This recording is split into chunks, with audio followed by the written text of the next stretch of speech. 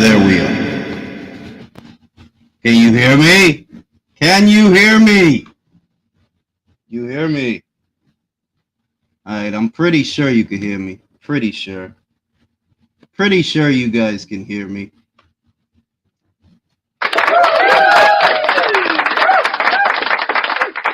Can hear me now? You can hear me now. So we got Luisito Elga. No, I mean, that's not his name. His name is it's not Luis Vargas. It's Emiliano. It's something like that. It's something with an E. Everybody, welcome to the show. We about to watch Janibek Kanulai versus Stephen Butler. This should be a good showing for Janibek because Stephen Butler, I said it in my previous lives. I've said it on episodes of the Relay. Whenever he steps up in class, he tends to get knocked out. That's just the reality of it. I'm not trying to take a shot at the kid, but that's what happens. When he steps up in class and he's not fighting some domestic level fighter or a club fighter, he usually gets stopped. So he's probably going to get stopped in all likelihood. You know, that's usually what happens to Stephen. And this will serve as some recompense for Janibek Kanulai, who looked very human in his last fight. Most people expected that he would do the same or worse to Denzel Bentley that Felix Cash did to Denzel Bentley, and he didn't. So it wasn't a good look for Janibek. And you know, there's some stuff going on. Let me get my joints ready, get all my stuff ready. Y'all know I really should do this stuff beforehand, but hey, it is what it is. You know, I'm a real spur of the moment. Actually, I'm not a spur of the moment kind of guy. I like to plan everything, but sometimes you know. So yeah, we got the soundboard ready. Let's get the sounds in. Like, you know what I found out? You don't say. And that was great. You gotta make it work. You gotta ease it in there, make it seem organic, like organic tomatoes with no pesticides. No pesticides, you know. And you know, there's another fight on tonight. I'm sure you guys are aware of it. Romero versus Ismael Barroso. And it's been a bit of a running gag that they're trying to convince people that Ismael is 40 years old. Yeah, maybe 40 years ago. Not today. Today, that man don't look a day over 60 here today. He look old. You know what I mean? And I guess that, you know, they put the shades on him and they put the cap on him to try to disguise his age. But at the weigh-in, when they ain't wearing nothing, you can see, yo, this is an old-ass man he about to fight. So we'll see what happens. I don't know, man. I don't know. Shit is crazy. So I'm about to open up the chat to the panel. We gonna get it rocking in here. Get it rocking. And yeah, it's a lot of stuff going on, you know what I mean? It's a lot of stuff going on. Post a link in a joint. That dude gotta be 50 years old, man. They got Rolly out here fighting a 50-year-old man for a belt he shouldn't even get a shot at. It's crazy out here, man. Let's play some music. Let's get some music in here. Hold on, I'm about to. I see Avo. Give me a second, Avo. Let's play some music. Good jams. Get some jams. I bet. There we go. About to play my old joint. Here we go. Everybody, we got Michael in the building. Michael? Yo. I just spent 30 minutes arguing with that fucking retard on Twitter, Vivi. Vivi? Him trying to explain to me. I was like, yo, Charlo doesn't want to fight anybody. He's been inactive for 2 years. Yo, fuck this boxing shit. Yo, but let the dude finish the story. And he's telling me that he doesn't want to fuck up the Charlo bag, and that PBC, nobody else is doing it like PBC. He said that? I mean, to be fair, no one else can mess up fights like PBC. This is true.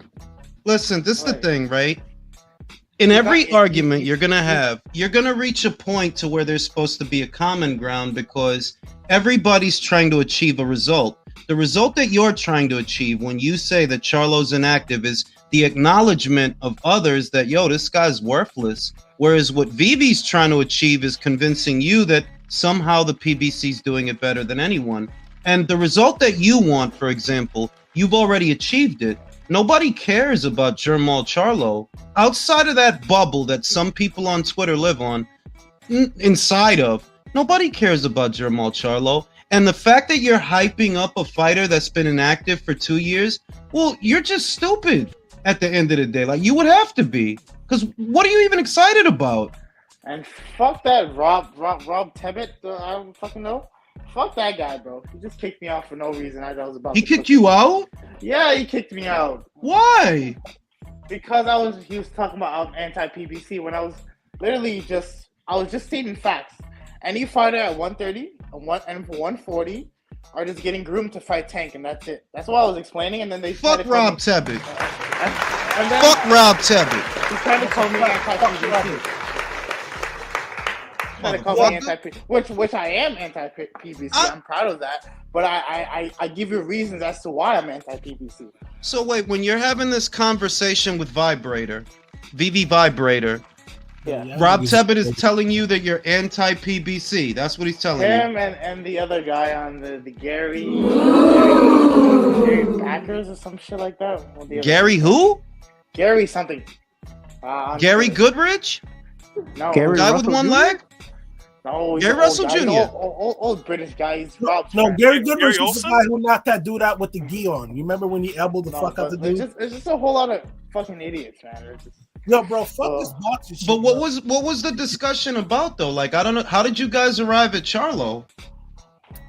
I don't even know, because we were talking about. I don't even know. Oh yeah, okay. So I said that they're grooming fighters for Tank, right? And then BB was like, "Oh well, you can say the same thing for Tank. You can say the same thing for Canelo with Berlanga. They're just grooming him for Berlanga and Pacheco." I was like, well, no, they're gonna do that fight. They're gonna do Berlanga versus Pacheco most likely before they do Canelo, right? Yeah. And I was like, okay. And then he brought up Charlo, and I was like, listen, Charlo doesn't want. And I said Charlo doesn't want to fight anybody. He's been inactive, and he tries to tell me that Charlo's been inactive because he's not trying to fuck up the Canelo bag. He tried to fight Munguia, that didn't work. He's going through legal issues. He has back problems. And he should be stripped. He should be stripped. I was like, it's been 700 days. If this is all about Canelo, is at 168, my guy. If it's about Canelo, then go to 168. What's the fucking problem? But I said he's been 700 days and he hasn't fought anybody. I just said anybody, not even Canelo. I just literally anybody. He's like, well, he's not trying to fuck up that bag. So basically what you saying, that you cool with him holding a belt hostage for 2 years because unless he fights Canelo, he shouldn't fight? Literally. That's literally what he was saying. Which makes no sense. The fuck is he retarded? Yeah, that shit makes no sense to me at all, bro. But let's a little pivot out of boxing. First of all, fuck all this boxing shit, bro. I saw a foul-ass video on Twitter of a man commemorating his fallen girlfriend, and homeboy jumped out. Yeah. Yo. Yeah. He just jizzed all over her, bro. Yo, listen. I've seen that. Fuck all that shit. Yo, listen. If she was still alive, oh my God. Yo, bro, he sprayed her shit crazy. Yo, if she was still alive, my God. Yo, imagine that shit doing it and niggas spraying. Yo, I hope he was playing. Nah, I hope he was playing. Like, that'd be a terrible waste. Yo, my nigga, y'all seen that shit? I've seen that shit. If y'all ain't seen that shit, y'all better go see that shit. She recipe for her because she was a freak. She was a freak. On the beach. Y'all seen they was at the beach? Nigga, was on the beach with Slop on my knob. Like corn on the car.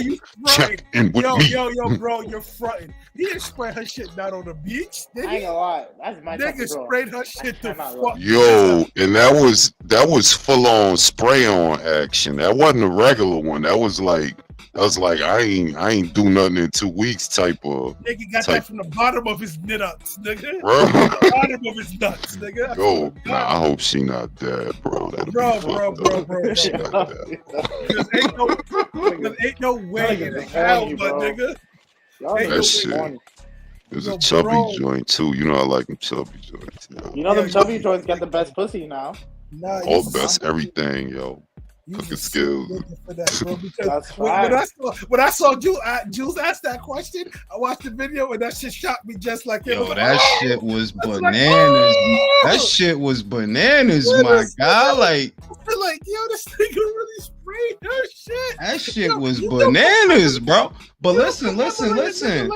Listen, so hold up. So basically what you telling me is that Vivi is comfortable with Jermall Charlo not fighting for 2 years because unless it's Canelo, he shouldn't fight? Yo, who the fuck is that? The Canelo back. You know, it ain't us. We muted, so it ain't us. Yeah, so basically the dude is saying that if it ain't Canelo, the man should not fight at all. Should not fight at all. Well, question: Was he Jermall retarded? Was Charlo ever? Was he ever officially labeled the champion in recess? Yes or no? I don't think he was. No, he still isn't. He still isn't because if he was a champion in recess, the belt would have went through Adames. Yeah, but only WBA does that champion in recess stuff. No, the WBC, they could do something like that. My shit is, yo, dog, and this is what I've been said. Them guys that like PBC, y'all motherfuckers is just a bunch of weirdos that want to be right. You telling me that you don't care if this man don't fight for 2 years straight because unless it's Canelo, he shouldn't fight, basically. That's what you're saying. Well, you see, you can't even attach his name to Canelo because he's technically still a 160-pounder, so it's not even a realistic comparison to make. That's like saying Errol Spence is in line for and you Canelo telling me that Rob the Slob Tebbit was egging him on? Yeah, pretty much. I told this guy on YouTube, John Ryder would wipe his ass with Jermall Charlo. He told me, "Oh, but he's a 160-pounder." Ryder's a Canelo's a 160-pounder. So is fucking Canelo. What the fuck? Canelo's a 160. Like what the fuck? Like. But see, look, them dudes is weirdos, man. Like look for real. If you can't call a spade when it comes to the PBC, you probably not a boxing fan, and you probably just a dick eater. But not only that, he literally said nobody else is doing it. Like. In what way, my guy? In what way? What are they doing that is not being done? Tell me what. Caleb Plant and David Benavidez and Tank Garcia. Yo, man, see. Last I checked, David Benavidez' last fight wasn't in June of 2021. So say what you will about them. I'm not a big fan of them, but at least they're somewhat fighting. Nah, I mean, look, if we gonna be serious, that is why I literally limit who I talk to. I limit how many interactions I now have on Twitter because a lot of shit is stupid. You telling me that they doing something special and the most you have to show for it are what, 2 fights? And really, there's nothing special. I would ask, well, what's special about Benavidez versus Plant? What was special about that? An overcooked fight that should have happened when they both were champions. And Facts. also, we're talking about a weight prospect that fought a former world title holder, and he's getting exalted because he has a baby belt. And I don't even like what was so attractive. The weird shit to me is they didn't want that fight because they thought it was going to be a fight. If you would have asked a Gervonta Davis fan the week of the fight, is Ryan any good? They'd have been like, no. You know, like if you would have even entertained the possibility that Ryan stood a chance or that Ryan might win, they'd get upset. But if it's that clear cut that he not gonna win, then what the fuck are we giving Tank credit for? What are we gonna give him credit for? The dude didn't stand a chance. It's the eye test. Well, no. I'll tell you what it is because we see this in a lot of boxing fights. It's called recency bias. It's recency bias. That's exactly what it is. For example, it's dick eating, Ivo. It's fucking plain old dick eating, bro. These motherfuckers eat dick all day on Twitter, eating dick, sucking dick, eating dick. That's what they do. A big slice of dick in their mouth. Because I don't know what the fuck is wrong with these motherfuckers. That's like that dead girl, bro. Just like that dead girl, dude. Nah, she cool, man. It was. I remember similar conversations from, I hate saying his name, but David Benavidez fans leading up to the Plant fight. Everyone's like, oh, David's going to walk him through. It's not even a fight. It's not competitive. The moment afterwards, Plant's the second greatest fighter in 168. If Canelo fought him right now, he would have won. Like, you know how it is. Bro, and the weird shit is, Plant is supposed to be all this and all that. And Plant the one that got stopped. Out of all the champions that Canelo fought, at 168, Plant is the one that got stopped. You feel me? Like Billy got stopped on his feet. He ain't cold get knocked out. he got stopped on his feet. Motherfucking Callum went the distance, but y'all shit on them to big up Plant, and it's not because Canelo fought him, it's because David fought him. Y'all motherfuckers, like, I hate y'all. Yo, I really hate y'all motherfuckers. I really do. You feel how I feel now. You fucking feel how I feel now. All these motherfuckers that's like VV, all these VV trainee type cats that they weird and shit, and you could just tell, like, yo, you weird, my guy. You don't be getting no burn. You a fucking weirdo. You sitting out here saying this weird shit. He got the prize bio. I should have known. He got he, him, hers, and shit. He, him, hers. Well, He got the him, hers in there. Hey, look. I'm him that fucking hates you, bro. I fucking hate you, bro. Stay away from me. He's him, bro. My pronouns are Excelsior and Superior. Yo, bro, you know how people my say, pronoun is I fucking hate you. My pronoun. Now the word you're looking for is vitriol. That's your pronoun, vitriol. No, because the thing is, when you say the pronoun, it has to be said in the third person. So if he got to say my pronoun is Julius fucking hates me and would run me over with his car. That's my pronoun. Bro, you know I ran into some woke people who actually try to justify that pronoun bullshit. I don't get it, bro. Anybody can identify as people just want attention, having accomplished nothing. That's all it is. That's what America, that's what Western society, honest to God, is devolving into. That you just have a lot of people that want a lot of attention for absolutely no fucking reason. I'll keep it real with you. I ain't calling you shit, fam. Imagine that. I ain't run. Listen, I ain't running to that shit yet. But imagine, fam, I'm not doing that. I don't give a fuck what you talking. Do you know there's neo pronouns? And neo, I didn't know what this was until like last week. But neo pronouns are when you create your own customized pronouns that people have to refer you as.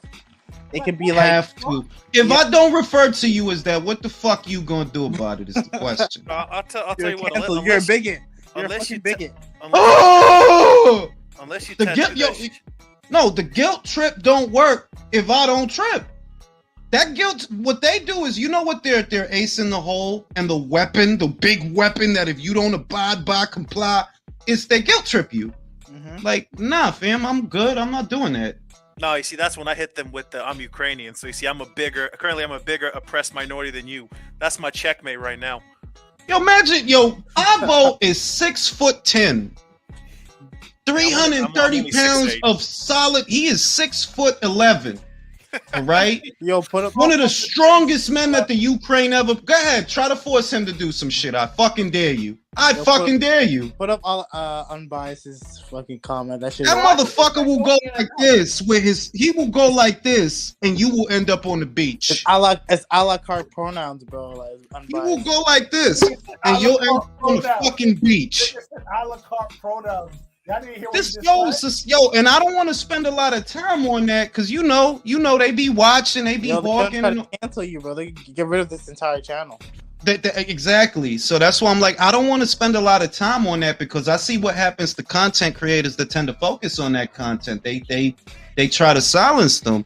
But it's just like, where Western society is going right now, I'm about to literally move right the motherfucking. Bro, how come I'm watching the news and I'm seeing that there's a trans kids movement now? We not gonna get, because I just said that shit is wild political. That shit is wild political, and I don't like broaching political subjects. But I'm just saying that I wonder if you're one of those guys or one of those gals that does that stuff, and you come across someone that is not doing what you want them to do. That's the simplest way I could put it without being offensive or derogatory. If you come across somebody that don't want to do what you want them to do, what the fuck are you gonna do about it? What are you gonna do? They're gonna whip out their anal beads on you. What you gonna do? You gonna take a? I'm just gonna say this: if you pull it out, I'm surrendering right there and then. There's no like. Nah, like what you gonna take a dildo, shove it up here? You motherfucker! You win by default. I'm afraid. Oh shit. The fuck you? Nah, being real, because the absolution to all conflict. This is what they teach us in schools on crypto. The absolution to all conflict in the universe is violence. Don't matter what we talking about. If you feel passionate about two baseball teams, or you feel passionate about political subjects, or you feel passionate about just a lot of different things, the absolution to all conflict is violence. That's what so history shows us. Right? So if question somebody don't play along and they don't call you Pikachu or some weird shit, right? What are you gonna do about it? Bro, so you want to shoot it? All right, I got you. listen, man. I'm gonna pull a Will Smith. I'm gonna just go on live television and start crying. Hit me. Keep my wife out my fucking mouth, yo. Everybody need to hurry up and move to Indonesia, man. This. Bro, I'm telling you, humans, come to Mars. I'm actually so going much better over here. I actually plan on going to New Zealand. Did you research it that the easiest women on the planet are where? In New Zealand? Literally. I didn't even know that. For real? I'm trying to teach you. I've been to your planet many times. I've been here many years. Now you know. And knowing is half the I ain't battle. gonna lie to you though, like over here in Ottawa, well, I don't want to offend nobody, but it's just easy white girls everywhere, bro. I ain't gonna lie. See that, and that's where it's at, man. That's what life is all about. Shout out to the easy white girls, man. Y'all make the world go round. Freckles, the red feet, all the good shit. So, fun fact: in one more day, it'll officially be a year since Jermel fought Brian Castaños. And they're okay with that because, like I said, those guys that like the PBC, and I don't say it to be playful or for comedic value. You don't like boxing because what you telling me is you're such a fan that you don't want to see these guys fight. Well, I mean, if we hit, like, I'm not even joking. If we hit June 19th, I think that was when Jermel last fight, because he fought Montiel back in like 2021 in June. Yeah. So if we hit June 19th, that's gonna be what, like officially 2 years. Officially, yeah, but I call it 2 years because we're only a month away and he has no fight date. Look at where we are in May, right? Initially, they said that he was going to come back in June. Now, look at where we are. We're in May. We're well into May. We're 2 weeks into May. Mm-hmm. He doesn't have a fight date. And this is what I'm saying. Like, listen, if a fighter hasn't fought in a year and doesn't have a scheduled fight, that's a retired fighter to me now, bro. I don't care about you anymore. No, he is a retired fighter. If you go to his box rec right now, you know what the fuck it says? Inactive. It literally says that. That's not me being mean. That's facts. Yeah, Este güey es una basura, bro. I don't know how people like him, bro. Este güey es una basura. Es que lo que ellos, yo te estoy diciendo que lo que a ellos le gustan, no el boxeo, because what boxing do you like when the fucking fighters you like, most of them don't even fight. Errol hasn't fought. Jermel hasn't fought. Jamal hasn't fought. Keith Thurman hasn't fought. What the fuck do you like about? I thought you want to watch boxing. I thought you want to watch it. Look, I saw your Twitter space that was posted on Sports Archive. Shout out to the homie.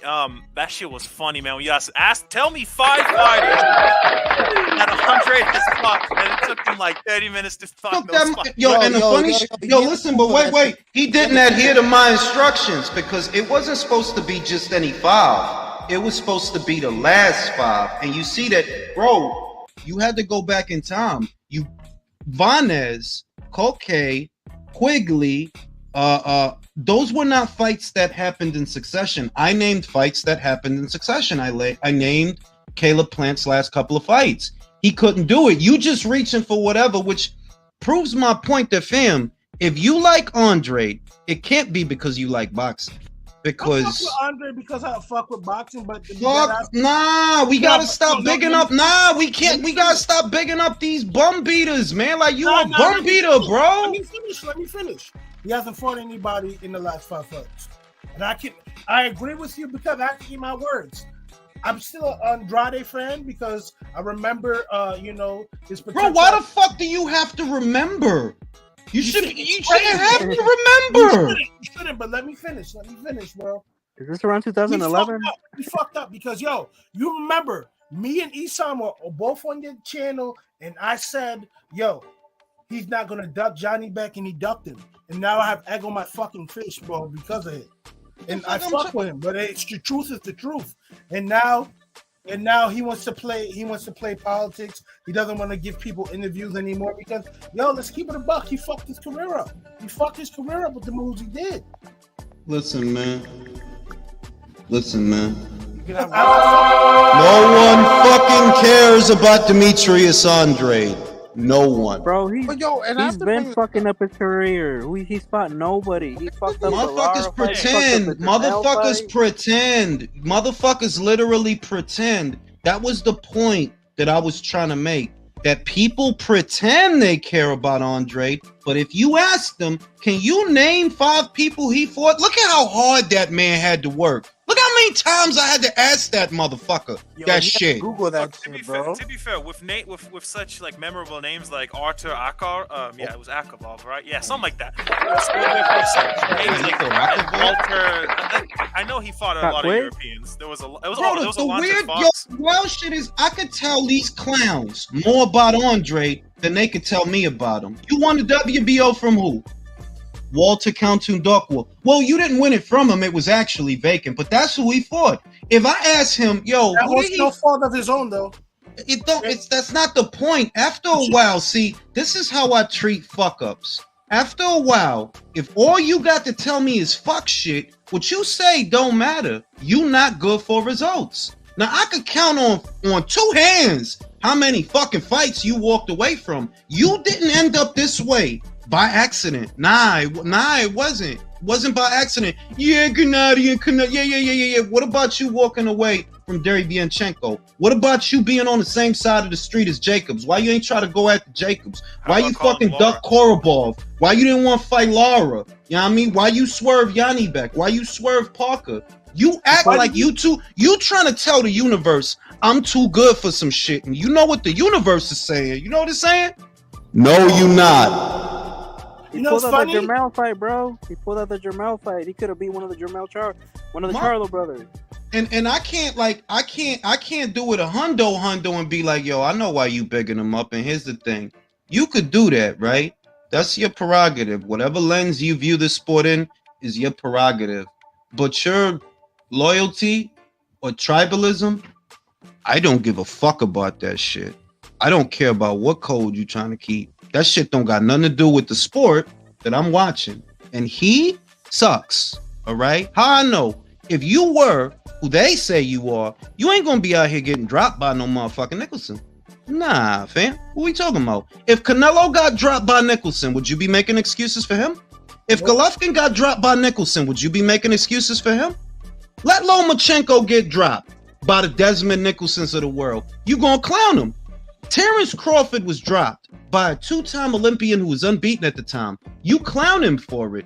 But I'm not supposed to clown Andre when he get dropped by Vanez. I'm not supposed to clown Andre when he get dropped by Nicholson. Fuck out my face.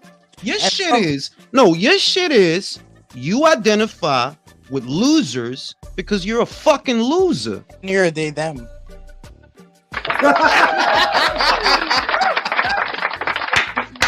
Fuck these losers, man. Hey, bitch, if you too scary, come on here. And I can ask anybody on the panel right now, cam up, they'll do it. But you loser motherfuckers won't, and you know you won't. Losers. Fucking, there go my people there without me even asking. I ask anybody and yo, cam up, B. You ain't got nothing to hide, right? But if I Post Malone, bro. Fuck off. I get that all the time. Bro, he looked like Post Lomachenko. Post Usyk, bro. For real. But on some real shit. Ain't no scary right now, dog. Ain't no scary shit out here, bro. Like, but these guys, it's always these guys, like Checkmate, for example. Fam. Yo, that guy's mental health problems. I know he got mental health problems, bro. I know that. That motherfucker's out of his mind, bro. He's still trying to prop up, I think like what, glove game?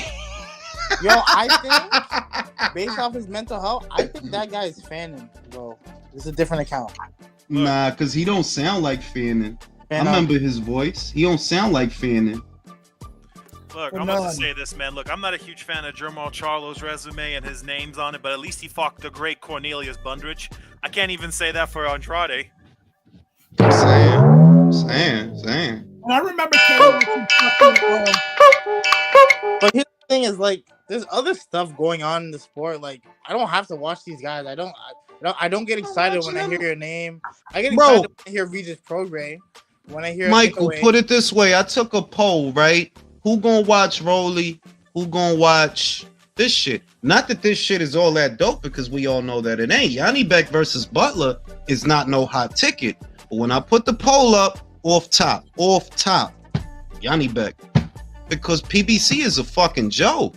All right, that shit, fucking that joke, shit bro. Is legitimately a joke. Like, you bugging. Fuck is you talking about? And you know the funny thing is, and replacement fights since they came up. You know the funny thing is, LB had the fucking audacity to tell motherfuckers, you still gonna watch anyway. Like, who the fuck do you think you're talking? Watch me not watch me and look, watch me not watch that shit, because I'm literally watching some shit right now. Dude, ain't your shit. I have a question though. Didn't Gary Russell say no to a Puello fight, right? Gary Russell? Antoine. Antoine. He did. Some bullshit. I remember that Twitter space. I came on because I was off at work. I listened to what Virtuoso said. That was the biggest fucking poetic bullshit I ever heard. You ain't got nothing but all them guys over there is a bunch of nut ass motherfuckers. Now I'll be back. I'm about to eat some chicken. I'll be right back. Y'all hold it down. Look. The moment that I saw. Rolly Romero step in with the fucking Crypt Keeper from Tales from the Crypt, man, it was just I knew this was going to be the fight of 2023. Dude, like why can't they treat it like real boxing? Like if you want to suspend Puello, okay, do that, but then it should be Rolly versus the next person in line, which is O'Hara Davis, who is a free agent. You can grab him and do the fight easy. Look. They said O'Hara Davis stopped him in sparring though, so you gotta remember. Rolly, yeah, but fucking Rolly, he's ass. We know, but Rolly has fucking probably PTSD after getting knocked out, bro. Look, I'd rather see him get knocked down on live television than see him fight against Barroso quite literally looks like the goddamn skull emoji. Motherfucker looked like he thought his last legs of life, man. I'm looking at it, it's like, yo, bro, why he's been 41 for the last 57 years, okay? Bro, him and Luis Ortiz grew up together, bro. They're best friends. That's fucking hilarious. They both fought in the Mexican Revolution. Literally. He looks like he's from the poorest place in Mexico, bro. Like, that motherfucker looks like he hasn't eaten I know what you're talking about. Bro, in months. Bro, he's got wrinkles on his neck, man. That is an old man right there. Bro, if this motherfucker beats Rolly, bro, I will. You know, I kind of feel bad for him, bro. It looks like he knows what's about to happen to him. Bro. Dude, do y'all think he's also on heart medication like Ortiz? It would not surprise me. Definitely, bro. He's fighting his blood pressure before he even gets into the ring. They probably don't even work like God damn, bro. I'm not erecting. Yo, I'm hoping he has that old man strike, bro, and knocks the fuck out of Rolly. That's what I'm hoping. Bro. I'm praying for like a lucky punch. If he knock Rolly out, I'm gonna laugh. Because Rolly is trash. Hey, Rolly is trash, bro. Could you imagine him just knocking Rolly out? That'd be the funniest shit ever. Rolly is trash. Expect Rolly everything. hit hard as fuck for no apparent. Rolly does hit hard. Look, so if you do catch this motherfucker, and he's so bad, he's kind of awkward. You know what I mean? So bro, you gotta how remember. hard do we know that he hits, bro? Like, who has he knocked out? He could have knocked out that one previous guy that he fought before Tank. Marina? Was it Marines? Yeah, he couldn't do shit to him. It was Anthony Yeager before he fought Tank. Look, Marina. He couldn't do shit to Marina. Rolly Romero's pretty much Jimmy from South Park, and you know what they say about retards, man. They got that retard strength. You know what's funny? What's funny? That background noise is hilarious. What's funny, bro? You just gonna mute it. Yo, he knocked out Yeager faster than fucking Keyshawn did. That shit's crazy. Yeah, but like he wrestled that nigga and all that. But yo, and mind you, you know what makes it fucking even better for Rolly? As crazy as it is, he missed weight. Bro, I don't give a fuck. Keyshawn would play with Rolly, bro, badly. Pause. But he would fuck up Rolly. Bad. All right, so Ismail has held the lightweight title, the WBA interim lightweight title in 2015 to 2016. He's not 40. Bro, why did they grab some He's been inactive for 2 years, right? His last fight was Fernando David's Cito back in 2022 in Jesus in Christ. August. That's not that long ago. Let me say this about Rolly. No, bro. Some guys like Rolly Romero, because you were talking about he knockout Jigit even early than Keyshawn Davis. Some guys like Rolly Romero, they can only perform when the promotion is behind them. Mm-hmm. So when the referee lets you do that kind of shit in the ring, yeah, you're gonna be effective. But Keyshawn Davis can fight that way everywhere in the world. Yeah. That's it's like he's only here just because of his promotional ties with Mayweather and all that shit. They got him here, but like he's not a good fighter. Like he shouldn't even be in the top 10 anywhere. Well, seeing as he hasn't actually fought at 140. Well, even at 135, like you can at least at 135 you can play games though. He fought there before, dude. Isn't this his first time at 140? Yeah, Yeah, so it's his first time at 140, and he's automatically ranked top 10 because of coming off a knockout loss in 2021. Yeah, losing to Gervonta Davis gives you that kind of power. You know, it's funny though. Gervonta Davis really struggled with him. So imagine if Tank would have fight a guy like fucking Soldier. Oh my god! If you had trouble with Rolly, bro, imagine what Shakur is gonna do to you, bro. Yeah, but that's the other shit that if you tell, like, what killed me is the dude that kicked you off the shit, right? What you think, that he gonna fight Shakur? If I say I don't think he gonna fight Devin Haney, and I don't think he gonna fight Shakur. Oh yeah, you were saying that Devin's gonna leave Top Rank and go to PBC for the Tank fight. Oh, he said that, really? Yeah, he said that. We'll see about that. I hope that live is recorded because I'm going to use it if it is. They're still on right now. They're still on. I'll use that shit. Like, this guy thought you that's supposed to know boxing. You supposed to know boxing. You think he gonna fight him? We'll see. If he do, then great. Then what happens, Michael? Fight who? Wait, who you talking about? Sorry. If he fights Devin, who wins? At 135? See, now he don't want to say this shit. No, Stop towing the company line. Say it. Listen. If it's at 135, bro, the fans win, bro. Oh, Jesus fucking Christ, bro. My bad. Made me work for that shit. Like, the fucking fans win if he fights Devin. That's not bad if he fight him. Do I think he gonna fight him? No. He made me work for that. You gonna let that nigga talk to you like that? For that, yo? Like, shit, like, you gonna let him talk to that? You gonna let him talk to you like that? Motherfucking airplane engine falls out the sky. The fans win. Motherfucking cat get run over by a car. The fans win. The one time I asked him to say that shit. Yo, my bad. You gonna let him talk to you like that? I said it already for the fight tonight with Rolly. Mike, you gonna let him talk to you like that? Look, all I'm I saying ain't is, even gonna check that shit, man. I ain't even going. Look, man. Look, Julius. You can't be mad, man. Look, tonight we have the Crypt Keeper versus the second coming of Wee Man. This right here is a national icon right here. Fucking Wee Man. Shit is like they really trying to make that look like that's a top tier matchup between pugilists at the highest levels of the sport. That's how I know, like, y'all motherfuckers will say anything, so it's not worth talking to y'all. Y'all motherfuckers will say anything. A good gust of wind can defeat Ishmael, man. A good gust of wind will send his Dumbo ears flying out the arena. They've resorted to me. They've abandoned all reason and all logic because you got a whole stable of fighters that are inactive. It's like a whole. It's practically most of the stable. You know, it practically level guys, yeah. Like the guys that are supposed to be the big names and the hot tickets and all those different things. Most of them are inactive. Both Charlo brothers, Errol, Thurman.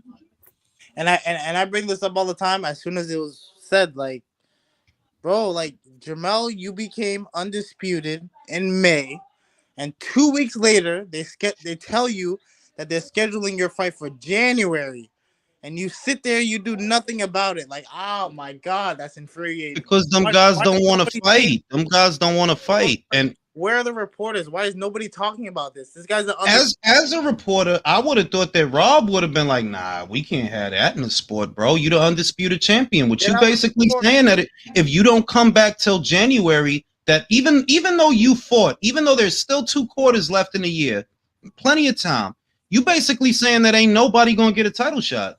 Bro, Nobody. If you're gonna do that, bro, that's all right, bro. Like, take your You know belt, what's funny? take your belt said- and retire. He said bro. he'll beat Sorry, Canelo, bro. But like, if Canelo were to fucking absolutely park his shit and put him to sleep, nobody gonna give him no credit for that win. I hate these. I know that. motherfuckers. I know that. That's the point I made. That God willing, oh no, what's gonna happen? God willing, if he were to fight Benavidez and he were to win, you think they would? You think they would take back all the shit they said? No. If he were to fight Bivol and he would have won, do you think they would take back? No. They're just gonna move on to the next person, because what this is really about is they don't like that. At least right now, the top draw in the sport is not a Heyman guy. You know, why you think they still bringing up Mayweather after all these years that he retired? Brody, you really bringing up Mayweather? Have an argument with one of these 9th grade brain motherfuckers. Have one. Watch him bring up Floyd. He schooled your boy Canelo. Schooled your boy Canelo. And Yeah, that dude is retired, bro. 10 years ago. That Leave was it the 10 fuck years be. ago, bro. If I may, one of the most disingenuous arguments that's made is like this idea that it's because of fighting Floyd that Canelo is where he is right now. I cannot stand that Well, argument. I literally the other day, and I said, like, yo, a lot of guys fought Floyd. They didn't go on. Remember the Dirk McGirt, whatever that fucking weirdo name is? He tried to say that on the channel 2 weeks ago, and I'm like, well, if all it took was for Canelo to fight Floyd for him to become the cash cow, why didn't Berto? Why didn't Guerrero? No, IQ. You know who the best example of that is? Guerrero, Hispanic guy. He's Mexican. He lost to Floyd Mayweather. He can speak Spanish. But did this motherfucker become a star? Fuck no. No. Did Victor He kept Ortiz? winning. He still kept winning some fights. Did he become a big When star? fucking Victor Heck no. Guerrero was at 26, no one in Mexico gave a fuck about him, and that's when he was the best of his Exactly, because he was career. better he was better below 147. If you was watching boxing, thank you, Chris, for the people that was watching boxing. Motherfuckers know Ghost was decent before welterweight. At welterweight, nah, you was cannon fodder, bro. It's cannon fodder. He was elite level 126 and 130, bro. Let's keep it a buck. But not 147 At all. at all. Like Yo, if bro, the argument is, oh, because Canelo fought Floyd, that's why he became the face of boxing. Why didn't Guerrero? Why didn't Berto? Why didn't Victor Ortiz? Explain it. Because you're not saying he fought A, B, C, and D and became the face of boxing. You saying, oh, it's because he fought Floyd. Well, Floyd fought. Well, you know, every guy that says that shit, I hate that shit. Every guy that said that Canelo owns his career to fight Mayweather. There's only one guy active now that owns his whole career to Floyd Mayweather. That guy is Gervonta Davis. Without Floyd Mayweather, Gervonta Davis without that issue was being Mayweather's concubine, because that's what he was. He was like Mayweather's concubine, like the old. Did you just call Tank a fucking concubine? I know you didn't say that. I feel like that's I the know case you in didn't half. say that shit. This motherfucker here, Jules, you're not slick, B. That shit don't go past me, B. Well, I think all them guys is a bunch of weirdos. That's what I've always thought. I think your average PBC fan, they don't like boxing. They like them guys. That's I'm gonna leave it there. You know, they like them guys, B. Well, I'll tell you what, Jules. This is why I stopped putting credence in what people tend to say online, because most people. I remember when Tim Bradley got into the Hall. Most people were surprised at how could Tim have gotten into the Hall? It's like, look at his career. Bro, I literally said, I swear to God, on God, I said, yo, Tim is gonna get in the Hall. I said that, like, fam, yes, he's a 2-division champion. He has several high-profile wins. He has a great resume. That man is getting in the Hall. Manny Pacquiao, Devin Alexander, Junior winner, Brandon Rios, Lamont Peterson, like, bro, like, yeah, that man is getting in the Hall. Of course he is. Fucking winner. And when he gets in the Hall, they get upset. And I'm telling you right now, your Keith Thurman, not getting in the Hall. Sean Porter, he'll be damn lucky, because he'll be lucky if he get it. The only reason I say there's a chance, and that's if they feeling sentimental that day, is because he did fight everybody. The problem is you lost a lot of them fights. You lost the Brook fight. You lost the Thurman fight. You lost the Spence fight. You lost the Crawford fight. If that's the case, Iran Barkley should be in the Hall of Fame too. He fought Tommy Hearns. He fought fucking Michael Oziolade, Darren Van Horn, James Toney. He fought everybody. He fought Jerry Coetzee, right? And that's the point that I'm making, that they don't place no emphasis on the win to loss ratio. They throw all the rules out the window. So if I decide to do what you doing, right, and I say, if you ain't got to win or lose, then Gabe Rosado should be in the hall. He fought fucking everything, bro. He should be in the hall. No, well, how's it different? You telling me that Sean ain't got to win them fights to get in the hall, right? That's what you're saying. Okay? I'm not gonna lie, like this is not even worth talking over. Like, yeah, I like Sean, but like him being in the hall is not a debate at all. It's not. The thing is that I'm gonna be real. A lot of they fighters don't have Hall of Fame careers. Charlo don't. Thurman don't. Porter don't. Nah, you bugging. Danny trying. I don't know. I don't know how the people on the panel are gonna vote if he were to actually beat Lara. I don't know how they're gonna vote. They might not let him in. They still might not, because remember they didn't let Cotto and James Toney in right away. They didn't. He's a 2-division champion, right? Yeah, he was a champion at 140 and 147. But most of the good shit that he did was 140. At 147, all you did was lose to them guys, bro. You know why they didn't let James Toney in for one reason? They didn't let him in because of how he used to shit on these boxing writers. He used to make them feel bad. That's why they did that. So did Mike Tyson, bro. Imagine keeping Mike out the hall because he said something mean to you. Did Jermaine Taylor make it to the hall? I don't think so. Nah, but that was one of the reasons, though, because let's keep it a buck. How the fuck does Andre Ward get into the Hall of Fame before James Toney? That's a travesty, bro. That's crazy. Yo, that was a madness to me, bro. Yeah, nigga, I'm looking at this shit. It's like, are you fucking kidding me? That was a madness. Like, really, like, look, nothing against Dre, but like, it's like, honestly, it's nothing against him. But nah, fam, you ain't like James was a different. Like, yo, I'm gonna be real. James would have got you, bro. Yeah, he would have got you. That's not. He would have got you. That's not up for debate at all. Come on, be like, if you don't see that shit, if you don't understand that shit, we don't got nothing to talk about. Like, James would have got this guy, bro. Like Andre Ward was good for his era, but he's not. I agree. He doesn't beat anybody.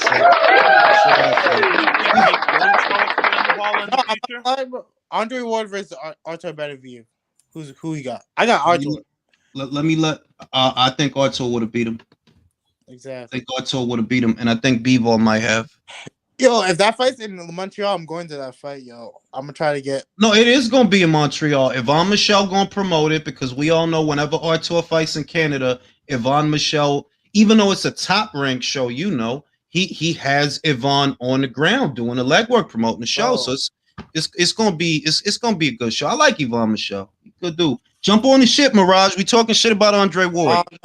Question. They don't want Mirage, bro. Do you think little Charlo can make it onto the hall? I think he can. Yes. He can because he's the first undisputed champion in the 4-belt era at junior middleweight. Remember, think back. When's the last time there was an undisputed champion at 154? When? That was a while back, bro. It's a hot minute ago, my God. The last person? So then technically, I guess PBC does have Jermel. No, they had like I've said that Jermel will get in the hall.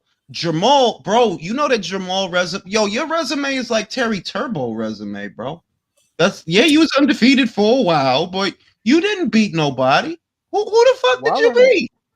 Who's Terry Turbo? Might get in the hall already. Remember Terry Turbo from 135? He had like 30-something fights. He was unbeaten, but motherfuckers. Terry Flanagan. Motherfuckers knew like, yo, bro, you unbeaten because you don't fight shit. That's why you still got an O, because you don't fight shit. As soon as they put him in there with Mighty Mo, I think it was Mighty Mo that did him. You know, and it was a good fight. I ain't go front. Hooker versus Flanagan was a decent fight. But Flanagan always could fight, though. We always like. No, he could fight, but you can't. But we talking Hall of Fame, though, fam. Yeah, I'm not putting Terry Flanagan in the Hall of Fame. Yo, bro, if Marlon Starling's not in the Hall of Fame and fucking Jermel Charlo get to the Hall of Fame, I'm gonna look at it kind of funny because he might get in. Marlon Starling beat fucking Mark Breland. He beat fucking Lloyd Honeyghan. He beat a whole bunch of motherfuckers. And you forgetting that Western logic is devolving. There's recency bias. There's people that are really trying to make the argument. The same people that used to say that Golovkin didn't actually beat Bernard Hopkins' record for title defenses, right? Remember, they used to say this because he had a Reggie belt. That's the same people now that are telling you that Gervonta is a 3-division champion because he got Reggie belts. It's the standards are just so shit nowadays. Hypocrisy, bro. It's the hypocrisy. They never gonna keep it this. They never gonna keep it. They never gonna keep it a buck because you would like and I can't have the conversation because I am gonna be offensive. I am gonna hurt feelings. Like I am. That's why I don't have it because it's like, well, what would I do that for? I don't give a fuck what you think about boxing. They're not fans of boxing. You are a fan of man. That's all. You're a fan of guys, bro. You just a fan of some guys, B. Because you like butt, bro. You like butt. You know, it's the way you said it. You like all that. Motherfuckers, man, they playing hard the peanut butter, bro. With Zerto, nah, bro, that's crazy. Hard the GIF. These motherfuckers do, man. Hide the GIF, B. He's chilling with Oscar a little Hide the bit. churro. Mandax. The churro, bro. That shit is. You got all these problems with Canelo, all these problems, and it's not just Canelo. It's really any fighter like Inoue. They don't like Inoue, and I'm like, what is there not to like? When he fights, he knocks motherfuckers out. He's a 3-division champion. He always pursues the best possible fight that he could be in. He always does. Motherfuckers blame him for the guys at Superfly not fighting him, and that's how I know you don't know what the fuck you're talking about. Them guys, I love them guys, but they didn't want to fight him, so he skipped them. Oh, bro. They didn't want to fight. It's not that he skipped them because he's scared. He wasn't worried about them. They was worried about him. Keep it a buck. They was never gonna fight that dude. Of course not. There wasn't. Chocolatito didn't want that smoke, and I love Chocolatito. And I love Chocolatito, but he didn't. He got his ass beat. You see what Sword did to him, B. You see what Sword did to him. Monster. It's real monsters out here. Yo, the reason you don't like or identify the Inoues of the world is because you represent the journeymen of the world. The gatekeepers and the fucking losers. Fucking wimps and shit. Fucking losers. That's why y'all always trying to prop up a fucking charity case. Charlo is a charity case. I don't give a fuck if you divorce, bro. You know how many Americans are going through divorces and nobody fucking cares? What the Nobody fuck? cares. Nobody like to yourself, bro. What does that shit have to do with you not fighting for 2 years? What does that have to do with it? That shit to yourself is none of my business, bro. Fuck out my face. All the motherfuckers that fight with spirit, the spirit of the Kumite, right? Y'all Canelo's brother was kidnapped during fight week, bro. He found out on Tuesday. Negotiating a hostage situation. He found out on Tuesday and he fought Saturday. Bang.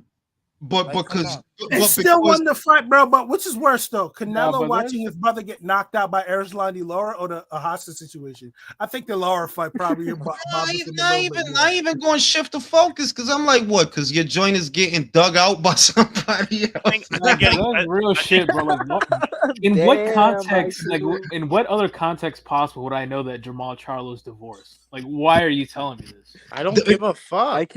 No, because see, Michael was on the Spaces, right? And he was talking to Rob the Slob Tebbit, and he was talking to that kid Vivi that he's peculiar. Like I've always thought he was a peculiar individual. I still do. And he was trying to make the case that nobody's doing it better than the PBC, and it's okay for Jamal to sit out for 2 years without fighting because I guess if it's not Canelo, in his words, he has to secure the Canelo bag. He's not trying to fumble it.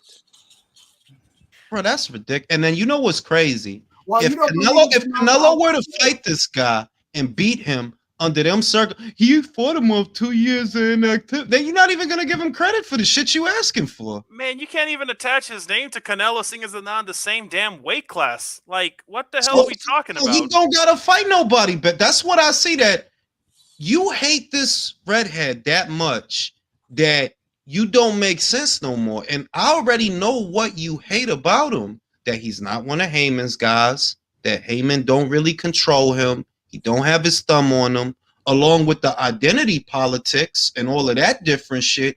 It's like, bruh, y'all motherfuckers is sick. And this is about respect. I'm going to tell you, listen, Canelo could lose every fight, right? Every fight from here on out. Every fight. Let's say he lose every fight. You know that motherfuckers like me still not going to respect the guys you like, right? Most people aren't. Most people aren't. What could happen if Canelo starts to falter is that limbo period that we saw in between the Muhammad Ali era and the Tyson era. Only old heads will remember that Larry was not accepted and beloved as the face of boxing, which is why you often hear people say, which is why you often, let me land a plane, bro. Which is why you often hear people say that Larry was not appreciated in his time. It's because in that pocket between the Tyson era and that era, there wasn't a face. Like, it was kind of Leonard. Leonard was still hovering around some of those years, but there wasn't really like a face. Like, whereas Ali was retired all the fucking time. Leonard. That's what the shit was. Ali was the face. Like, that was established. You think of boxing, you think of Ali. You think of boxing when I was a kid, when I was coming through, you think of boxing, you think about Mike Tyson, right? There was a period in between there where it was kind of up for grabs. And you think that if Canelo start losing or he just go away, that one of them stumble bums that you like, oh, they'll become the face. No, they won't, because you still don't have the numbers. You don't have the numbers. Now, I asked this before. Why don't you have the numbers? You don't fight. That's why. You don't fight. If you want to become the face of boxing, it sounds simple. It's not, but it's simple. You have to fight in fights that people want to see, and you have to win. And that's how you become the face of boxing. And I was having this argument with fucking, well, it wasn't really much of an argument because he didn't answer me back. But it was like the forklift driver, right? On Twitter. Mm-hmm. He was like, oh, Regis is going to match him. He don't want to fight nobody. I was like, why would he go to PBC and be inactive for a whole year and just because Javante was going to fight him? And he says, you do realize Javante is the most active fighter in boxing right now. I'm like, okay, so where are the other guys? Where's Earl? How is he the most active fighter in boxing when he only fought once last year? I don't know. You believe this shit, bro? Like, I think that's what I'm telling you. You can't talk to people like that. Like, this is why I'm like, I cannot sit here and talk to a lesser individual. And yes, you less than me, fam, because you're fucking dumb. But not even that. I asked him to name like the entire fighter list. He named me one fighter, Tank. Where's Earl? Where's Jamal? Where are the other people? This the dumb shit. Everybody knows what you want. You want Heyman to beef up his stable without nothing for them guys to do. That's what you want. You want him to have control. Yo, who remember that speech in Batman with Michael Caine? Who remember that? Nah, I ain't that old. Which Batman? Remember when he was telling Batman that, like, yo, the dude just kept stealing the jewels? It's not because he likes them. It's just because he wants everything to burn. Oh yeah, the Dark Knight. It's guys like, yo, you don't like boxing. It just bothers you that this guy is not in control, and that bothers you. So you happier letting everything burn than what's good for boxing, because what's good for boxing is Matias looking more and more like he about to go to Matchroom. That's good for boxing because then we get to fight. It's great for boxing. Well, you're not a boxing. You're a sadistic evil clown. Yeah, I like that. Cock-eating bitch, bro. Like I hate all them motherfuckers, but no, but I cannot let the hate consume me. So I just ignore, block, mute, stay away from me. There is nothing in this sport that me and you need to talk about. Okay, but that dude in particular who he's referring to is an idiot. Let me say this. I don't think it's such a bad idea to try to rile up the hatred for some people, that the tribalism. It works in another sports. It was an argument in this sport. It might work, but at the moment you start telling to people, okay, You want to see this fight? You want to see this guy that you think you like? Okay, you have to pay $80. They don't hate him so much. They don't love the guy that they're rooting so much.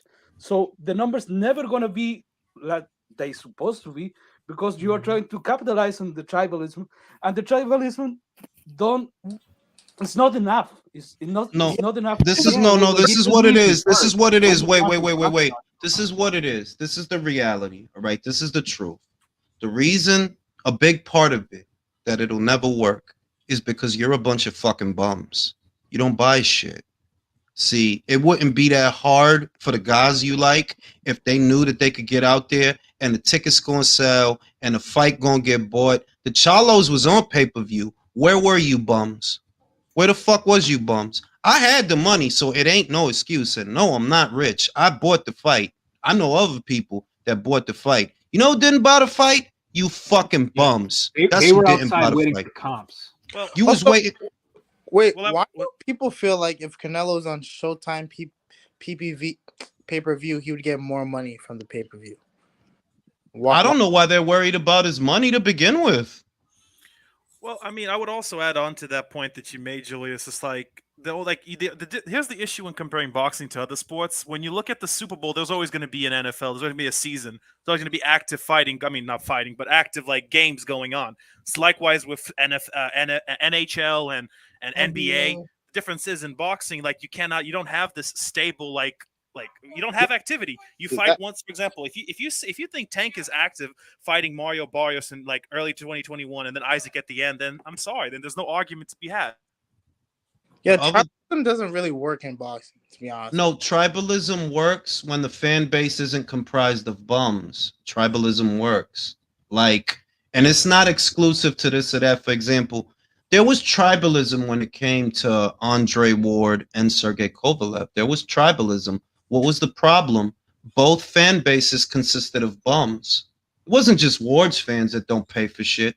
Kovalev's fans don't pay for shit either. The basement dwellers, where were they? These guys that love Sergey so far, where are you guys, man? That shit didn't sell nothing both times. So when you got two fan bases that is consistent of losers and bums, nothing is gonna happen. Now, Andre, bro, who are your fans? Opinionated bums online, not people in the real world that buy shit that got money and get pussy and feel good. Nah, that's not your fan base. Your fan base is the bums on Twitter, the bums on Facebook, bums. Because if they weren't bums, you would have got somewhere. I said it about Rigo. I say it about all these guys that y'all motherfuckers don't like Rigo. Y'all motherfuckers don't like Andre. Y'all just hate Canelo. Yep. Y'all not fans of them fighters. Y'all just hate him, so you pretend to be fans of them. Where the fuck did all the Andre fans come from? Where? I don't know. They don't be at his fights. I know that shit. They don't be at his fights. Yeah, they're everywhere but his fights. Nah, but it's interesting that that model doesn't it isn't even beneficial for them because nobody watches boxing on Showtime. That shit don't even work. It just shows you how much a fucking drop in a bucket the idiots on boxing Twitter and on the internet really are. They really don't move the needle. What they'll bring up to you, Julio, they will bring up to you the numbers for the Ryan Garcia fight. That would be the retort. Oh, if nobody watches it. Yeah, that was with a DAZN fighter. You understand that, right? You understand that Gervonta was on pay-per-view 5 times before that. He didn't come halfway close to that number. You understand that, right? So what made the difference? It involved a DAZN fighter. That's the difference. Mm-hmm. Now, moving forward, and oh yes, bitch, I'm waiting. Is he gonna keep doing numbers like that? I bet she don't. She want to put on it 100. Let's put 100 on it. Who want to take the bet? This little butterball don't touch $1 million in his next fight. DAZN is the reason I got the fight because it was cheaper. But I wasn't gonna buy that fucking fight. I just bought it because it ended up being cheaper on DAZN. But I wasn't gonna pay the 85. I'm gonna go eat some chicken now. I'm hungry. I got myself all worked up. I'll be right back. This motherfucker be taking breaks during the live. It's because he's fucking old. This and dude fat. did a chicken break. He's fucking old. This is his second chicken break.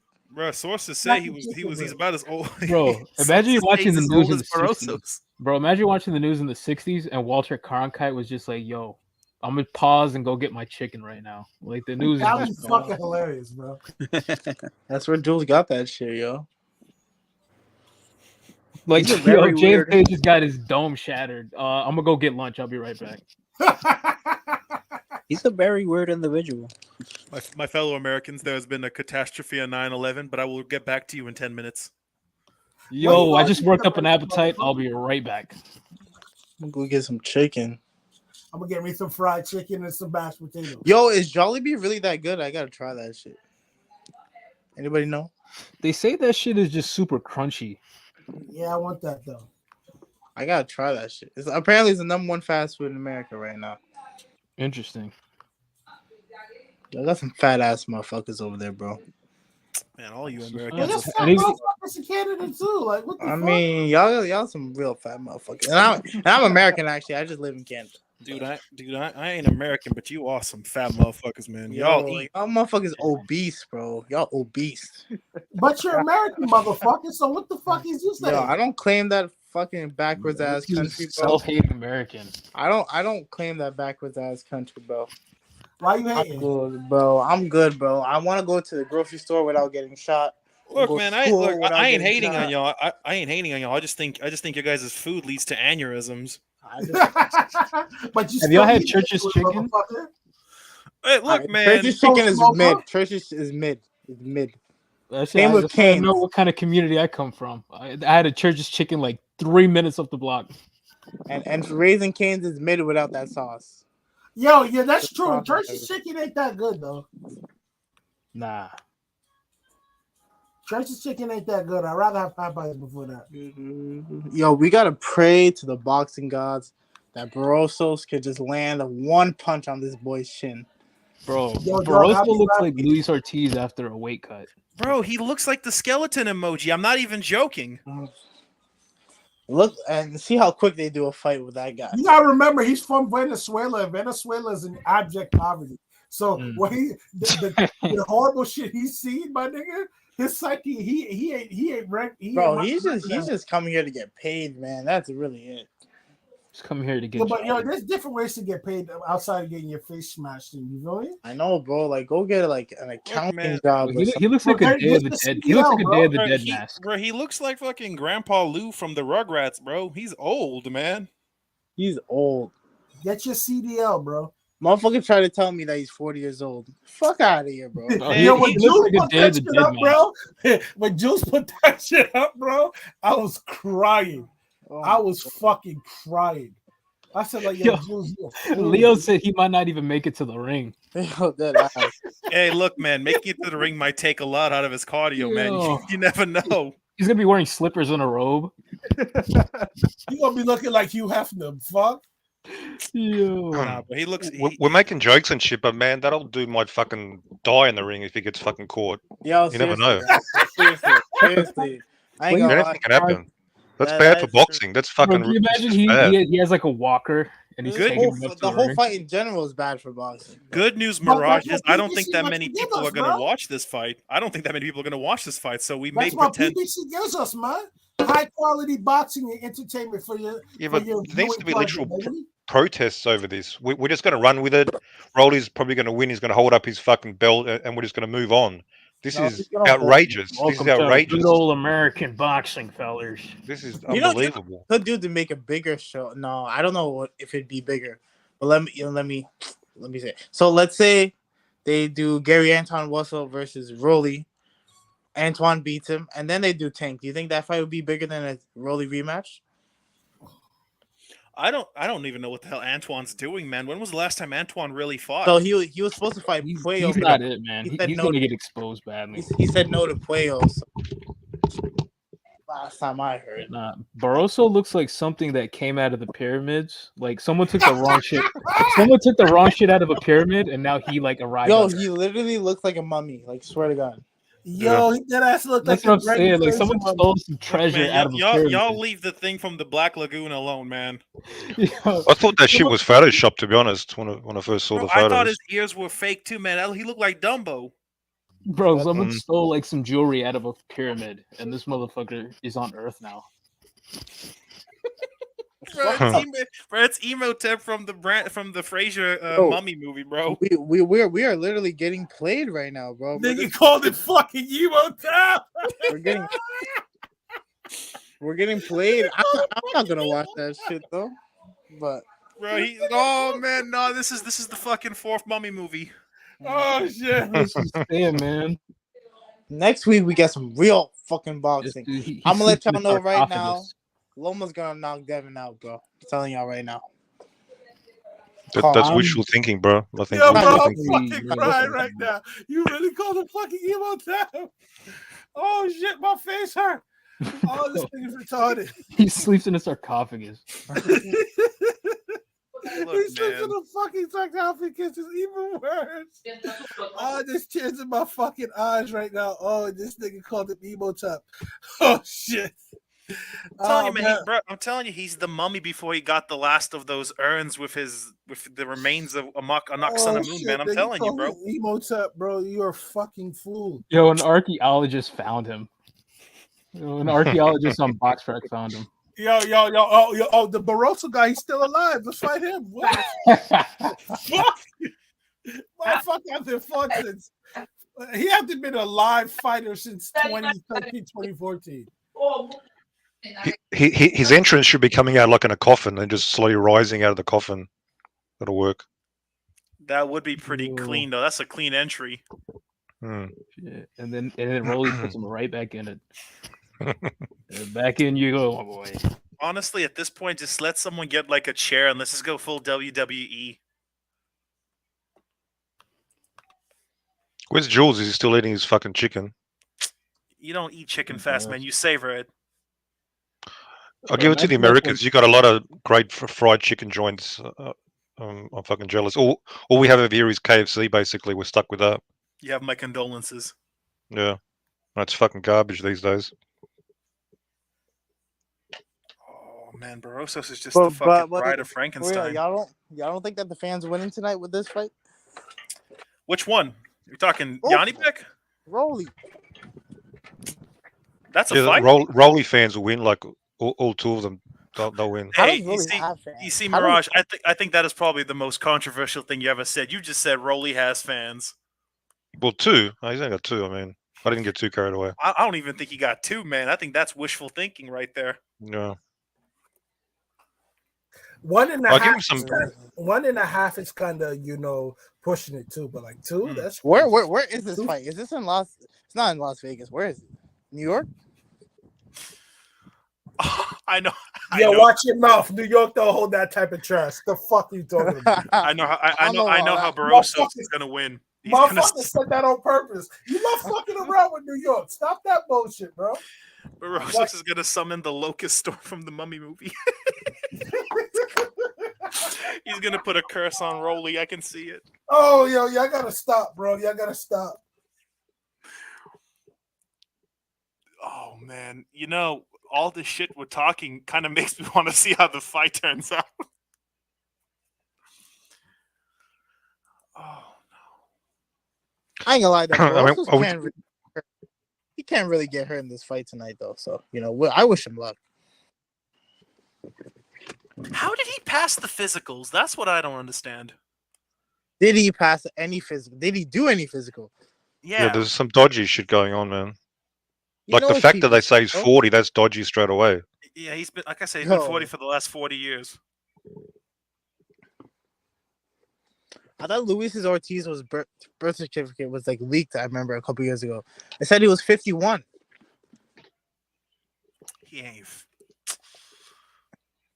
He might not even be 51, man. Maybe.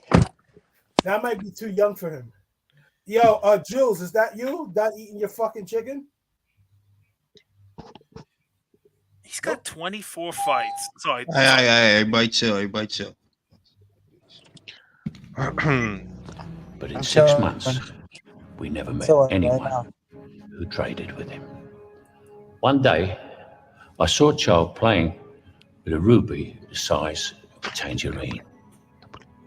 The bandit had been throwing them away. So why steal them? Well, because he thought it was good sport. Because some men aren't looking for anything logical, like money. They can't be bought, bullied, reasoned, or negotiated with. Some men just want to watch the world burn. We seen the movie, bro. That's what took you all this goddamn time. Nah, I was taking a piss. But look, that's what these like, yo, you don't make no sense, fam. How is it good for the middleweight division that one of the champions ain't fought in 2 years? Make it make sense. How is that good for the middleweight division? How is that good for boxing? How? No, the better question I have to ask you is, was it worth a 2-second clip to get your channel demonetized? It's not gonna get demonetized. Sound bites you could do. Sound bites you could do. Video you can't. I know. I see you towing the line to see what you can and cannot do. I keep up with shit, yo. I keep up with shit. You know, So if actually, you literally have boxing fans that are okay with this dude not fighting for 2 years. That's crazy to me. Well, technically, to be fair, I checked the box rep. Barroso fought Fernando in August of last year, so technically he's an active fighter. Bruh. More active than Jamal. The standards are so fucking low over there, bro. They are so it's like, yo, how are you a fan of this sport? It seemed like you only a fan of the sport to hate on the guys that people like and to make excuses for fighters that don't fight. Because that's the PBC experience. Like, if that was a theme park, that would be the PBC experience. You know what Michael put me onto, and I couldn't believe it, but I found out today. Those Misfits cards, they have more competitive matchmaking than anything. I'm telling you, bro, they're entertaining. And for those that don't know, Country is at the fight right now. Why you went off camera, bro? Go turn the camera on. He at the fight. He literally at the fight. It's kind of loud here, man, but check it out. There's a lot of people here. He at the fight, for those that don't know. Country, shout out to Country. There's a big crowd. Ruben Vila just scored a knockdown. It's pretty happening here right now. You guys should be here. Shout out to Country. Shout out to Country. Is he at Rolly's? No, bro, he's at the Janibek fight. Okay, I was gonna say. Can you guys hear me? I can hear you, but it's a lot of background noise. Yeah, Ruben Vila's fighting right now. He just scored a knockdown in the last round, and he's pretty much trashing this young dude from Mexico. We got a couple, about 1 or 2 more fights, and then the main event's coming up. Good crowd, not overly crowded, but a lot of people here. Very lively. Wish you guys could all be here. I'm telling you, you know what I mean? Like, if a lot of these guys, you gotta mute that mic, Country. It's too loud. It's too loud. A lot of these guys are be quick to call a guy like Janibek a hype job, for example. Which there's nothing wrong with that, you know. Like, at the end of the day, if that's how you feel, that's how you feel. But if he's a hype job, why you don't want somebody to prove it? It's like, I think Benavidez is a hype job. I want Canelo to fight him. Simple. I'm here to watch boxing. So if I think Janibek is a hype job, right? If that's what I think, why wouldn't I want Andre to fight him? Why wouldn't I want Charlo to fight him? You're not fighting nobody better. You ain't even fighting. Yeah, like, how is Andre above that fight? Like, that would have been one of your best wins in literally years. Like, people actually would have celebrated him for beating Janibek. But motherfuckers sit here, watch him fight a journeyman instead, and want me to believe, yeah, he's the shit. This shit don't make no sense, bro. No sense. Like, nah, son, we ain't propping up no hype jobs over here, bro. Ain't no charity over here. If you ain't entertaining, it's really that simple. If you ain't got fans and shit, like, what killed me is, this is not about sport. There's fighters that are literally fighting. Yeah, they're prize fighters. They're pugilists in that sense that, of course, they want money. Nobody works for free. Of course not. But they are in a sport. You know, like, you look at Shakur, man, how he talked, like, when Envy tried to lay that guilt trip, he was like, yo, but I got to fight the best. If the best guys is all from America, what I'm going to do? Not fight them? That's a competitor. Whereas these other guys, like, yo, I don't know what you in it for. It seemed to me like you just in it because Canelo has a lot of fans and you hoping that his fans will get you money because you don't have fans. That's all I see. It's name association. This is something that we've been seeing a lot. For example, earlier on, Tanks' name was associated with a Lomachenko fight. Andre's name's associated with a Canelo fight, and we've seen this a lot of times. Shout out to the Gooch. The Gooch says, I think Canelo fought that way to please the Mexican crowd. I wouldn't rule it out, bro. I wouldn't rule it out. But I said, even if I entertain the opposing argument, which is what I always do, the same way I could entertain Rick Glacier's number, I could entertain Boxing Scene's number. I will entertain the other side of the aisle and say, this guy's in decline. I'm saying 85% of him or 75% of him is still better than 100% of them. Because y'all don't compete at that level, and that's all I see. Really, fam, Charlo, who did you beat? What's the best version of Charlo I seen? What, the Williams fight? You know how long ago that was? Andre, bro, you out here falling down with. If Berlanga would have got knocked down by Desmond Nicholson, if Gennady would have got knocked down by Desmond Nicholson, if Canelo would have got knocked down by Desmond Nicholson, would any of y'all making excuses for Andre make excuses for them? No. So what the fuck we doing then? What are we doing? Yeah, Julius, I want to say this this channel right now. I like the Sun. I am with you in that regard. I think the Sun is the future for all sports. That kind of delivery for the fans, for the consumer. I think it's the right thing to do to have most of the sport in some kind of an app that all people can watch. But platforms like the Sun cannot afford to do that kind of mistake that what happened in the Ryan Garcia versus Gervonta Davis fight, because you are that much. I'm not going to say beyond repair, but it's really, really bad. One of the biggest fights that we have saw in the last years, you didn't deliver. And I agree. It's not going to affect all. Just Canelo is going to affect all your fighters. I agree. That was a bad snafu. Go ahead.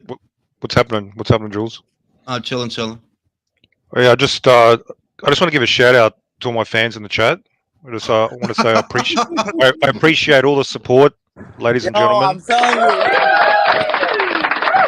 You know who you are. You know who you are. I don't need to name names, but yeah, I appreciate it. Yeah. He kind of has to grow on you, but no more Mirage slander, bro. Hey, can I just say, you guys are talking about. You just gotta ignore his trolling. That's it. Hey, no, I'm fucking serious. Anyway, back to Canelo and those numbers. Look, the numbers have come out. Look, even though I'm not a fan, like I'm always skeptical until I see some official confirmation. But if those numbers are true, 200,000, does that prove Canelo needs David Benavidez to remain relevant in today's boxing scene? All right, I would say this is what I would say if that number's true. This is what I would say if I felt that's the only number. I would say you could fight Benavidez, you could fight Bivol. Either fight is a big fight. You're making it specific about one fighter. All that tells me is your next fight, it better be a good one. Now, do I believe that? Do I believe that number? No, because Rick said where he gets his numbers from. He gets them from a lawyer who has a contact that gives him cable and satellite numbers. He said that plenty of times. That's why I don't believe that's the real number, because you don't have the digital number. You may have the pay-per-view.com number because there were two distributors. For those that don't know, there have been two distributors for Canelo's fights, the last three fights. I'll say since the Plant fight, I would say. There's the Zone, which is one, the main one, and then there is pay-per-view.com or Barstool Sports or whatever, right? That's one set of numbers. That's another set of numbers. What I think Rick has is the pay-per-view.com numbers. That's what I think. I'm not even going to say I think he's lying. I don't think he's lying, but I think it's partial intel, because who do you know at the Zone that sees the digital buys that would relay that intel to you? Who do you know? Julius, can I say something? Go ahead. Don't they still show the Zone fights on cable, right? They do, right? It's they also show them on cable. Like, you can buy them on cable, and they give you like a free month subscription too if you buy it on cable or something like that. Because I know that they've been doing that for the past couple since they jumped into bed with Amazon, I think it is. Maybe like that. I don't really watch cable anymore, to be honest. If it's not HBO Max, I don't really watch a lot of shit. Nobody watches cable anymore. Nobody. And bro, and how long on this channel have I been saying that Americans are cutting the cord, and the reason that everything is the way that it is now is because of that. There's no more spillover. You know, that's why it's not just Showtime either, by the way. Disney is also feeling it. They're feeling it too because there's no spillover like there was before, where you had a cable package and sometimes people will be channel surfing and they'll happen to come across something and watch it. There is no more of that. Now people are really only watching specifically what they want to watch. They're only paying for specifically what they want to pay for. Where before I might have had cable, now I only really have about 5 apps. And I only really use about 3 of them. The other one is for my kids. Yeah, Disney Plus and all that's for my kids, man. Hulu and all that. Yeah, that's for the wife and the kids, so y'all can have something to watch. I don't even use that shit. The only shit that I really watch is HBO Max. Other than that, I don't watch movies like that. Not as much as I used to because most of the movies kind of suck now too. That's the other thing. But the game is changing, right? Everybody's feeling a pinch. So where before you could rely on spillover for an additional set of individuals who might not otherwise watch boxing, those days are over, at least for the time being. They're over. And Showtime's numbers, like, I don't know how you could use one fight, literally one fight, in lieu of all the horrible numbers that you've been putting up for years now, and you think you're saved because of Davis versus Garcia? I said there's going to be, I literally said over and over, they're not done laying people off. I literally said that after the first round of layoffs. They're not done. There's going to be waves of layoffs until they get to, you know, a comfortable place, because they have to get it to where we're not spending money on bullshit, which is why I question whether or not Showtime's going to stay in boxing. Because it's like, if you Bob Backish and you these people, bro, what do we get out of showing boxing? What do we get? Oh, we don't seem to get very much. I mean, yeah, we got the Davis versus Garcia fight, which was a good, it did do good numbers. But most of the time, what are we getting? Most of the time. And you know the answer to that. Not a lot. It's not me making it up. Nah, their numbers don't be good. Like, you could look up their numbers yourself and see their numbers don't be good for the average show. So if you're Showtime and you're trying to keep your head above water, do you keep boxing? I'm not rooting for them to lose their job. I say that all the time because layoffs hurt. You know, it's not good, bro. You don't want people to be out of a job, but that's what they're facing. Why? People need these jobs to feed their family. Yo, and back what you were saying about Showtime. Showtime knows what successful boxing is. They've been in the sport for many years. These people are professionals. These people are seasoned pros, and they understand, back in the day, $1 million, you going platinum. It's like, the 90s music industry. If they believed in you, you going multi-platinum out the gate. You selling platinum, like, my nigga, that's a tax write-off. Now, no, but hold on, though. Like, I get it. I share the same sentiments. I don't want anyone to fall on hard times. But, if I do my job shittily every single day, I'm going to get fired. That's true. But that's what I'm bringing up, that they a lot of the people, they're in denial, and all they can tell you is, bro, I'm just telling you that what they're doing right now, it could end up that they phase out boxing. It could be. I'm not rooting for them to do that, but that's a distinct possibility that, what we spending money on this for, bro? We could literally put anything else on this slot on weekends, and it will bring in more views than the content we've been using. It will.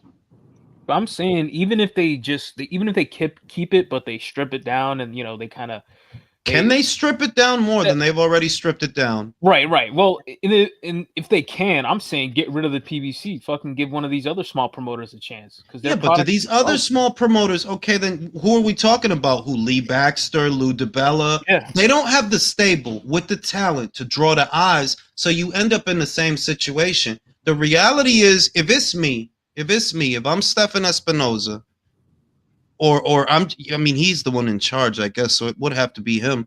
You have to give these guys ultimatums. You're either going to fight or you're going to leave. Simple. We don't have the money. And you know what their alternative is? The guys are not fighting. Because the money that they want is not there, they're not fighting at all. All. They're just out ordering them around. Like, they really don't have any much say in who they fight over there. Doesn't look like it. But they don't have to. That doesn't mean that they have to stay there. because other fighters have broken away from PBC. So I don't want to make like there's no excuse for that. Danny Jacobs, Honestly. Artur Beterbiev. Yeah, I think Scooter cleared the smoke with that. Like, Yeah, he wanted the fight, he got it. That's so true. Like that kills a lot of narratives that when you want to fight, you're gonna fight. Because look at what he did. You know, he wanted to fight Inoue, even if it meant going to Japan. Well, that's what he's Scooter don't doing. bring in the money like the other dudes do. Let's keep it a buck. It was Bro, them dudes don't bring in money. Bro, Charlo brings in money? Comparative to Scooter? Nah, you bugging, fam. Nah, Like, them hear me out, dudes, hear they me ain't out. worth no Yo, bread. Stop bringing up Charlo. He's retired. Please stop bringing up He's Charlo. brought in $0 in the last 700 plus days. We know Literally, that. bro. Literally. We gotta stop acting like these dudes. These dudes don't draw flies to shit, my guy. They don't. That's not me. They don't draw, bro. Come on now. I agree with you, but that's the only thing that makes sense though, because let's keep it the fuck above. This guy out here outside of Gates, where they work or where they live at, which they don't even really do good gate money in their home state of Texas. Why are you sparing him? Bro, did Gabe Flores just rack up a first round knockout? Wow. The hometown hero.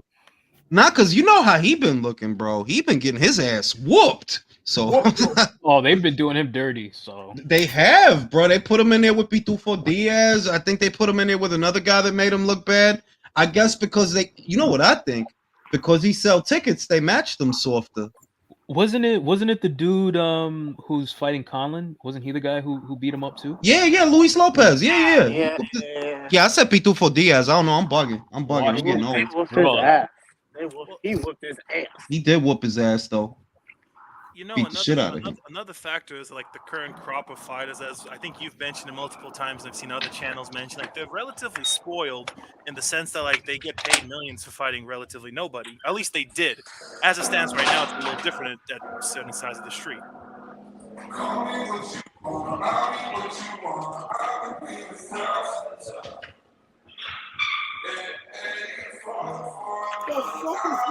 What the fuck is that? I have no clue. Yo, Jules might get in some copyright shit. I think Country's mic probably turned on. Oh no, I'm at the gym. My bad. Bro, you trying to get Jules a copyright claim? Trying to get us all sued? What the fuck? Hey, I ain't getting sued. Y'all know my name. Went to get some OJ, guys. Now you want to go get some OJ for some chicken? Jules, I was telling them, like, you leaving for chicken to go get your fucking chicken. That's like if Walter Cronkite just like was reporting the news and was like, "Hey, yo, I worked up an appetite. Goodbye. I'll be right back." Yo, JFK just got his dome exploded. I'll be right back. So watch Party, not a watch Cronkite. Not you know what I mean? Like, could you imagine? I get my chicken. I made these tenderloins. I bathed them in olive oil, put a little bit of lemon juice, some adobo, some right amount of salt, right amount of pepper. You know what I'm saying? A little bit of garlic powder in the air fryer. Ooh. Could you imagine like a presidential inauguration? My fellow Americans, I will be right back. Yeah, like Anderson Cooper's like, all right, I'm gonna take a cigarette break. I'll be right back. I can imagine 4 scores and 7 years There's ago. 10 motherfuckers on the panel. What the fuck? Make yourself useful while I smoke that cigarette, man. Shit, No. Hey, look. I'm a PBC stablemate, okay? I do the bare minimum. Shit. But nah, they gonna match Gabe. I mean, they gonna match him super soft from here on out. That's what I'm kind of getting from it because he is a ticket seller, though. They're in Stockton, I think it is. Are you sure? Are you sure those aren't comps? I don't know. I mean, it's a good sized crowd, but while I get the sense they're gonna match him softer for 2 reasons. One, he is very young. He is like that was a tough fight they put him in with Luis Lopez. I think he was too young for that fight. And 2, he does seem to draw well. That's why they was fucking with him, wasn't it? Well, maybe I'm out of touch, but I just don't understand why if that's true, like why this guy has so many followers. But hey, good for him. He has a loyal fan base that'll take him far. Yeah, give him time to develop. Give him some time to some beatings, bro. Some of the beatings, like yo, you can get time to develop. But if you take some of those severe and round by round beatings that he has, ain't no too much developing, bro. Nah, but he's young enough like that. I think he's like, what, 18, right? 18, 19 years old. He's like real young. Not like... Nah, he's like 23, I think. Nah, he not... Gabe Flores is not 23, my guy. I'm about to check right now. I know he ain't 23, my guy. Yo, he's young as shit. Like, he has a baby face. He's 23. Let me see. Oh, shit. I guess when they signed him, he was young. Hey, man, fuck you, yo. Dumbass. He's a young motherfucker and leave his ass alone. Bro. Stop reporting false information. Yo, who the fuck playing Taylor Swift? I'm at the gym, but I don't have, I have never listened to Taylor Swift, and I never will. I just heard some singing shit in the background.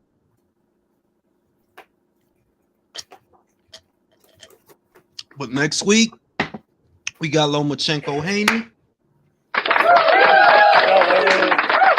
Jules, I have to prepare you for this, alright? But Katie loses that fight. I'm trying to tell you for the past month, but you're not listening to me. I'm trying to look. I just want to get you ready, bro. I already said that she could lose that fight, though. I said that, like, nah, for real. Like, she does lose that fight. I don't know for sure. But there's like, it's like if she lost, I wouldn't be surprised. Fuck out of here. Respect the champ. Respect the undisputed champ. I respect the champ. It's just that you got to remember they in Ireland. So for you to win a decision, I don't think she's gonna knock Katie out, right? I don't think that. So for you to win, it has to be really decisive, like one-sided, because you in Ireland. All them people in that stadium is there to see Katie. Like, yeah, they cool with you and whatever, but they really are there to see Katie. So you're going to have to really, like, you would have to put on a clinic. So then the question is Chantel about to put on a clinic? I don't know. Well, I think this week's fight is 10 times better. We got the thing from the Black Lagoon over here fighting Wee Man. We have Storm Lord Emotep ready to cast his curse. Yo, Jules, from everything you've said, it sounds like you're going with Loma. I'm torn because I don't like having faith in nothing, right? Like in fighters. But just if I'm as logical as I possibly can be, if I'm just objective and I look at how he fight, if I simplify it, I'm like, his style beats his style. That's usually how it goes. His style, the busy puncher, usually beats the pure boxer because you got that music in the background. Don't get me in no shit. Now, like I said, like if I look at him just off of the styles, Loma's style does beat Devon's. The caveat is just that he's old. He's in his mid-30s. That's the only caveat. But isn't it another caveat? The size differential, the reach, the length. Devon doesn't like he don't have size to where he overpowers guys with size. You know what I mean? That he's not physically imposed. Yeah, it's not like he's gonna step into his jab and take it to the guy. Yeah, but it's enough to it's enough to control the range to make it difficult for the opponent to Mirage. What does he normally do to control the range? What does he normally do? The jabs. The jab. What is he facing? A southpaw who moves right, stays on the outside of the jab to top it all off. I'm not trying to big him up. I'm just saying he's not an ordinary. He's not an ordinary southpaw. This guy has great feet. That pivot that his little Loma shuffle, whatever, right? He just because he's a southpaw, he's already moving right to his right on the outside of Devon's jab. And if he hit that pivot quick enough, he turned mop on the blind spot. And I'm like, yo, what is Devon gonna do about that, bro? Because you not a knockout puncher. That is established. You don't have that. But also, like, Loma has given his reach up pretty much every single one of his fights since I don't know when. When does the last time he had a reach? He's always the disadvantage that Devon, as far as the tail of the tape, that disadvantage. Loma's always at that disadvantage. Even with Linares, he was at that disadvantage. He's been at that disadvantage ever since he arrived at lightweight. So I'm like, Devon being taller and longer is not the thing. What I'm saying, I'm just like, okay, nah, because I said taller and longer. Poor. Well, all right, look. Look. The main shit I'm saying is, so you have a bit of size on him. Yeah, so did Nakatani, so did Linares, so did size, bro. Nakatani, Linares, Jermaine Ortiz, even Pedraza. Even Pedraza was a little taller than he is, and I'm like, the act of you just being taller, that doesn't win you the fight. Otherwise, Nakatani would have beat him. Nakatani looked like a giant next to that little motherfucker. Hang on, Nakatani is fucking garbage. He's not fucking world class. Okay, granted, but Jermaine Ortiz, was he garbage? I don't think he was garbage. He's a good fighter, and I think Ortiz beat Lomachenko. Okay, I had it 7-5, and it's not just me. A lot of people, and even if you're generous that Loma won, it was a tough, close fight. That's what I was struggled. He struggled. Now, if you go to the video I did, I said he's gonna struggle. Why? This guy is good. This guy's good, and he do things, and I said it in a video. He does things that Devin doesn't do. Devin is no good mid-range to inside. Like, nah, fam, you food mid-range to inside. You are. You good long distance, long range on the outside, jabbing and moving. That's when you good. That's when you doing your best shit. On the inside, you don't do the stuff this kid do. This kid can mix it up on the inside. The real reason that he lost, the only reason I think that he lost, he got tired. If he would have been fighting all throughout the fight the way he did in the first 5 rounds, he would have won that fight. But also Lomachenko demonstrated something in that fight that pertains to Devin Haney, and that's that he can break a clinch and he can do it over and over. And that was a big kid. For those that didn't see that fight, go back and watch the height differential. That's a big kid, man. And Loma was he as strong as Haney though? Was he as strong and experienced as Haney? I'm gonna ask you a question. Do you think Devin Haney is physically strong? Because I don't. He's not stronger than Jermaine It's relative. It's relative, really. I don't think he's strong because he's not. I don't think he like. He's not a beast or anything. No, yeah, but I'm saying that strong enough. Upper body strength or just being able to move the guy. I'm like, I think Jermaine Ortiz is stronger than Devin Haney. Yeah, and you got to think how much of that is getting cut. Like during the weight cut, how much of that shit is going away. My big issue currently is this: like everyone talks about Haney's jab, but he doesn't build off of it. It's good, don't get me wrong, but he doesn't do anything with it. He just jabs 1-2, 1-2. That's what I'm saying. Are we to believe that you're gonna control? And I'm not. Once again, I'm not saying nothing bad about Devin. I'm asking a question. Are we to believe that you're just gonna shoot the jab once or twice and you're gonna control the distance just doing that? I don't believe that. Nah, well, it depends how aggressive this guy. There's a great thing that Drew pointed out is that we don't always see we don't always see Devin make adjustments. Like, and I think that's one of his flaws is his IQ sometimes. Like, to me, his lack of knockouts isn't just he cuts a lot of weight, so he's a little weak, but it's the fact that he lacks the IQ to like put guys away. In the way that Crawford and Inoue, they know how to get a guy out of there. I feel like he lacks it, and that's why he doesn't have a lot of knockouts.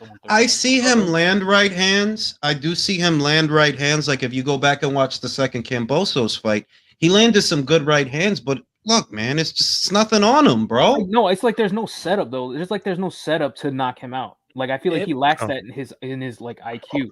Okay, I want to say something about Lomachenko because when the people said, "Oh, he's old now," I don't think they're talking about.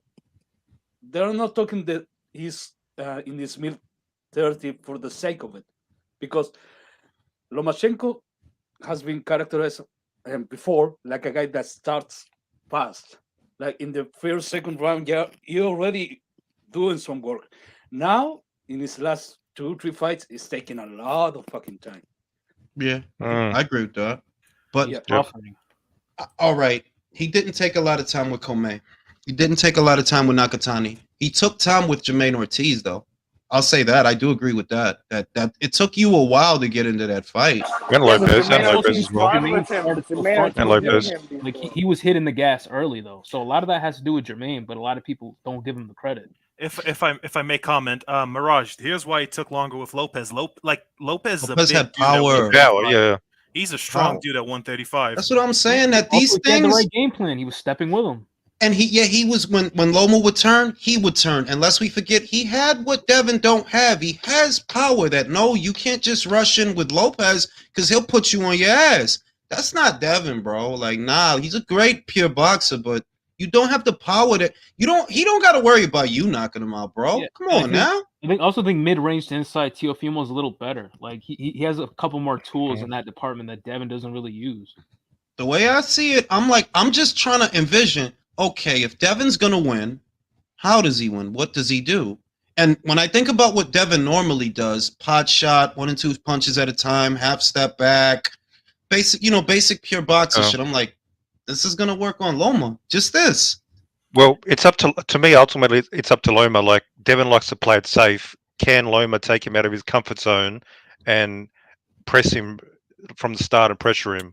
I'm skeptical. I'm still skeptical, even though he doesn't have power. Well, I don't disagree with you being skeptical. I'm skeptical too because he's 35. Because it's like, yeah, the guy's 35, bro. Mad amateur fights, not just the pro shit. This dude is like, yo, you got a lot of miles on the odometer. But just off the styles, like, yo, if in round 3 he start really pushing the pace, yeah, I think he'll catch up to Devin and beat him. And then look at the politics. If this is the final fight of Devin Haney's top-ranked contract, why the fuck would they want him to win? Why? He's gonna leave. He's talking about leaving. I can envisage a controversial decision, 100%. And there is one thing that I keep in the back of my mind. It's like I've seen Devin wobbled at this weight class before. So it's like I've seen him wobbled by Linares, and I know some people are gonna be like, "Oh, yeah, that's Linares. This is Loma, whatever." But it's like Linares does similar things to Loma in some regards, and he's also relatively a technician. And so it's like if I see Linares wobbled when you still were able to comfortably make weight, I don't know, man. Yeah, look, power has to go to Loma. Power has to go to Loma. Like, bro, come on now. It is. I gave him a chance. The dude don't have power, bro. Devin don't have power, so you don't got to be mindful of a counter shot the way you were with Lopez. Nah, you're a southpaw, and his best punch is not a right cross. It's not a left hook. It's not a counter uppercut or a rolling counter uppercut. His best punch is the jab. And what are you? Oh, you're a southpaw. You stay on the outside of that jab. Then you turn, hit him in the blind spots.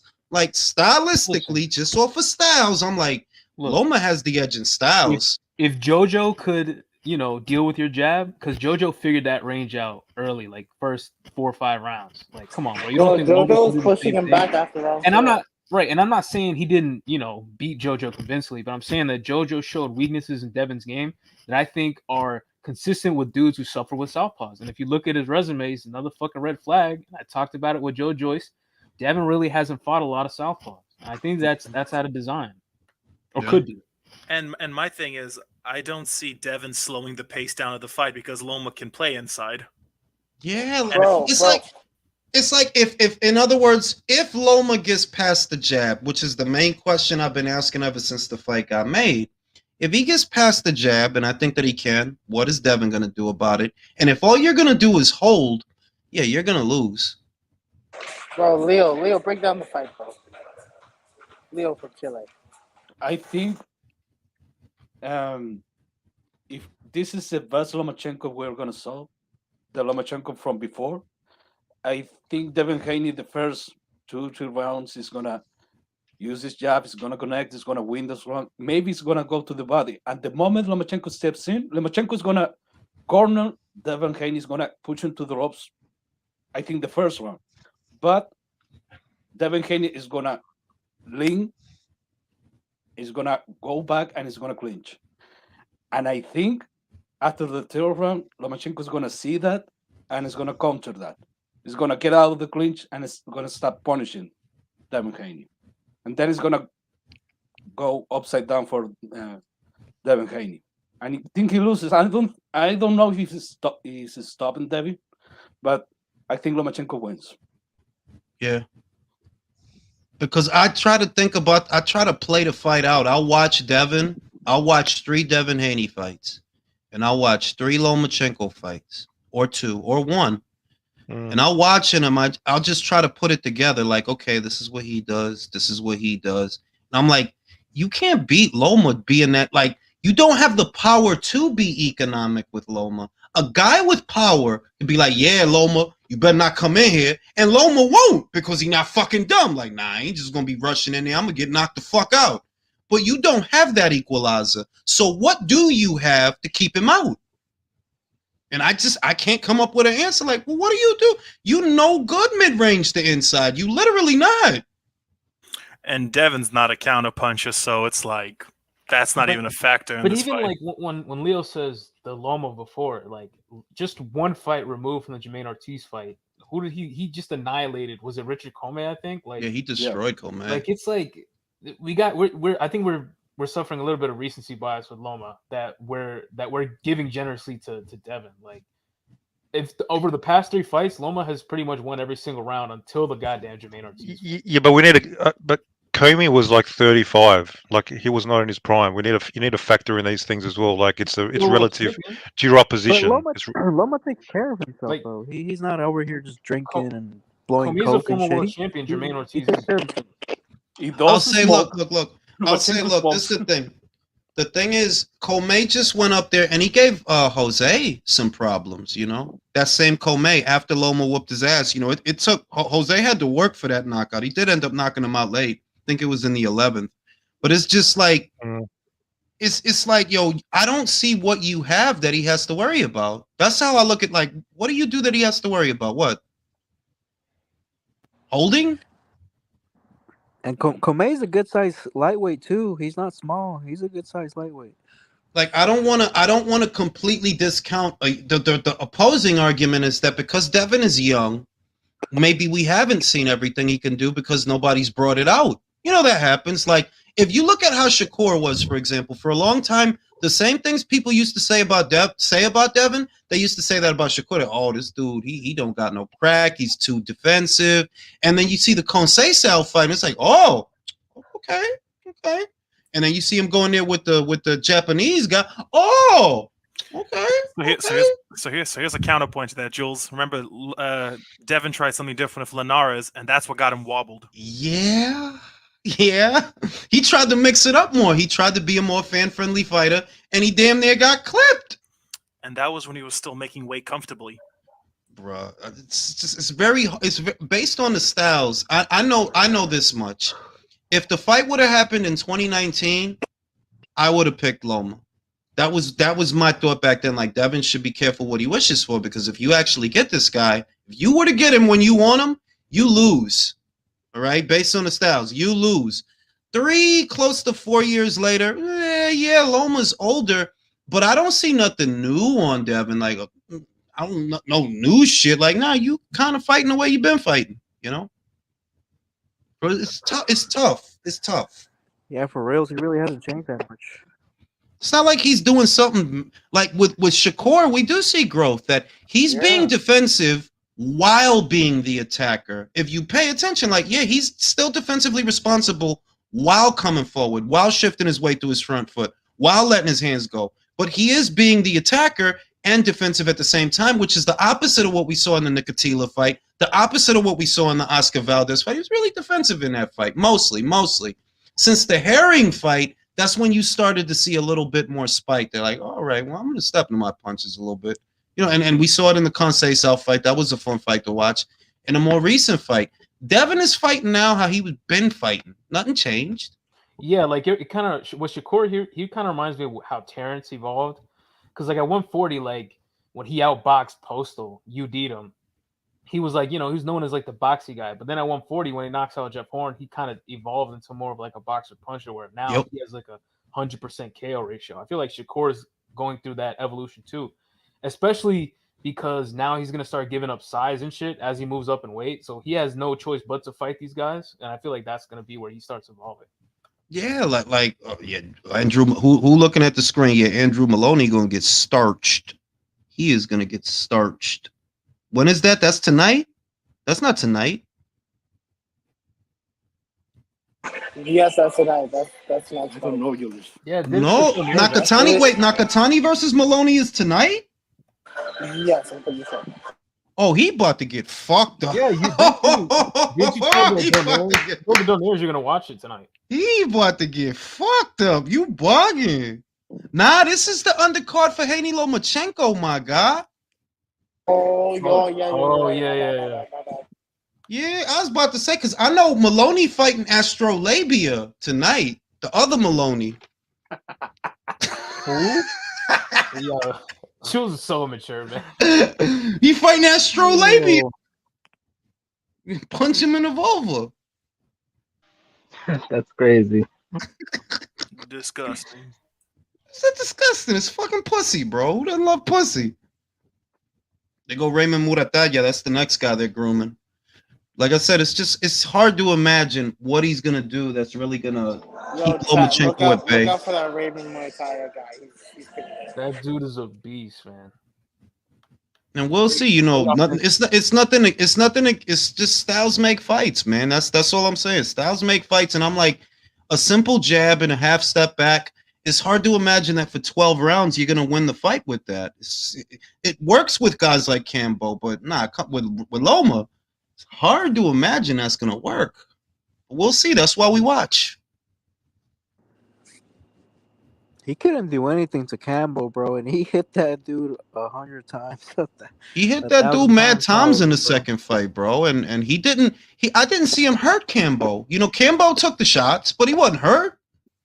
Yeah, he was never hurt at all. Never. Well, not only that, but I just Never think that thrown. he doesn't know how to set the knockout up. Like, bro, you hit him way too many times to not have like caught on to something that would have helped you knock them out. My issue is Devin just keeps doing 1-2 reset, 1-2 reset, and it's just I don't see that happen. I don't see that. I don't think you're gonna win that way. Sounds kind of robotic. It is, yeah, that's true. But that can be effective if you know how to do even simple things very good consistently with no mistakes. It can be fucking effective, and he's proven that so far, at least. I think he has too. It's just that this is not the ordinary situation.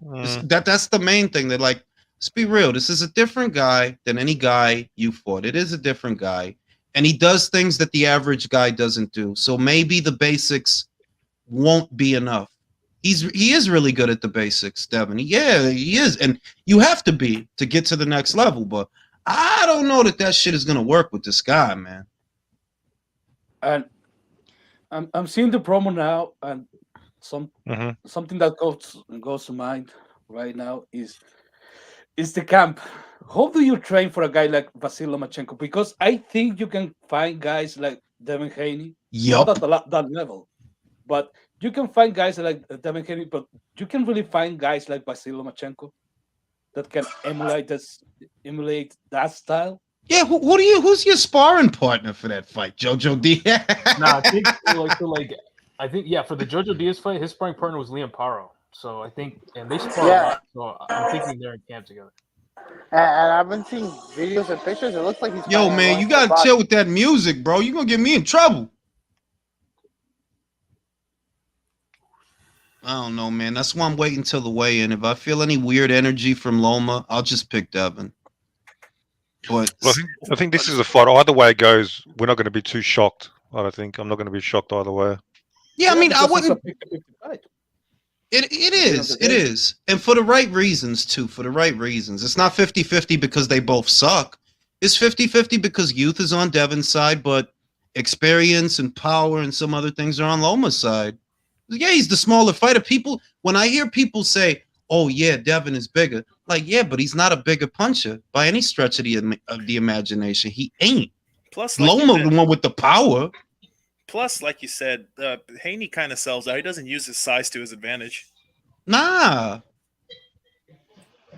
Maybe it could be one of those type of learning experiences. You know, once you like lose, you might learn something out of it.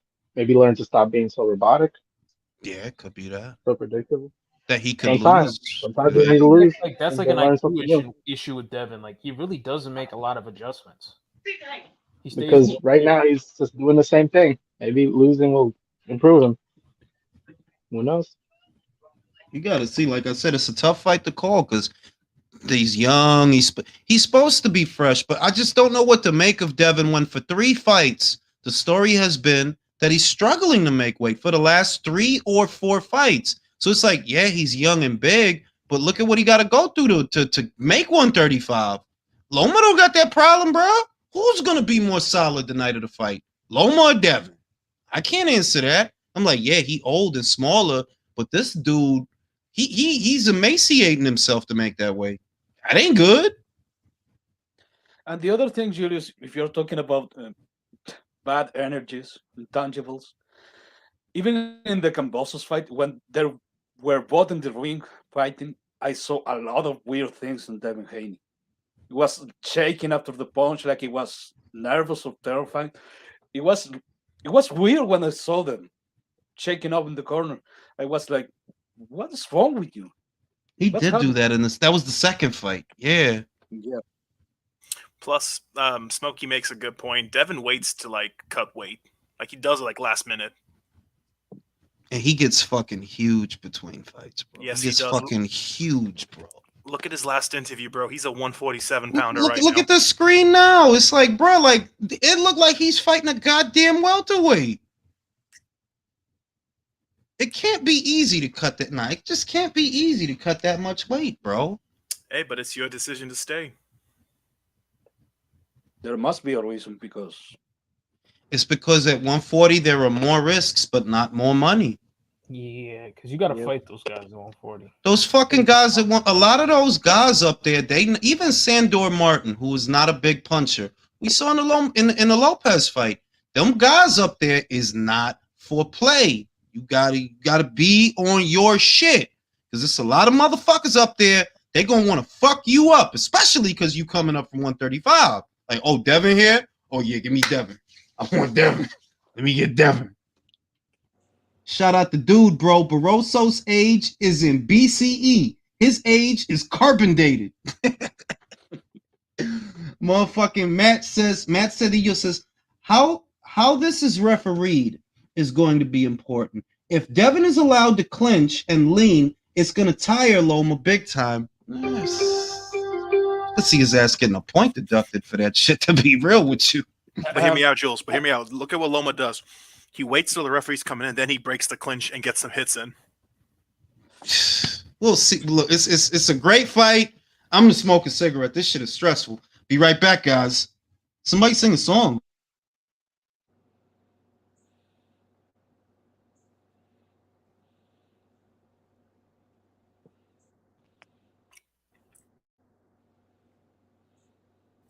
I'm not drunk enough to sing. The silence is killing me, and I can't think of anything. The fans win. Oof.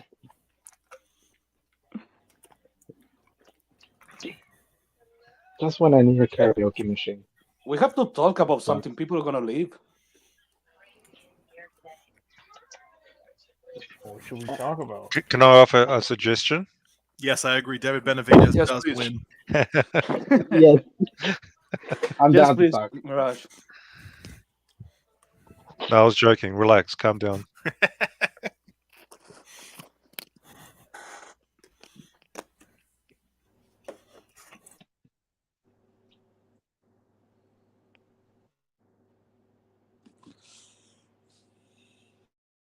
I made some. Can y'all speak? Fucking speak. I made some homemade macaroons today. Coconut macaroons. They're pretty damn good. Not gonna lie. I'm sorry. Oh, there is one thing I guess I want to mention. I have been on the live like for a long time. I guess because I recently started working 2 jobs, and I basically only sleep maybe 3 to 5 hours max. So the thing about Ryan Garcia and all that, I saw like there was like a video I saw about like him, I think being referred to like similar to what was that guy's name? Victor Ortiz? You think it's something similar? You think he's going down that same route? I see what you mean. I think so too. Yeah. You know, like in a quitter sense. Yeah. I wanted to mention that, but I haven't been able to. If he does turn into the next Victor Ortiz, I kind of know what you're talking about. It wouldn't surprise me, but we'll see. You know, because there's so much similarities. It's like Golden Boy. Wait, but thing it's going even on. worse, or because at least Victor Ortiz got his jaw broken. What the fuck? This fucking Pee-wee, he just got dropped and quit. Yeah, Victor Ortiz has gotten like arrested a billion times since then. So, you know, That I don't too. think Let's hope he doesn't go there. I think Ryan's gonna go to Hollywood. Well, Victor Ortiz also was in Hollywood, I guess, for a while. Didn't he do a movie or something? He's gonna be in the Ryan's gonna be in the Air Bud movie where Air Bud turns into a boxer. He's gonna be like the coach. You know, that's crazy.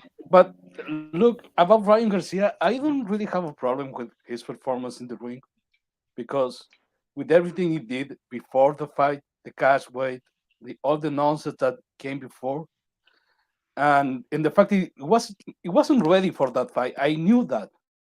I was like, okay, if Gervonta Davis sucks, really sucks, he's losing to Ryan Garcia.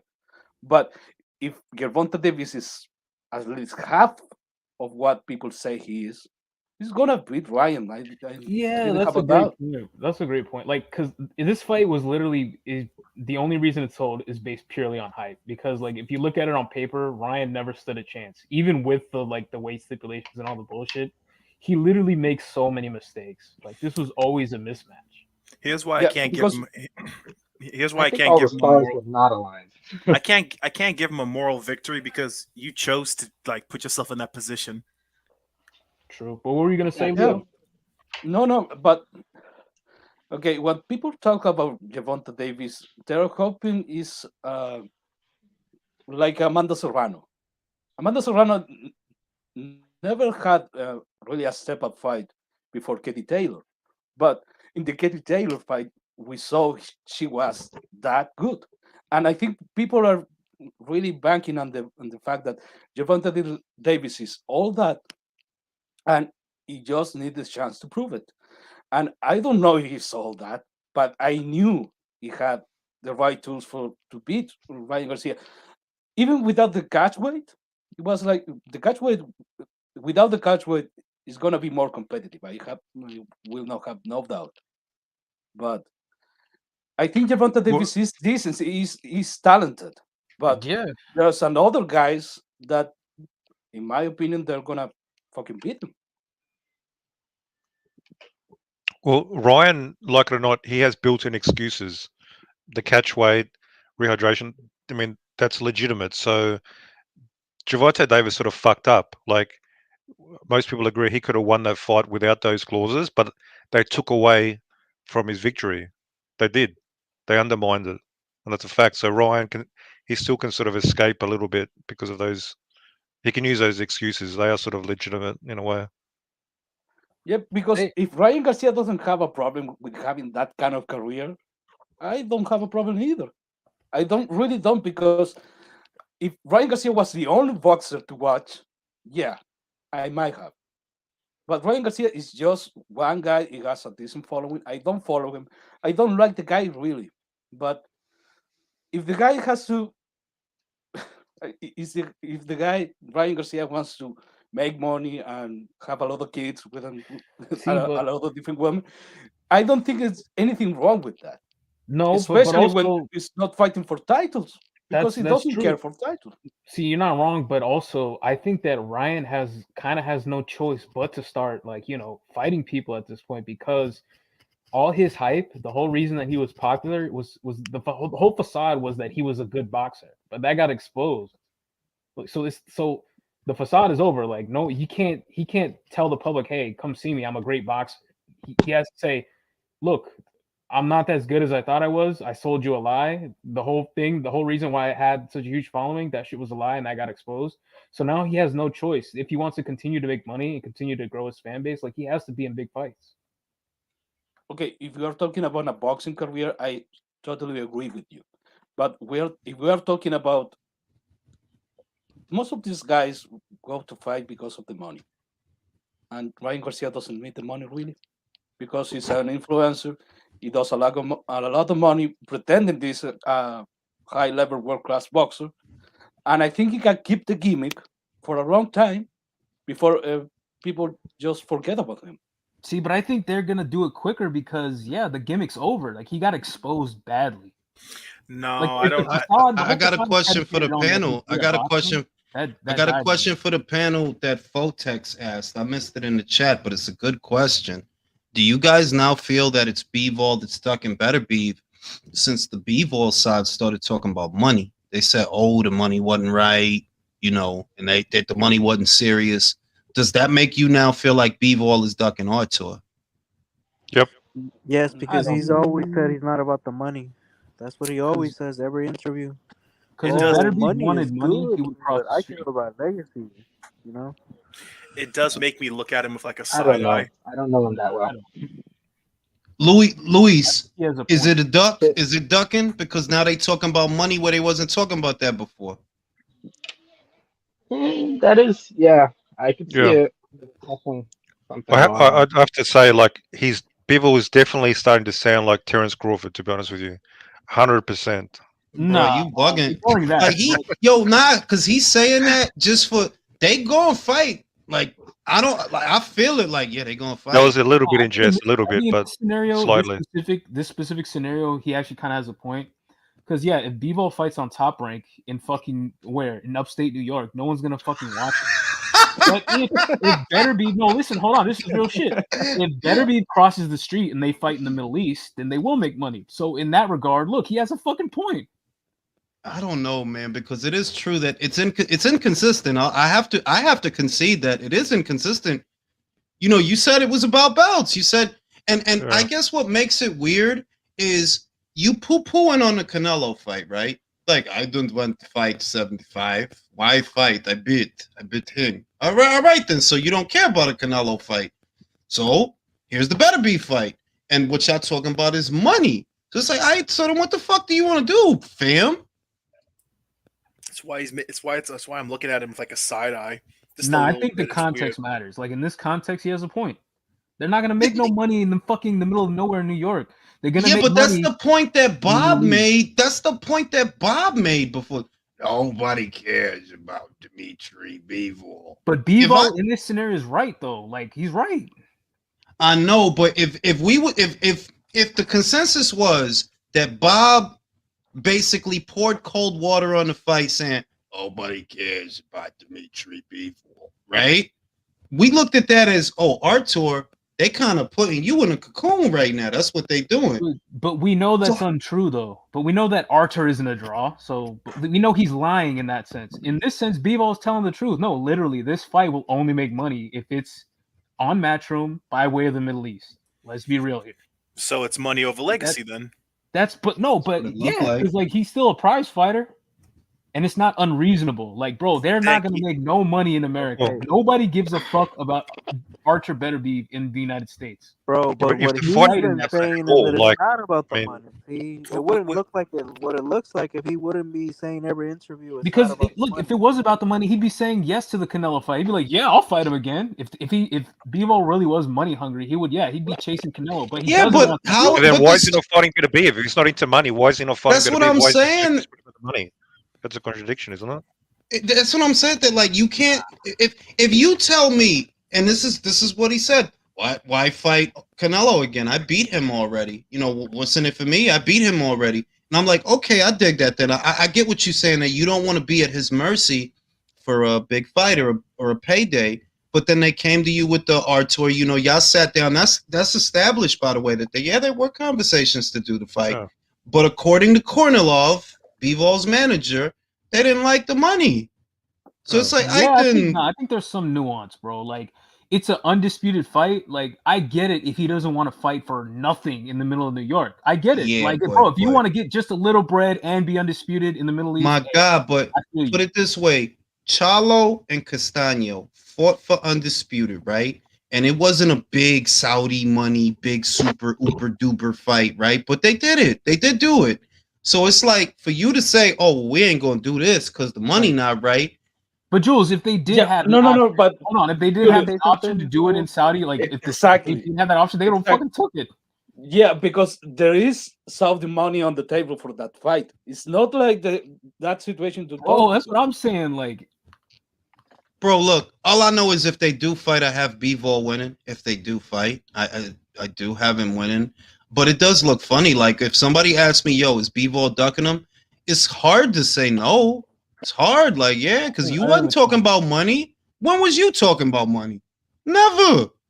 Artur get here? Let's talk about the money. Damn. Those belts make you more money because if you become undisputed, you can be like, "Yo, Canelo, I'm undisputed." No, but that's now, what he said. He said, bro, he said that I want belt. If I get belt, then I have money. That's what he told Steve Kim. So I'm like, I feel you. Then you don't care about the Canelo fight like that because you trying to do your own thing to where you get your own bread without having to deal with him per se, or without having a bow to him. I kind of got it. That's how I took it. Jules, you know something? It's kind of funny is this. At one point in time, Dmitry Bivol and Artur Beterbiev were both on Top Rank. And funny enough, no, they're both on Matchroom. They're both on Matchroom. Better beef left. So sorry about that. One of them went to fucking, Top Rank. So if we say Bivol is ducking, why did Beterbiev go to Top Rank then? I said that same shit. Shit. I Artur got there first, and he the one that left. You see, the issue is that, like, I feel like this is a little bit of a semantics. I feel like the problem really just is like the way it was said did not make you look the best in that light at that time. How many different ways can you say that? Fair enough. Edwin Castillo says, panel, will you guys watch boxing when PBC is the standard? Guys fighting every leap year. Belts don't matter. House only. It's heading that way. Look, if that's what boxing becomes, right? If it were to become that, I could say 100% I would stop watching. Me too. That ain't no motherfucking apocalypse to me, bro. I'll just start watching Dana White and UFC and shit. That ain't no apocalypse if it got like that. The reason I could say that, though, is because I know it's not going to get like that. The problem that American boxing has, because it's a primarily American problem, is there are too many prima donnas in the American market. But shout out to my man from Australia, Tim Tszyu. He get money. He don't need to fight that much. He wants to fight that. You don't gotta fight Carlos Ocampo for what? You could have been chilling fucking Australian bitches in Brisbane or whatever. Nah, I'm gonna get out here. I'm gonna get it on, because he really is. The thing about the other fighters around the world, those are fighting men. These guys in America, like, I don't want to be the armchair critic, but be real. Those is not fighting men, bro, because you don't really even want to do your job. If they give you an out to not do your job, you'll take it. Dude, Tim Tszyu, I saw the interview of Tim Tszyu. He was saying some funny shit, man. He was shading Charlo. That was funny. Because it's bro. Weird, bro. I've been said, I think when Tim and his people walked into that deal with the PBC, I don't think they understood what their reputation is, who you're dealing with, because y'all based out of Australia. Y'all don't know them guys like that. All you know is that, they got a couple of big name fighters and they promote undisputed Charlo. Y'all thinking it's all good and it's all love. And then you get over there and you see this, like, yo, this shit is like, what is the point of this shit? Wait, hold on. These people are actually serious about their fighter. Yeah, like what No Limit, think about No Limit is a domestic outfit. They're not global. But what they've done with that kid is better than most of what the PBC has done with most of their fighters. Most of them, the vast majority of them. And you think about how the Australian boxing market is many times smaller than the American one. So the fact you had 200 fighters that you took from Golden Boy, and all you really got out of it was Gervonta Davis. Wilder's candle burned out like a minute ago. Like he reached his popularity and then it nosedived. We saw that in the Hellenius fight. Now the only way you could be involved in anything big is if the English guy's involved. That's how it seems to be. That, well, yeah, fighting AJ, yeah, you could be in a big fight, but is it because of you or is it because of AJ? He gets money without you. You was complaining about money after your fight. That's not my imagination. Why we gotta wait for our money? He said that shit to ES News. He said that shit. You don't sound like a happy camper to me. Yeah, I mean, don't sound like you selling. And you fucked up Undisputed, so you deserve to wait for your money, you fuck nigga. You know what I'm saying? So I'll just say that I don't think Tim and them knew what they was walking into, but they're smart guys and they done a great job with that kid. He's gonna knock out Ocampo. I ain't worried about Ocampo. Like, he's gonna knock him out. You're gonna do Ocampo bad. But it's gonna be a good fight because Ocampo come to fight. You don't have to find him. So that's why with him, you're gonna have to box a little more because he's gonna give you what you want. You don't have to find him how you had to find Tony. You don't have to find him. He'll come looking for you. I got to ask you a question. So if Tim beats up Ocampo, does that win look better for Errol Spence in the long run? I would say He stopped him in one, though. no. He stopped him in one, and when he stopped him, he was an unbeaten fighter. So I don't discredit that. I would say it does look good for right now. It looks good for Spence just because Sebastian Fundora went 12 with him, bro. Went 12 with that, and he didn't just go 12 like yeah, I was winning it. Nah, you was struggling, bro. But is that because Sebastian is not that good? And that's the caveat. I think it's because you're not that good. Or was it also this too? Was it that Carlos Ocampo really was weight drained? No, I'm not going to defer to that because was he complaining about making weight? You know what I mean? Like I don't. What was you having a problem? Because it seems like you didn't run into a problem till you fought this guy. So maybe the problem wasn't your weight. It's just you fought this guy. And remember, to me, that was a prime Errol. No car accident, no eyeball problems, none of that. Back when it was actually like question who would win, Errol or Crawford, that was an actual question back then. I remember 2018. Yeah, man, I feel like I'm he not fought gonna lie. He had a chance, somewhat of a chance in that time. Like Crawford was moving up. He was getting used to that weight. But he fucked that up, bro. I feel like he had some sort of a chance. No, he did. I did view it as a more competitive fight before the car accident. Now I just feel like it's a countdown. It's a countdown. Oh, yeah, like he fights him now. He's getting knocked the fuck out. Bad beating, bro.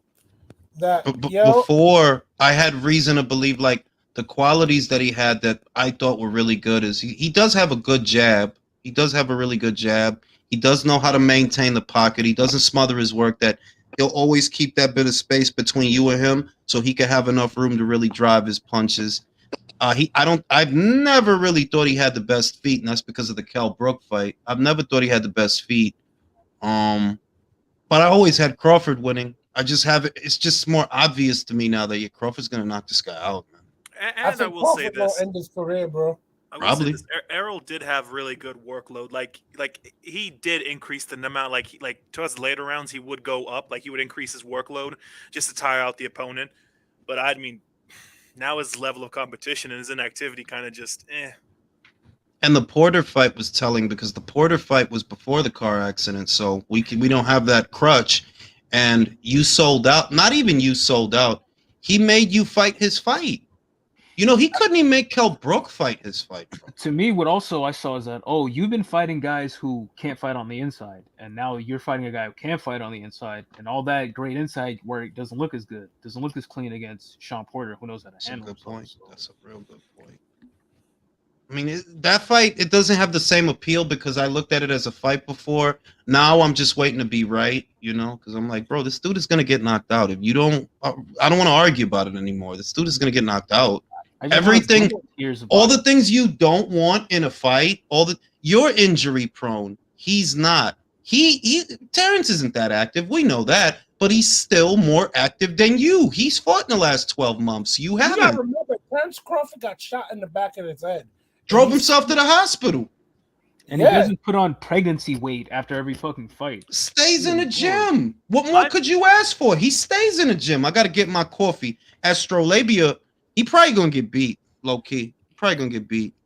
My big question is, what happened to poor one-time Keith Thurman, man? Is the rest of his hair gone yet? Like, what's going on with that, man? See? I don't know why, but I feel like every time I hear that, like, Keith Thurman, I remember someone calling him Queef Thurman. Hey, you leave Mr. Keith one-time Thurman alone, okay? He's pretty much the pound-for-pound number one welterweight, okay? That's crazy. Yeah, he's fought everyone, man. He may have lost to a couple of people, but that's okay. Al Heyman got him. Al Heyman possessed him. No, I think Al Heyman took his hair. Would you guys still be excited? Would you still be excited if they make Spence Crawford or not? Or has it lost the steam so much? It's over marinated, man. Yeah. You know what I'm thinking? It's gone off. I think it's gone off, hasn't it? I'll still buy it. I'll still watch it. Well, yeah, we're still gonna watch it. Oh, we're watching fucking some fucking Romero beat a corpse. Sure, we're gonna watch it, but yeah, it's lost the excitement. I think. Mirage, we are not here to watch Rolly Romero fight that old guy. Yeah. Just for you know. Oh, I think you're gonna I'm watch not it, watching that shit. Leo. You're gonna switch over. You can't resist. Don't lie. You're watching that? I'm not. This will be the first fight in my entire life that I will not even watch the highlights. I'd rather watch I don't know. misfits. It has circus value. It has circus value. No, I'm watching it in the hope that Butterbean- Romero gets caught and he gets fucking Butterbean beat. had circus value. This ain't Yeah, Butterbean. true. Butterbean was the man. Hey, Mirage, so you're watching the fight? I've got the Hello? Janibek fight on. When's Romero fight on? Is it before or after? Probably before. No. Before? Like, but Janibek fight's starting now. Oh, then after, yeah. Yeah, they're gonna get in the ring soon. Has anyone saw this guy Astrolabio fight? What, Astrolabia? Yes. That's not his Oh no, name. there's one more fight. Sorry, there's one Saw more him fight. at I saw him at the Volva. It was like Weird dude. I forgot that. at the Volva. Nah, listen, fucking Joe Joyce exercised his rematch clause. Keys to victory, fellas. What the fuck? The only thing I could think of that he needs, and I don't think he can do it. I honestly move your fucking head. How about that? No, because that's we know that a 37, 38-year-old fighter can only change but so much from one fight to the next fight. So the only thing I could let me finish, fam. The only thing I could think of is it was the straight left hand that kept hitting you. So what you need is a catch and shoot left hook. Because you're not gonna move your head, bro. You never move your fucking head. So that's out. But if you in a high guard and he shoots that straight left, you could counter it with your left. But the problem, which is why I don't even know if he could do this, is that was a counter straight left. He was literally countering you with his backhand. It wasn't like it was just 1-2. He'll be in a high guard. He'll wait for you to throw and then mop. So I'm like, you gotta counter the counter. And you're slow as shit and you don't move your head. I don't know, fellas. What do you gotta do? I think Joe Joyce lost some of his brain cells. Jules, you know what you gotta do? You gotta do the same thing Curtis Harper did when he got in the ring. Get in, have them announce their name, and walk out the ring. Because he ain't gonna beat Zane. Well, okay, I'll tell you what. I actually see a way he could win. Okay? Be on a Frank Warren undercard and just try to make it to round 12. I don't know if he can. See, we all know by now how Joe Joyce fights, and we know that it worked against him. So you can't do that same shit, obviously. But if you don't, and you try to box, that means you have to let Zhang lead the dance. And that could be worse, bro. If you let him gain momentum, and you let him let his hands go, that could be worse, bro. The only out I see he has is, look, you got to be ready for that straight left hand because that's what he killed you with. He's killing you with that straight left hand. So you got to be ready to catch and shoot and hope for the best. The other thing is, but that kind of contradicts what you guys said earlier that like at his age he's not going to really change. Like he's just got to be the best Joe Joyce possible. Like that's his only chance. Be Joe Joyce. Like, yeah, but the best Joe Joyce possible is like just eating punches with your face, but, blocking. Okay, you gotta stick to his name. He has to put belt to ass, get behind that jab and run him over. That's his only chance. Be Joe Joyce. I think he needs He has to stick to that name. He's the juggernaut. bro, because like his damage is accumulative. You know, I'm not gonna say the guy don't hit hard. He's a heavyweight, but he's not that heavyweight that has snap on his punches that it'll take you out. He beats the fuck out. He'll beat the fuck out of you and then get you out of there. But it's like, bro, if you do that same shit that you're gonna come forward and throw all that bullshit, you're just gonna get hit with that left hand again, bro. Like it'd be the same fight. Definitely, I don't believe in the thing about teaching an old dog new tricks. That's very fucking rare. Yeah. That he can change and do something at this age, unlikely. Even though it's not complicated. What you said, Jules, is not complicated to do in training, but it's still so fucking hard. When Wilder fought Fury again, he manufactured a jab. It lasted one round, and then he reverted back the same old thing. And that's the problem. I think he's going to revert back to the same old Joe Joyce, wherever it happens in training, and that's a fucking problem. That counter left hook would be contingent upon timing Zhang's backhand, and that makes it like it's difficult because Zhang wasn't just throwing the left to be throwing the left. He was countering you with the left. That's when he was shooting it. He'll take all your bullshit, mop. Take all your bullshit, mop. So you got to be ready to counter the counter. And you are slow. So how you going to counter the counter? He's literally faster than you are. Yes. Zhang is no joke. People are dismissing this guy. This guy's no joke. It's not out of the realm of possibility. All I'm saying is that he's gonna get in with one big old left hook. That's gonna be the smartest, sharpest version of Joe Joyce. I think that's a good bet to beat Zhang. It's not a crazy thing. You betting on him?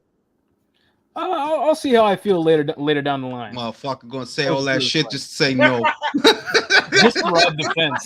Say all that shit. You said all that shit. You sick. I don't know about that. I need if Joe Joyce was to jab his way in there, yeah, I could see some things happening. What speed though? Joyce doesn't have a fast jab. But all the fights that he won before this, he won it by using timing. Like, let's not pretend. Timing who? Christian Hammer? No. All of them had faster hands than him. No, he won the fights by accumulating damage over time. The only difference is he wasn't like he's never really fought a southpaw, and that kind of throws him off. I think we're being a little too harsh. Like we're doing the recency bias thing, where he's coming off a loss, so we're like, no, I'm not. I'm just looking. Look. Weaknesses. Rematches are won by the fighter that adjusts. I live off of this because it's always right. Rematches are won by the fighter that can adjust the most. Who is that fighter? Zhang. Yes. Plus, Joe Joyce is a pressure fighter. Pressure fighters don't change, man. They just get better at pressuring. But literally. From God's mouth to your ears, it's that they do the same shit. Why you think Castaño got knocked out in the rematch? Because they just do the same shit. They just do more of the same shit. That's also, I think that's also a consequence of the immediate rematch. Like, how many times do we see these immediate rematches and we get the same result? I thought he should have fought Dillian Whyte. I think he's fucking making a mistake. You're making a mistake. I think Dillian Whyte can still beat him, bro. Why? I don't know about that shit. I don't know about that shit. Food, bro. White is not food. That's what I'm trying to tell people, yo. Like, people discount White too much too. Like, we're overreacting to losses. I'm not overreacting. I'm saying that White don't have good balance. You got a guy who's gonna come forward. Do I think White could land some good shit? Yeah, I think he could land some good shit. But I think Joyce could take some good shit. I don't think White hit as hard as Zhang, bro. I think that. He's harder. Bro, I've been saying it, bro. Bro, listen. Listen. The key Bro, is Dillian Whyte's left hook before he got knocked out by Tyson Fury, that was consensus one of the best punches in the heavyweight division. How many people did he put down or put out with that left hook? Come on, let's be real. Dillian is my man. Dillian is my man, but there were two glaring issues there that I cannot ignore. One, you're often off balance. Two, you don't have a good gas tank. Joyce gets progressively stronger as save the Zhilei Zhang fight, of course. That chin won't hold up, bro. It won't hold up, bro. Plus, my we just got to talking about. Go ahead, Michael. Go ahead, Michael. No, I'm saying Joyce's chin won't hold up, bro. Nah, you bugging. You bugging. If I may, Dylan is still live money, man. Hey, my question is, are we gonna see the Dillian from 5 years ago where he goes to consecutive to body shots and gets people that way? Because that Dillian, I could see it. My issue with Dillian is like he hasn't changed much. If you guys argue that Joyce is the same, Dillian's the same. Nah. I will say I saw one thing that I really liked, and obviously everybody missed it.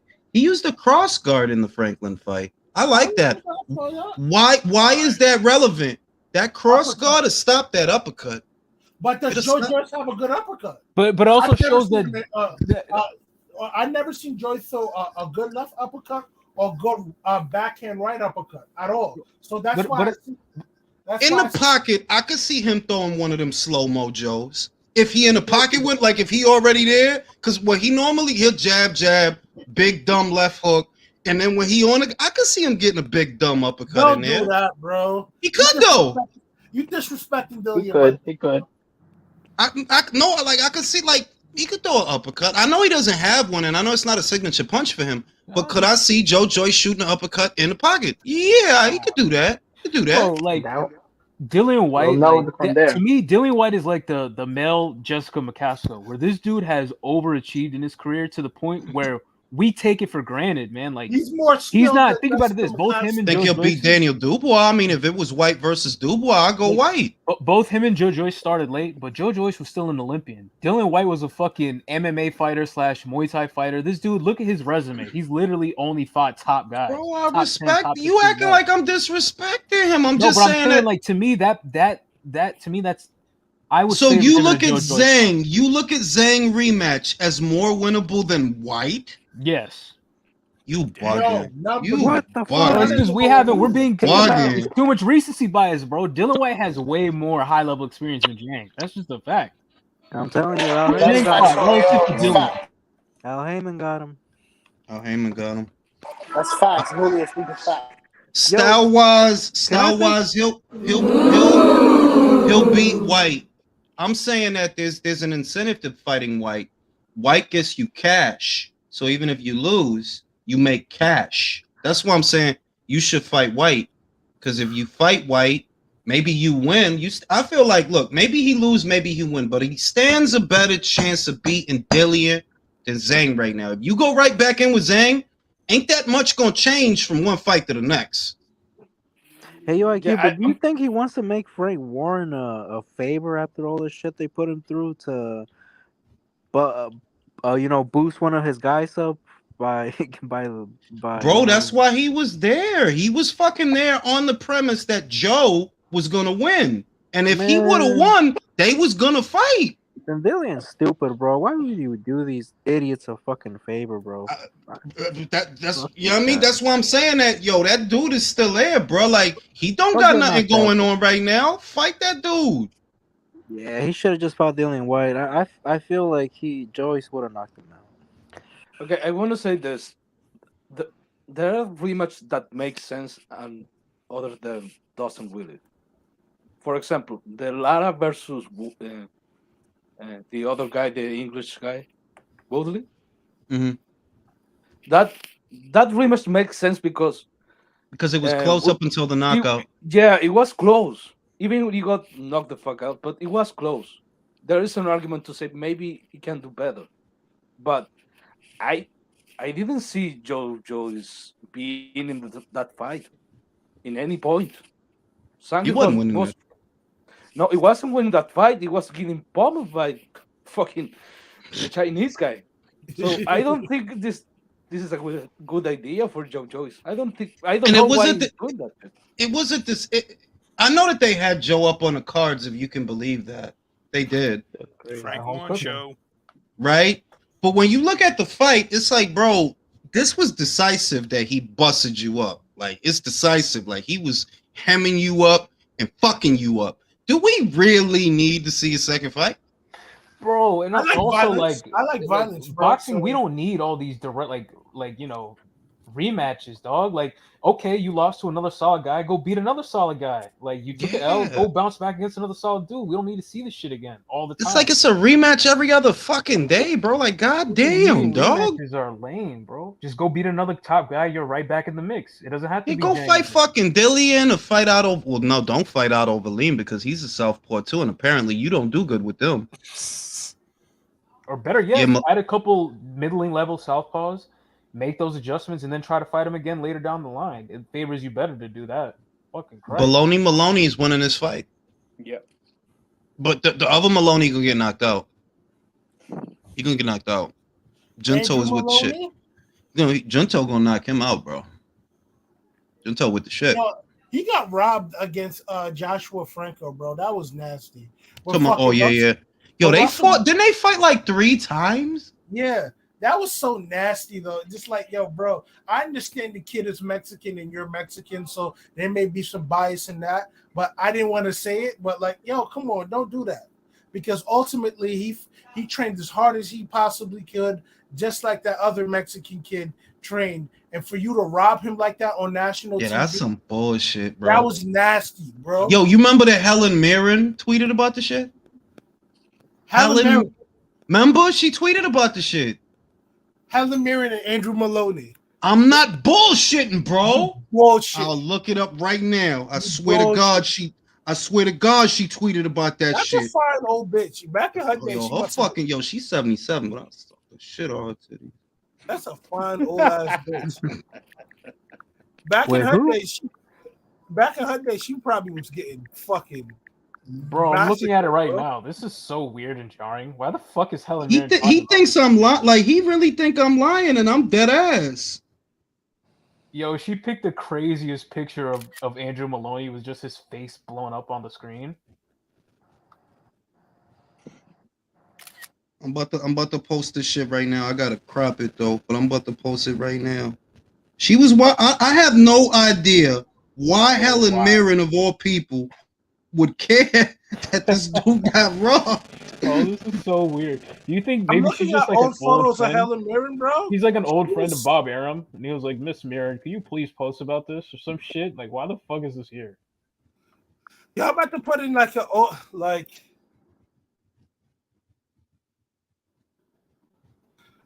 look at the private chat, guys. Hold on. Post this shit. Don't say nothing. Maloney was clearly robbed in Vegas tonight. Shame on the Nevada boxing organization. Trying to tell you, I was about to post it. Talk about boxing? Since when? I'm gonna say, since when you care about boxing? I'm gonna post right. That's what I'm saying. She's got to be one of Bob Arum's friends. He just said, "Yo, can you like?" I mean, she make looks us like think of she's this? in the same not weight division. I meant to say age bracket as Ishmael. Oh my god! Look at when she. Oh my god! I told you she was fucking fine, bro. Oh my goodness, nigga, right? Like, like, yo, bro, like, since when this bitch was this fine? Be like, yo, chill with all that. Yo, her nipples is crazy. He's a fucking curve, bro. Yo, she getting. Yo, it's yo. Yo, who's got the Donkey Kong in the background, man? Yo, who is that? I'm telling you, bro. Ray gun. I'm tagging Helen Mirren right now. Since when you care about boxing? Nah, don't be disrespectful. What the fuck, man? Jet said, "What was the upset of the year in 20?" Yeah, that was though. That was Joe Joyce losing that fight. So far, that was upset of the year. That's crazy. I don't know, man. Really Eubank losing to Liam was pretty big. No, you right. No, I was like him losing to Zhang. I knew like, nah, Zhang hit hard. Yeah, but Eubank, nah, I did not see that shit coming, bro. That like, was the upset for me personally. Like, man. bro, like you got knocked out, bro. Yeah, but Zhang was rated. I mean, sorry, Joyce was rated literally top 3 heavyweight. They were talking about he can take out everybody. He was a bigger name. Fandora. He was a bigger name. Maybe in terms of profile, but I'm just gonna say off of my reaction, the last thing I expected was that Liam Smith was gonna knock out Chrissy. Honestly, Yeah, bro, that's the last thing I expected. Yo, bro, you saw the photo I put up where Liam Smith's ass was on fucking Chris Eubank's head? Yo, be Helen Mirren is. Look, man, all I'm saying is stylistically, there was no reason Eubank should have lost except for the fact that it's Eubank. Eubank already lost. He was already a defeated fighter a couple of times. Joyce was undefeated, like ranked. Getting a lot of hype. To me, it's a bigger upset. That was a huge fucking upset. Eubank Jr. is a fucking name. Eubank Jr. is a name. That's it. Take that Royce style.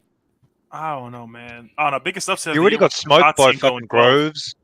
Groves smoked him, and who else was that? Was a split decision, bro. Yeah, but even okay, but once you lose, Helen Mirren must watch boxing because I'm looking at a picture with her and David Hay.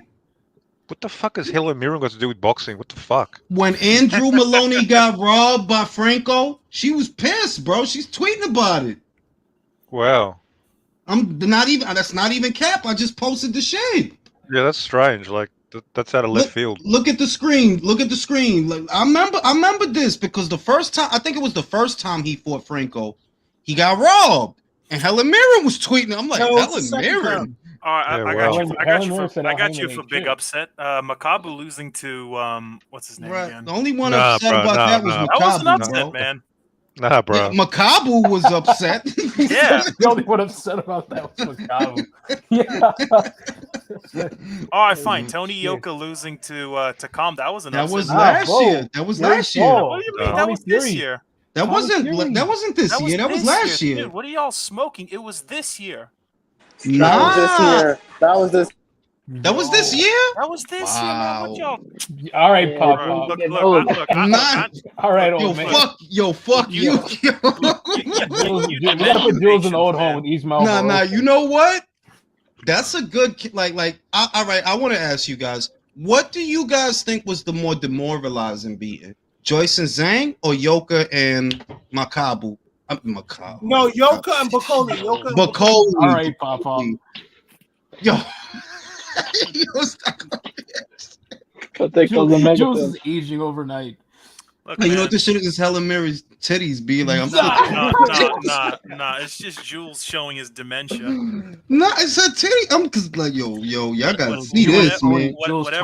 Whatever keeps the doctor away. Listen, man. Helen Mirren a day keeps the doctor away. She a fine motherfucker. God damn. She back. She's not an ugly looking You woman. better go make love to his wife. She must be like in her late 70s now, Helen Mirren. How old is she? Yo, late 70s? yo, listen, Mirage. Let me use a different voice just so I don't get in trouble. She can still get it. Bro. All of it. And them eggs don't work, so no rubber. No, right in her shit. Like peanut 77. butter. So what? And I'll tell you, and I'll tell you Bro, one. Brian Mirage, if you see Helen Mirren in a dark alley, she giving you that look. You're not gonna get in there. Shit down? You're not gonna spray that I can't shit make any down? promises at all now. Nah, B, just be real, yo. She get all that shit, yo. Fuck, B. Won an Oscar that night. That's a funny nigga. Nah, they deleted the tweet, bro. I was gonna put the fucking thing in there. They deleted the tweet. Come on. I'll tell you what, though. I'm thinking Brian Mendoza beating Fandora was an upset, too. That was one that I didn't see. Yo, that coming. was a big up. That's what I'm saying. No, that Jules, was remember though. all right, so that we was should like- matter of fact, you know what? I'm gonna do a poll. I'm gonna There do were a a lot poll. of, like I'm telling you, this know, year has had a lot of I upsets. said that, but y'all, I don't think y'all heard me. I said that, but at the same time, you know what I just realized is that like we knew that was gonna happen to Fandora eventually. Fandora was garbage. Okay, That's I'll no tell you what, surprise. but no one thought it was going to be Mendoza. Yeah. Like we didn't expect it to be this early, but like, yo, pretty much everyone on this chat was just like, yeah, he's gonna get starched sooner or later. Yeah. No surprise at all.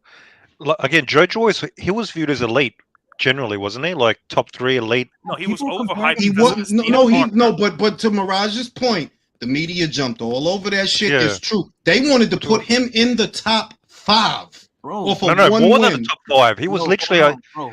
He was getting George Foreman comparisons. Like, better than top 5. People were saying he was literally, he's going to take out Fury, Wilder, and maybe Usyk as well. That's all I'm talking about. He was top 4 at least.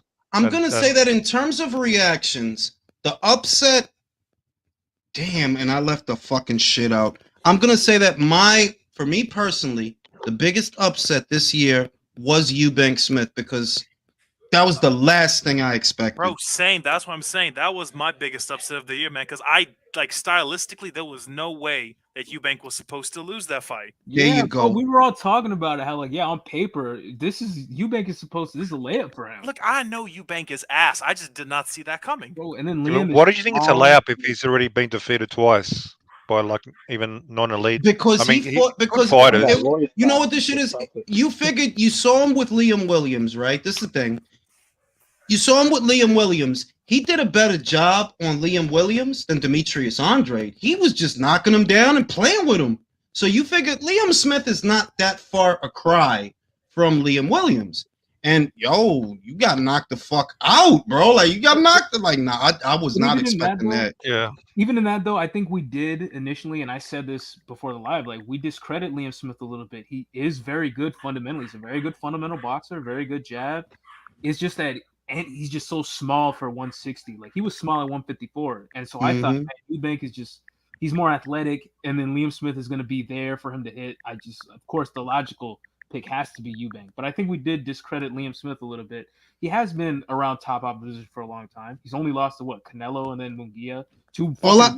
That's one that I have to go off emotion because it is true that in terms of scale, the Joe Joyce upset had more of a profile, and it was an upset. It was. He was the betting favorite. He had more of a profile. So in terms of scale, maybe that's the more high-profile upset. But the one that took me back was Eubank. Like, wow. Like the last thing. Bro, this dude reputation is being well. Then again, so is Joyce though. His reputation is being able to take a punch. I'm like, nah, I did not expect Liam Smith to knock this dude out, bro. So for me, that was a big upset. I'm like, especially when Liam Smith has had such a low profile these last couple of years. I just didn't see it coming personally. Bro, and then he's been quietly on a comeback. Like, but even before the Eubank fight, he started to like get a little winning streak going. Like, I kind of figured he was good money for an upset. But yeah, like the logical pick would be Eubank. Like if you just analyzed it on its face, of course you would fucking favor Eubank in that type of style matchup. Honestly, for me, it's between Eubanks, Smith, and Mendoza, Fandora. But just also because... to your point, to Jules' point, like bro, they were talking about Eubank in the same breath as like Billy Joe Saunders and Callum Smith and Canelo, like at the top of 168. Like they were talking about matching him with those type of. Yeah, but that's idiotic. He already got beat by fucking Billy Joe Saunders earlier. Right now, Fandora. For those that want to know, right now, Fandora Mendoza is leading the poll, but people just started voting. I don't understand that. That guy was a fucking circus act to me. Like to me, Fandora getting not like no, I didn't think it was gonna be Mendoza, but I knew like I wasn't surprised. Like, nah, I ain't that surprised because I've been saying sooner or later you gonna get found out because you don't use your hype for nothing, bro. Like you just sooner or later you're gonna get found out. Nobody thought that guy was like a high level elite fighter. I don't think so. Him losing, he can lose. That type of fighter can lose to almost anybody. To me, I won't be shocked. I'll tell you what, Mirage. Before Mendoza's victory over Fandora, no one even knew who the hell Mendoza even was. Bro, Mendoza but that doesn't matter to me. If you don't rate Fandora, I don't care. That guy was getting lit up by his previous opponent. He got dropped by Lubin, bro. He almost bit it in the Lubin fight. Yeah, he was nobody to get. Lubin was gonna do it. No, that's not a surprise at all. The bigger stage is Joyce versus Zhang. That much is true because they went overboard with Joe after the Parker. That upset the apple cart of a whole division almost because that guy was getting lined up for some big fucking they fight. Had this motherfucker in the top 5. Remember, they quiet now. They was talking mad shit about, oh, he'll do this. I tell you what. I tell you motherfuckers what. You can make Zhang versus AJ. I got AJ. That's all I need to say. Because y'all motherfuckers was getting crazy with this Joe Joyce shit because he knocked out Parker, the most polite heavyweight in the whole division. He's top 5. They went crazy with that shit. I'm like, so he gonna beat everything. And I said it then. It's not that I like Wilder. I'm just saying this is an experiment. Your shit is, oh, I could take a punch. If Wilder hits you, you gonna take it? Jules, not to play devil's advocate at that time, it was an impressive thing because we never seen Joseph Parker take an ass whooping like that. Yeah. Like it wasn't the way he did it was a bit of a shock. Like we do at the same time. No, it wasn't a shock. I picked him to stop Parker. That was my prediction. He's gonna get the shit beat out of him. Bro, in the way he did it, I don't think a lot of people were expecting that. I'll tell you, all right. I'll say this. I'm not Monday morning quarterback. I did the video. I said the reason I think, or at least a part of it, Parker, you got baptized in the first Chisora fight in the early rounds. You got dropped, bruh, by Chisora, right? In the second fight, you actually hurt him. You couldn't finish. You wouldn't finish him. You literally let the man walk to the corner, then post up to counter you. You didn't do nothing. Like, nah, Joyce is gonna fuck you up, bro. He gonna stop you. So when he got stopped, nah, I wasn't surprised. I'm like, nah, that's what I thought was gonna happen to you. Because you're too polite. Another one I think that, again, I'm telling you, man, Tony losing to Carlos was a big one for me, man. I didn't think that was gonna happen. I know Carlos Takam makes people look bad. I did though because nah, I mean I wasn't upset. That wasn't a big ups. That wasn't a big. It surprised me. It surprised me. So I was mild. I'm like, yo. To me, that's kind of. It's like another Fandora where we figured that that was gonna happen eventually. You know what? It's that it could and it did, and it was like it wasn't shocking. It's like it was more like, damn, man, you ain't shit. That's what I'm saying. But we've been kind of figured. It was also a thing where we've been kind of figured you weren't shit though. I know Takam is the guy. We can smell it on you. No one ever really looks good against Takam. Like he's that kind of fighter. I know that, but I'm just like he's kind of got for me like he's like that Chisora. Like it's a step up to show if you really are that guy. Yeah, and but it's just like, and I personally I thought Tony was going to be one of those guys because Olympian. Yeah, but we've seen guys not be good. We've seen guys not look good with Takam, but still able to get the win. With Takam, yeah, like Arslanbek didn't look good with Takam, but he got the win. Joyce didn't look good with Takam, but he got the win. And Anthony didn't. He didn't look good with Takam, but he got the win. Yep. Boy, that's what I thought was going to happen. I'll say, look, in terms of the upset, I did not think that Martin Bacoli was going to put a grandfather size ass whooping. Like he beat the shit out of him like he got a bad report card. The aesthetic of that match is a father whooping his son's ass. That's what that shit look like. Like, oh, so you think because you a little big, you can fight me? That's what you think? I ain't. Dang. I was like, yo, he'll get a little bullshit going on my face, B. Just Bacoli had that he had that pit bull energy in him in that fight, man. He was the he wanted that. Remember that Yoka tried to. Well, it wasn't that Yoka tried to dip out. There were logistics issues with the Bacoli fight, so Yoka tried to get out of that to go fight Hrgovic because the IBF was going down their ranks to find somebody to fight Hrgovic. Nobody wanted to. Tony Yoka, he tried to, and Bacoli pulled his ass back. Like, nah, bro, you gotta come back here. They rescheduled the fight. They lost a lot of months on that shit. And when he finally got him in the ring, we saw why he wanted to fight him. Like he knew, like, man, I will beat the shit out of you out here, bro. But to me, I don't know. I might be foretelling the future here. He's gonna be another Joe Joyce, right? See, he's gonna rack up some more impressive performances, and people are gonna start overrating him. And someone's you talking about Bacoli? Bacoli or Yoka? Yeah. Oh, Bacoli. I like him, but like, bro, the way these people are like, oh man, he'd give AJ a great fight and all this other dumb shit. Like, relax, dog. Yeah, like the guys that are consistent get a lot of flack. Like, I would pick AJ to beat him, but he would have to be careful because Bacoli, he does have that one punch to change your life power. It's not like Joe. It's not accumulative. This guy can hit you once and put you in a different place. Because whenever Tony would get in front of him, he'll try to get some combinations, try to get something going. One shot, get out my face, and it get right out his face. Like, oh, shit. Start saying French shit. Start saying shit, man. Bacoli's French? No, Tony Yoka's French. Yeah, okay, all right, bet. I was about to say, I was like... But he speaks French? Bacoli speaks French? Oh, shit. Fucking, I didn't know that. He speaks French, bro. Motherfucker speak French. Some real shit, yo. He just had a fight on the Polish card, too. He knocked the guy out. For those that don't know, he was on the Rosansky Babic card. He was on the undercard. I think he was the co-main. He got another knockout. He's with Boxer now, so he got some money behind him. Talk about a loss to hurt, man. I still feel bad for Babic. I knew it was coming, but like, that's enough. That's another one that it was like it's kind of an upset, but not really coming. Yeah. You knew that, like, yo, one day you gonna get, because you can't do that, bro. Like, you can't fight every fight like that, bro. You gonna get clipped. Oh man, I wonder that if was a fun one. I mean, I don't know if Matchroom. He wasn't with Matchroom, right? He wasn't an according to Hoyle Matchroom fighter. Maybe Boxer will pick him up. He's with Dillian, so. Yeah, but he don't have a promoter. Right. He's not really with Matchroom. It's the same situation as Dillian, to where it's fight by fight, but it's not a multi-fight deal. You just lost in the weakest division in all of boxing. You just lost. 3 people in that division. It's you. You're the 3rd best guy in the division, and you got knocked the fuck out. And the second best guy was you before you got knocked out.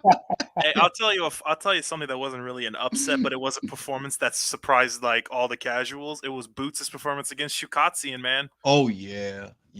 That performance right just there, like, a simple pivot is the reason. A pivot, and I'm like, see, Shukatsian is fighting half a fight. He's pivoting, but he ain't hooking on the turn. You know who hooks on the turn? Crawford. Nah, Boots is the anti-Crawford. He was supposed to be. Bro, he's a better switch hitter than Crawford. All that crazy shit. All that crazy shit because he beat an old ass Dulorme and Sergey liposuction. The fuck out my face, B. I told you. He already turned Crawford down, so I don't want to hear shit about that. Yeah, I'll tell you what, Julio, like that entire card was upsets. I mean, not upsets, but like just performances that exposed I fighters. was upset watching it. Ugh. Villa versus Ellis. Nah, Andre that shit. versus Demond Nicholson. Bro. After all that shit he talked about Golden Boy, really, bro? That was hilarious. No, you know why he talked shit about Golden Boy? Because they tried to feed his ass to Virgil. Now we know why. If you went through that with fucking Roman Villa, man, Virgil was gonna fuck you up, bro. This is simple as. Draws, bro. It's gonna fuck like, and you know what the shit was? It was the same, which kind of goes back to the Bivol thing. The reason that Rashidi didn't want to fight Virgil, the money. The money. That's what he said. Didn't like the money. But just for you to lose. That good Roman Villa money. Nice. I think you didn't want to. Hey, is Julio, you still on here? Julio. What's up?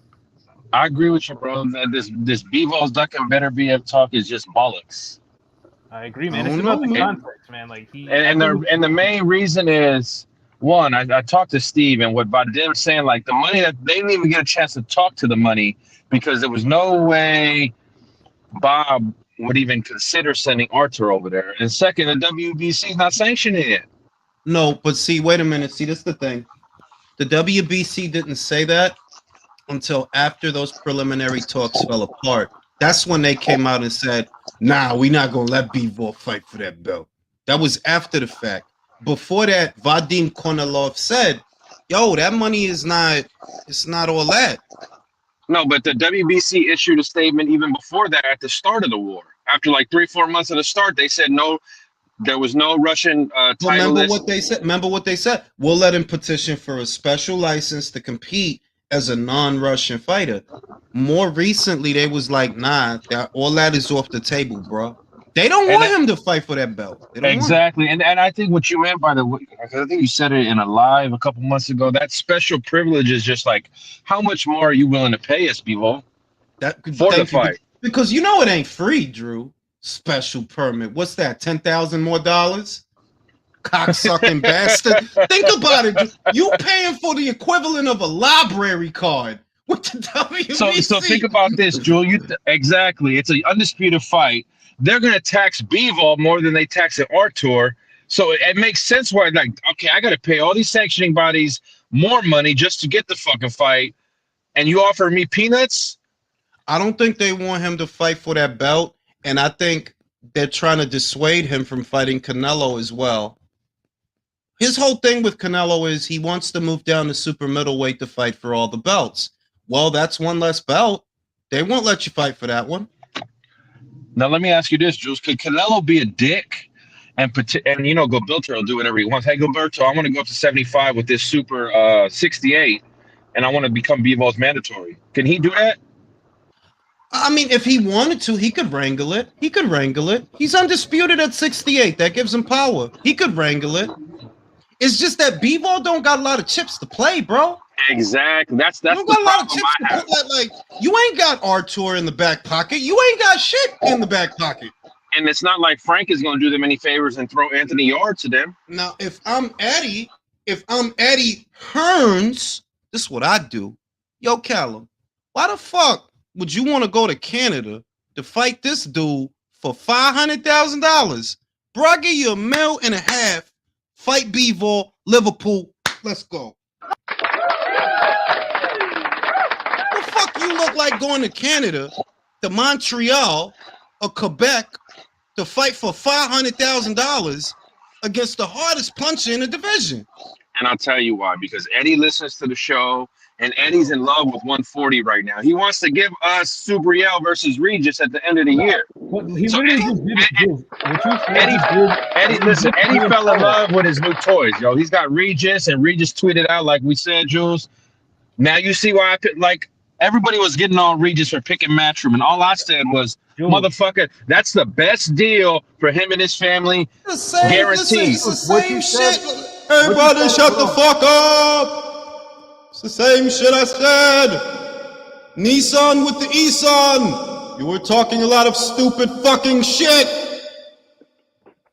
That shit was pissing me off. That, bro, you don't got no common sense. If this motherfucker didn't want to fight Arnold Barboza What the fuck makes you think he want to fight Regis? Think about it. What you said about like Callum taking Bivol instead, that's literally what Eddie already did with Paro. Like Liam Paro was supposed to fight Barboza, take Puma for it, and now he's like, all right, I'll get you a bigger payday and you get a straight shot at the title. If my unbeaten Australian southpaw is gonna lose, well, I ain't gonna let him lose for no goddamn peanuts. The fuck? The Jose Ramirez on Top Rank. For that, bro, stay here, fight Regis. At least it's for a title. And then you got Jack Cataract in the mix to either get a title shot from Regis or Subrio when they sign. You know what the stupid shit is? Think about what he's saying. Everybody know Jack beat Josh Taylor. Everybody know that. How is fighting Jose Ramirez better than fighting Jack Catterall later on this year? How? Everybody know Jack beat Josh Taylor. Oh, they got Teofimo Lopez over there too. Because Teofimo was going to fight this motherfucker.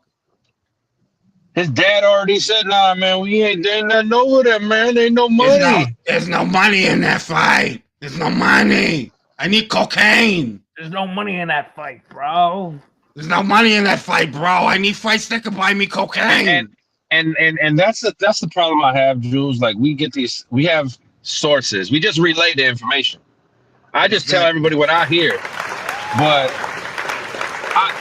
Eddie was not just trying to sign Regis for the sake of, okay, Regis, let me give you 3 fights, not making really no money off of it in 11 months. I ain't got to fucking play outside.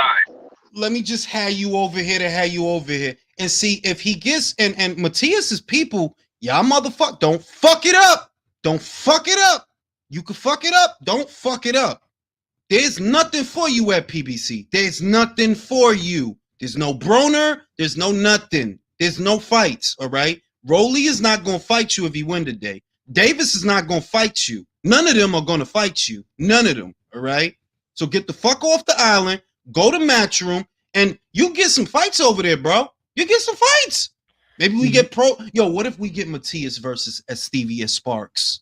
Ooh. I just know that Eddie. He posted something about that. About Regis program. Who did? Subriel Matias. So I know he said, yo, my team, y'all know what I want. I want Prograde. Get me that as a Christmas present. Well, you know where he at, motherfuckers, and he ain't at PBC. Can I just say that fucking soundbar should have been a part of this channel over a year ago at least? You know, I procrastinate sometimes. I could have, the wild shit is that I only really use the board outside of the reverb. This is the soundboard I already had. All I needed was something to link it. That's all I needed. I like the mic because it allows me to be condescending like a radio host. Like I feel mad important and shit, but it's all visual. Like I need Bloodsport and Kickboxer bits in there. Like you bleed like my Lee. You bleed like my Lee. Oh, I gotta get them sound bites now that I think about it. I gotta get a couple of sound bites now. I gotta get Dubai for Michael. I got Dubai, baby. I gotta get that shit. You gotta the brick don't hit back. Brick no hit back. Oh, I gotta get some Chong Lee in here, bro. I got definitely. Hell yeah, Chong Lee. You gotta start sampling them. I'm gonna do that. But yeah, yo, it's like, yo, I don't see how people couldn't put it. Eating the shit out this boy or not? Not. You talking about Maloney? No, the Maloney fight's still on. What the fuck? What you watching, bro? Now I'm watching Showtime. No, I'm on the stream right now. I thought fucking a Janibek fight started. Nah, he's still It's after this. This is the co-main. It's after this. We're around 11 with this shit. 11 round. But I think he is, and you know Bob loved the Maloney brother, so he loved him. But I have Maloney winning. I think he winning. He's winning, but it is competitive so far. But it's like, yo, like y'all just want motherfuckers to go to PBC to be at PBC so that you could say they at PBC. That's what I see, because if he would have went over there, it's like, well, one, I wasn't against him going over there. The problem was, did the PBC try to bring him over there? That was my thing. That like, if he goes over there and they're willing to do the fight, then no, I have no problem with him being over there. But are they actually willing to do the fight? Because they haven't so far. Sources, nobody told me nothing about no PBC trying to do that fight. Moreover, Regis went there already, and he didn't get any fucking fights the first time he signed to them. Exactly, and that was in 2020. He went over there for the Broner fight. They couldn't make it happen. He left. Y'all just want him to keep revisiting shit that don't make no sense. And I'm sorry, yes, I'd rather see Prograis versus Catterall than Prograis versus Ramirez. I'm not even playing. It's a better fight. I'd rather see Jules. I'd just rather see Prograis get 3 fights in 11 months, like Eddie said. It's another thing. It's about activity. It's about keeping the fighter busy. There is no guarantee that going to Top Rank would have got you Lopez or Ramirez or none of them. How do I know? How long Barbosa been calling out Teofimo? Can't get a fight with him. How long? Inside of the street too. Exactly. So ain't no guarantee that I'm gonna go over there and Lopez gonna fight me. You know what would have happened? Like I said in the last live, if you're imagining a scenario where Teofimo is in a running for Regis Prograis, that must mean that he would have beaten Josh Taylor in this scenario. Otherwise, we wouldn't be talking about him, you know? So in a scenario where he potentially beats Josh Taylor and he has to choose between Regis and Jose Ramirez, who do you think he's going to choose?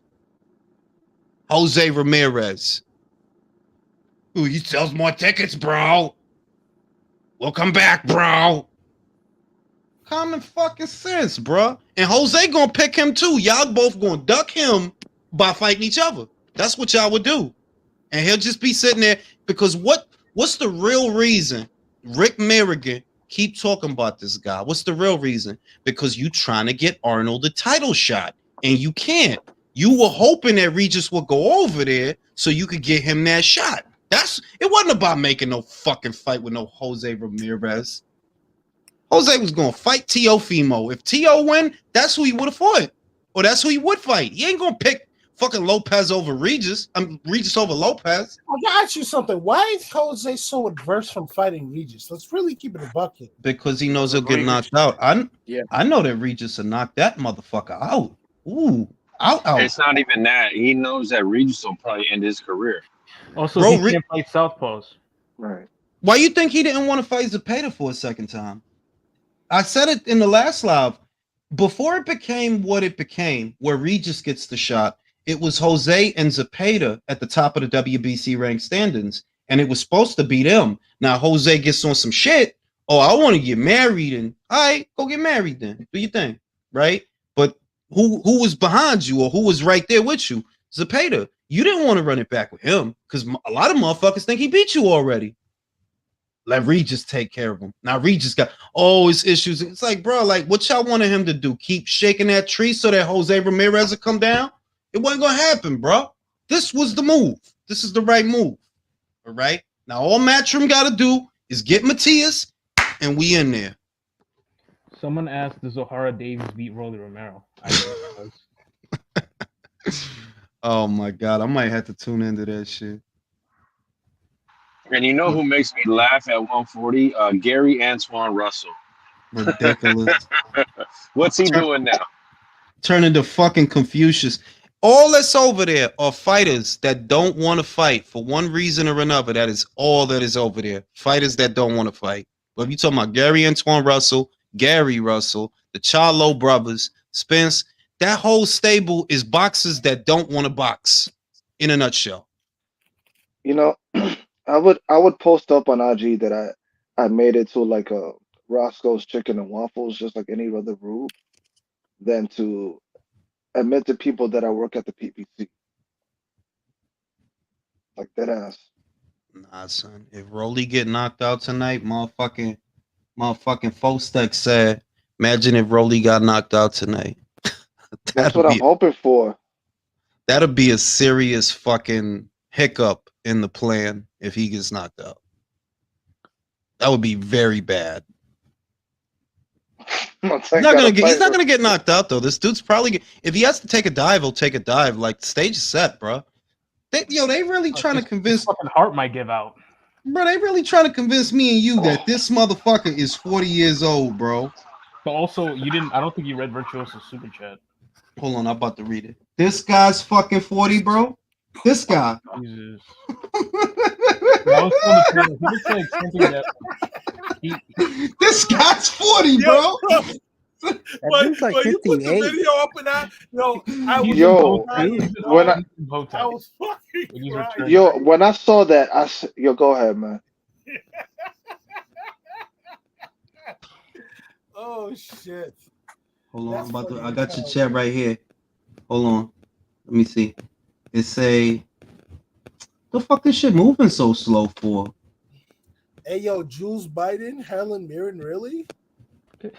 Oh yeah. Nah, son. I would get all in her sauerkraut, Yo, bro. hold on. This dude said Jules Biden.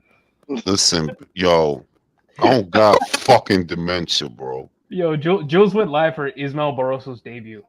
Yo, B. You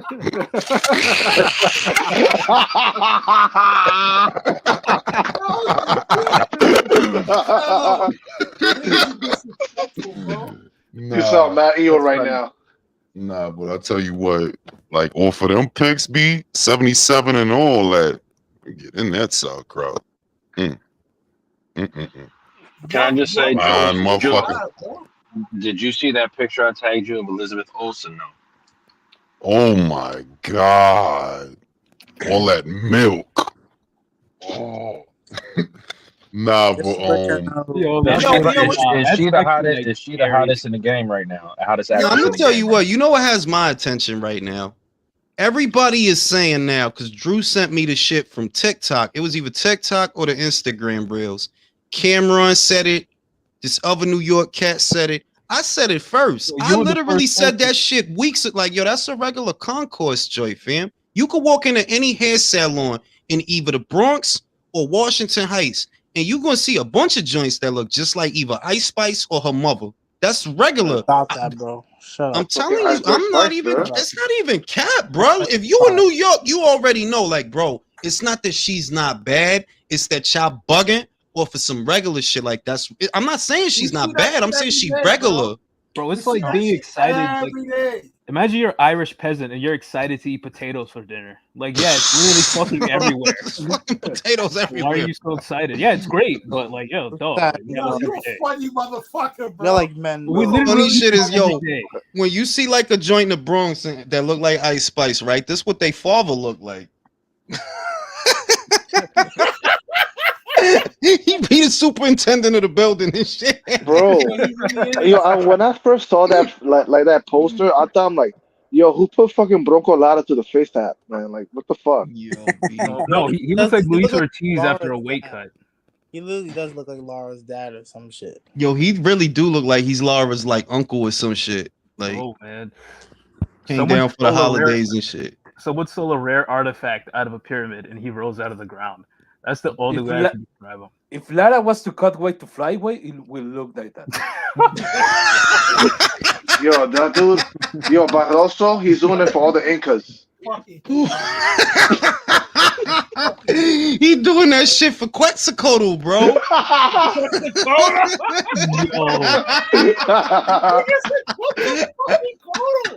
What?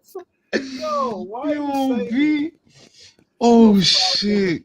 Oh shit. Shout out to Juan Luis. My pops is 55 and I don't think that dude is honestly, I think Barroso's closer to 60 and I'm not even playing. Bro.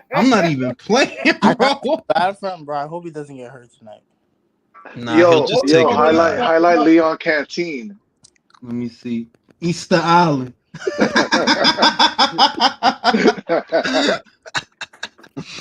So he won a belt. That's what I thought would happen. He's the new WBO bantamweight champion at 118. Picked up Inouye's old belt. The landscape is changing. Emmanuel Rodriguez, the former IBF champion, he's gonna be fighting for the IBF soon on a PBC show. He's good. He's okay. He's okay. He was fucking Inoue folded that motherfucker up with a body shot. Bro, nasty body shots. Was he IBF? He wasn't IBF champion. No, he was IBF champion going into the World Boxing Super Series. He was unbeaten. Like, bro, when people say Inoue hasn't fought anyone, one more by Tyrone. One more by Tyrone. He make Ortiz look young. Yo, y'all hilarious, bro. Yo, that dude look hella old, bro. You know when it's always a Spanish dude outside the bodega sitting on a milk crate? That's motherfucking so, bro. Word. I mean, it's Yo, figure out. bro. Somebody in the fucking panel said this guy was a descendant of Imhotep. Dog, he look nah. He just What he you looked like mean just one of descendant, bro? That is Imhotep, bro. Yeah, but The skin. he just looked like nah. Barroso looked just like one of the essays that's hanging outside of Home Depot, bro. Nah, son. He looked like the superintendent at Super La Agua no sirve. And then Bro, he Barroso collecting. come upstairs. Yo, he right now dead ass collecting a pension. That dude get SSI checks in Spanish. His SSI checks is in Spanish, bro. Fuck out of here, bro. That dude is mad old, bro.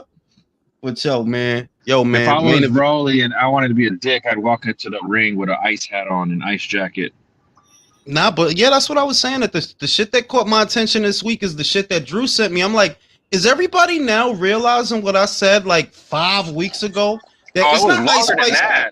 It was like right around her hit came out. When Munch came out, you're Legit, like, like, dog, I've she been afford a saying run, that's a Joyce. regular concourse, and I don't mean that in a bad way. I'm just saying that if you want to see the best that Manhattan has to offer, or the best that New York has to offer, nah, you gotta go to Soho, fam, where the models be at. Long ass legs, bro. Like Ice Spice is a regular little bit, like not knocking her like she's not a pretty kid. She's a pretty kid. You got a butt, but she a little bit like 5'2" with a butt. Man, you could spit in the wind and hit a bitch like that on the concourse. Little spit, you see hit an Ice Spice. Now her mama though, her mama bad. But that's what I'm saying. I'll take her mama over her. No, I would say this. This is what I mean. That like you could literally go to your average salon, right? Like in other words, Drew, you would not use a joint that you could normally find on Crenshaw as the best that LA has to offer, right? You're not gonna bug out off the average joint on Crenshaw. No, I'm gonna no. You know that Ryan Gosling meme where he turns and looks like ugh. That's what I'm saying. Bang. Yeah. You would not use that as the best representation because, like, it's way better shit out there than that. It's way better shit out there. Like, if you bugging out off of that, you better go downtown. And matter of fact, go bar hopping on the east, on like East 45th Street and shit like that. Go to those bars, those college bars. You're gonna see way better shit. And I will say the baddest LA has to offer is when you catch the. I don't care what she could be, black, white, like when you catch them girls that are surfing. Oh my god! What I'm saying, this is what I'm saying. Oh my god, fellas! Let me read the super chat. Ice Spice is mid as fuck. The bro died 8 years ago. He loved thick girls, but even he would say she is a yeah, like I don't, because I'm not trying to shit on her. Like, put it this way, like if you, and this is why I brought this up. If like you on the A train or the D train or the 1 train or the 2 train, and you see a joint like, oh yeah, that's good for right there. That's good for right there. If you on a laundromat, yeah, that's good for right there. It's good for right there. But that's not no shit that like the way that people bugging out. It's like, do y'all not get laid? That's a regular joint. Just because like you could roll through start at Redondo Beach, go all the way up to El Segundo, and just go there on a Saturday watching all the joints play volleyball on the beach. My God. Yo, like put it this way, Mace's reaction was, yo, you could have bought that bitch a pizza. Like you spent 500 yams and that's fucking Jordan Poole spent 500 half a rock. You bugging? Like what's the matter with you, bro? Not for fucking bill, bro. For a concourse joint? Fuck up, man. You bugging. You're very passionate about this. That must be because I'm telling you, I'm saying I could take anybody on this panel right now. We could go to Yankee Stadium, 161st, if the bowling alley is still right there. You will see an Ice Spice, bro. You will. If you go to Fordham where they sell, where all the jewelry stores and all that shit be at, you will see an Ice Spice. So you telling me you spent $500,000 on a hood booger? $500,000. Yo, random caveat. Yo, you hear about what Brian McKnight's doing to his children? Nah, what he doing? Nah, basically he violating them children. Like he has like a couple children from like his high school college sweetheart and shit, and some other bitches, and he just got married to his latest girl, and he said, nah, y'all dead off my fucking my shit, y'all dead off of all that. So like, How old are they? How old are they? They're like fucking one's 30, one's 27, one's 20. That's wild, bro. Yeah, bro. Like, come on. Like, your daddy's Brian McKnight. If you couldn't parlay and clout chase off your daddy's name to make you at least $1 million, fuck out of here, man. Yeah, like you can like what you want to be 30 out here and you still trying to live off like nah, fam, chill. You gotta go live your life now. Case in the point, Jules. If your daddy was Brian McKnight, you would at least made $1 million off that already on your own. Yeah, I would have man, shit. I'd turn that shit into some shit, bro. Crazy. I'm like, yo, it's mad ways you can hustle. If you still relying on daddy and you a full grown adult, he need to cut you off because you're not trying to be nothing. Same thing with Dr. Dre. One of Dr. Dre's daughter, she got evicted. All that shit. They're like, bro, you're 35. Same with 50 little broke ass son. Yo, you your mama kid, bro. Right? You your mama kid. Like you getting money. What you want to do is be rich. Nah, fam. You bugging. Fuck out of here, you little parasite. You letting her use you as porn to get my money. What I like about like my Jewish partners and Asian partners that are wealthy, they'll let their son be rich if he's working for something. Like, okay, if you got a vision, if your kid come to you like, yo, dad, I really want to do this, but I don't have the money, then you could be like, yo, I got you, bro. I will finance your dream because at least you fucking have one. And Jules, it's either that or okay, you want to be rich, you got to take over the family business until I see you ready. That's like what it is. You got a kid, he want to go to medical school. If you're rich, of course you would pay. The whole idea is some of these kids, they don't have nothing that they want to do, but they want to be rich. Well, what is your plan? To spend all my money? They just want to swipe. They just want to swipe the card. Fuck out of here, B. Fuck out of here. Now back to these Bronx bitches. Listen, man, that's how low the standard is now. I'm gonna tell y'all what. And I'm gonna say it. I don't give a shit who don't like it. Meg Thee Stallion is way better than Ice Spice. Oh, that asshole. Yes. Yes. I'm sorry. Nah.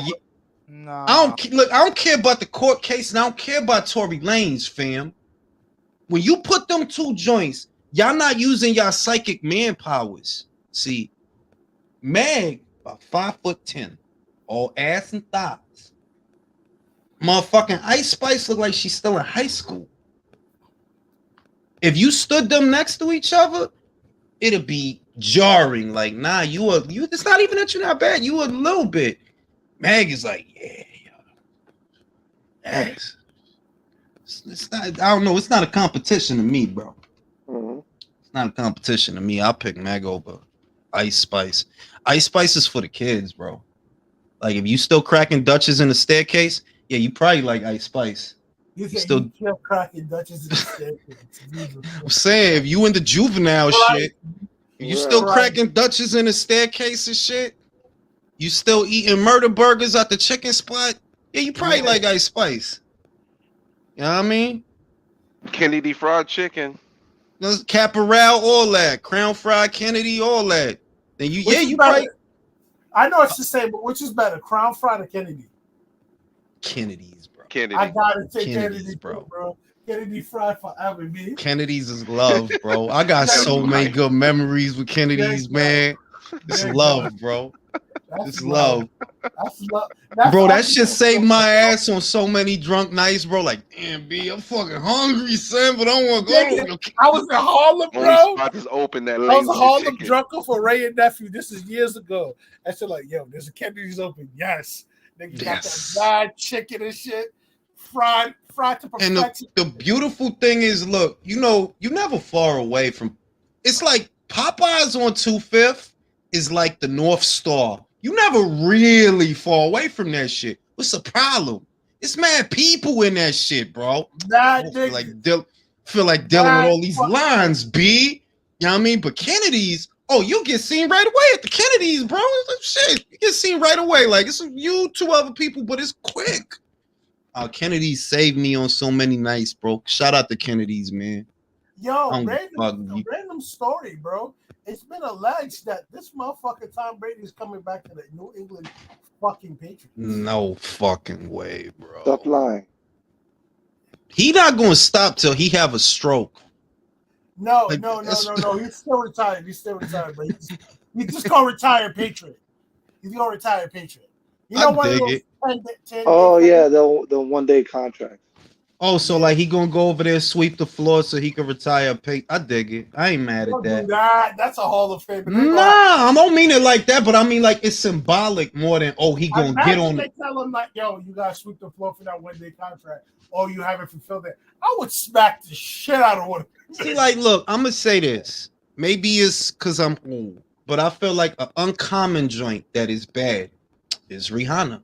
You don't bump into that on the one train. You don't. You don't bump into that on the one train, the two train. ASAP can't stop. He won't stop nothing. I don't blame him. Put another one in there after that one. Put another one in there. Y'all are crazy, man. He said he can't stop nothing in her. What? Bro. Oh. Motherfucking turning a Highlander on that shit. Putting a fucking dairy farm in her uterus. But look like whatchamacallit when he got shot, Boys in the Hood. Oh. I'm like, Ricky!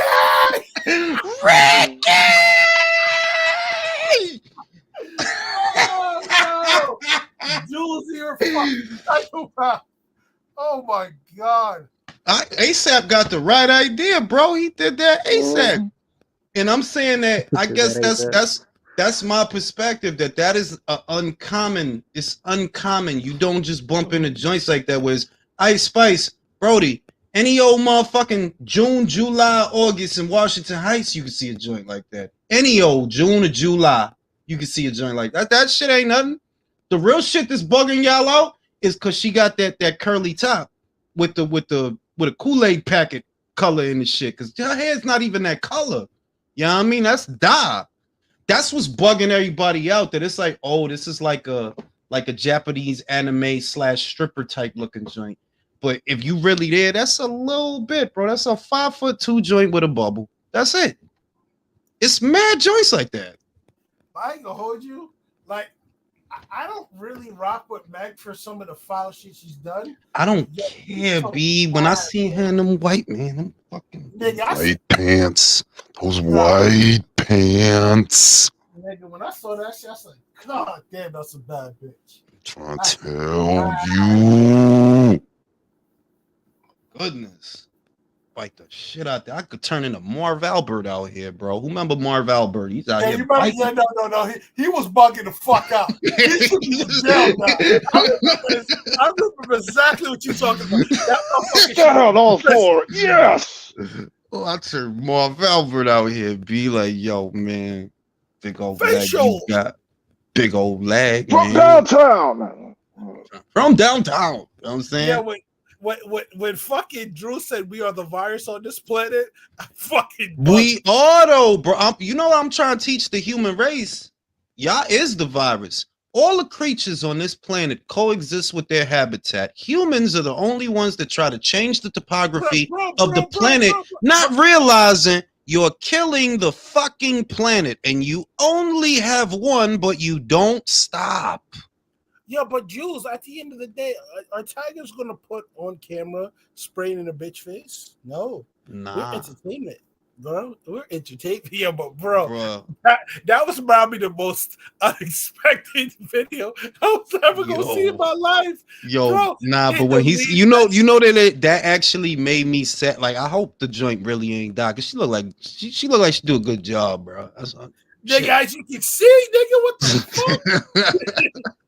That nigga was really happy after that shit. God damn. Yeah, I hope she good. Nah, my nigga, yo, bro, because she has to be dead. Because let's keep it a fucking buck. If she's dead ass alive and fucking happy about this shit, bro, I was like, yo, what are we doing? But why would he do the joint like that though? Like, really, they deleted the video off of Twitter though too. They did? Yeah, bro. But you can't see Schlong in it. He could have been shooting lotion at that bitch face. Nigga, come on, man. I know that, bro. I know. I'm just saying that it was open to interpretation. Open to interpretation, nigga. You can see that bitch had pre-cum all fucking mouth. Yo, are you talking about that video? I mean, about that tribute that went too far? That tribute the girl getting cum on her face. That's that one. Like, Yo, that was bruh, wild. That was the wild. That dude dedication. was I in mean, jail.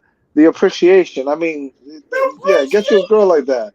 Yo, bro, The my nigga, like, dedication. Wow. Jules, that was the yo, wildest bro. thing I seen, bro, for That shit was 2023. listen, man. I really like yo shit. I wouldn't find that joint like Yeah, where yo, she bro. at? She dead?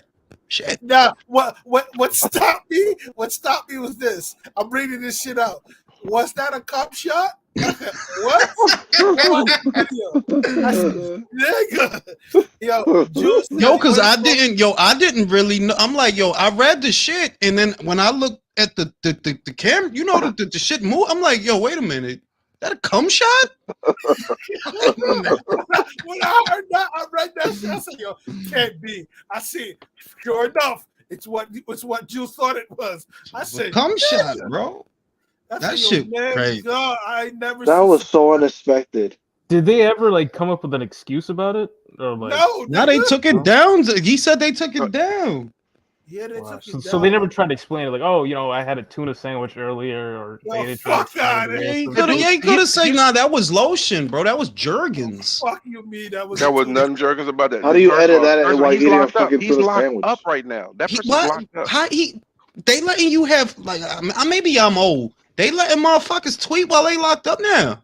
That's Vaseline. What do you mean he's locked up? I didn't know No, they shove a phone in their ass and then they sneak it into jail. That's how they. Wow, bro, motherfucker put this in his ass. Yeah, they're boofing phones. Yeah.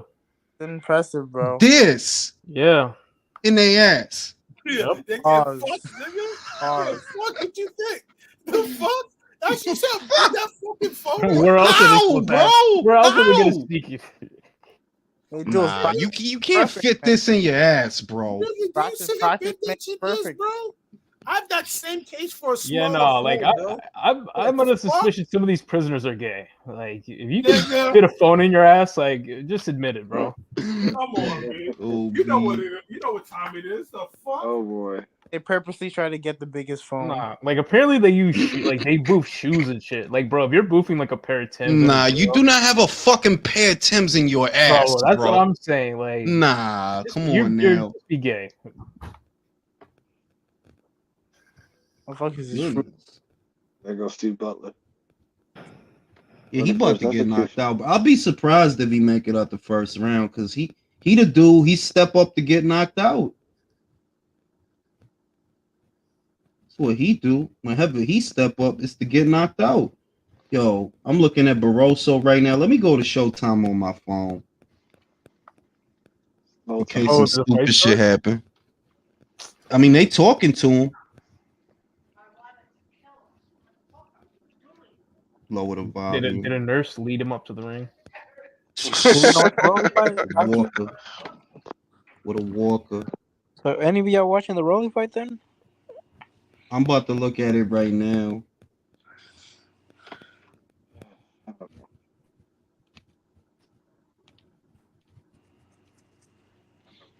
I haven't paid for the Showtime subscription. I'm not gonna pay for that shit.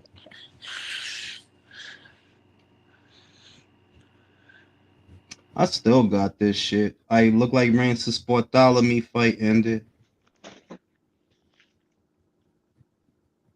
Oh, I tuned in just in time. Good God. Thank God I missed that fight. Bro, Rancis is horrible to watch.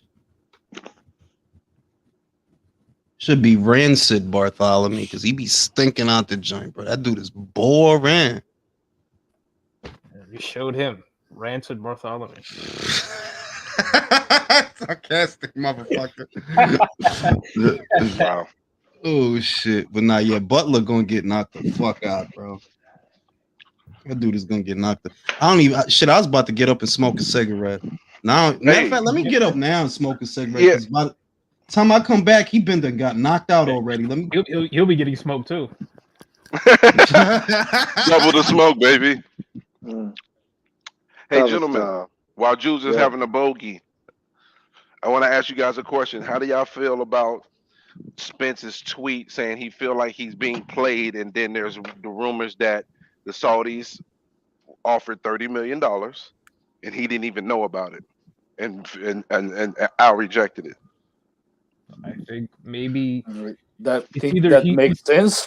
Either he's suspicious about the Saudi money, or he's suspicious about obviously his advisor not advising him correctly, which you've seen before. Yeah, because I mean, that's where my issue been with the PBC. This ever since about 2019 is when I started having, serious reservations and issues with them, and it started with Deontay Wilder when I kind of understood what transpired is that how you have a conflict of interest.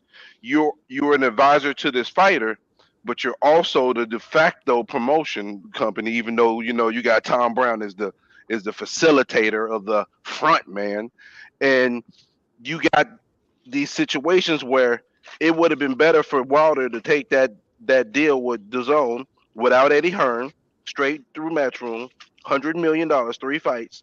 Instead, you're advised not to do so, and you end up making less money, getting knocked out twice, and now your pedigree and where your trajectory as a heavyweight is completely went a different direction, and people still not even taking 2 + 2 and making it 4 and seeing that, hey, he actually advised him and looked out for the best interest of the network instead of his fighter, and that's the issue that I have with PBC. Was he advising Luis Ortiz when he turned down Joshua and when Kalnacki turned him down?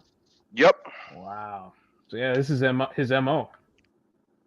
What Al Heyman is like a dictator on a dictatorship that he is in decline. When a dictator finally, because most of the dictatorships go that way, they Leo, start.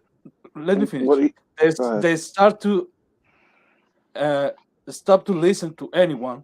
They try to keep everything in house, and because all those decisions about Luis Ortiz, Deontay Wilder, Errol Spence, if they were beneficial to the brand, they will make sense for him.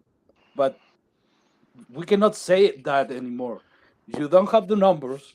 Your pay-per-view number sucks, and you're about to go out from Showtime. That this your last TV network deal.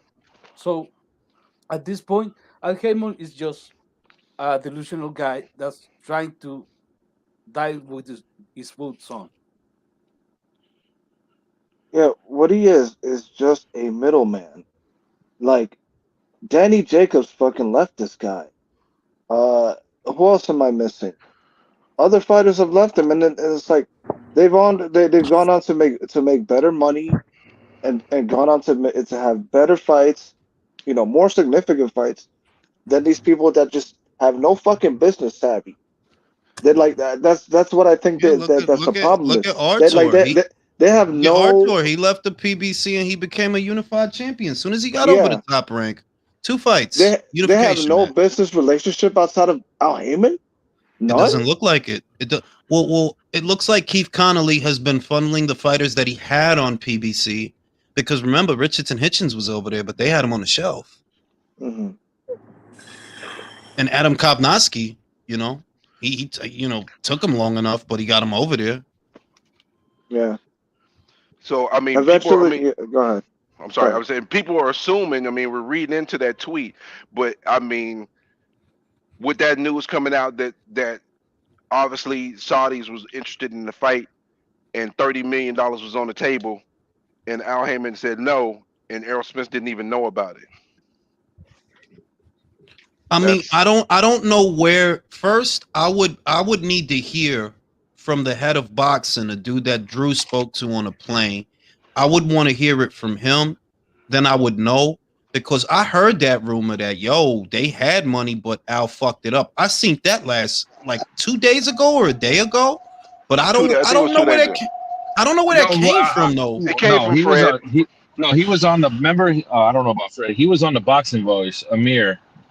And what he said made it resonate. He's like, well, our business, he's like, Al Heyman is prudent to not trust us, because what have we done? Only 3 fights.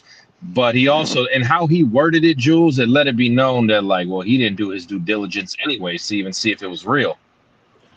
He just scoffed at it right away. Al figures that it'll do enough at the box office, and we'll see, because a $30 million pot, if it does 500,000 pay-per-view buys in America, that is more than 30 million. Now, if it was 30 million to each fighter, then you would. Fighter. All right, then he's a dickhead. He's a dick. It was even 20. It was even 20. It was 20 to each. Even if it was 20, like the thing is this, they're gonna see if Wilder gets that bread over there, all the PBC dudes gonna be fucking mad that they didn't sign that zone deal. That's gonna be the signal, bro. That's gonna be the bet. If he get that bread over there, oh, it's a wrap. Everybody gonna go over there. There's Everybody. so much smoke. The only thing holding that deal up is Fury, right? Because everybody else is already, I think, already agreed. That's another thing I heard last week. Not just Fury. It's I can't. I like the guy Amir, so I won't say directly what he said, but it's not. It's two fighters not holding. I know which two, but being a little difficult. Well, that would be Wilder and Fury. No, it's not. It's not Wilder. Oh, it's Usyk. I'm not gonna say, bro. I can't. I can tell you it's not Usyk. Joshua Fury or Wilder. It's AJ. No, it's you not kinda AJ. Gave it away. You kind of gave it away, Jules. It's not AJ. So this Usyk. It's not Fury. It's not Usyk, and it's not Wilder. It's 2 out of the 6, fellas. It's 2 out of 6 that are being a little. All right. I'll say this. I could say this. One is Fury. I ain't gonna tell you who the other one is. You're gonna have to use your imagination. Yep. Hergovic? Fuck Hergovic got to do anything. You said 6 fighters, though. Is it 6 heavyweights? 6 fighters, like I'm saying. No, I didn't say it was 6 heavyweights. Oh, it's you. If you were listening, like they want to put all 3 fights on the same card. They want Crawford and Spence on that heavyweight gala.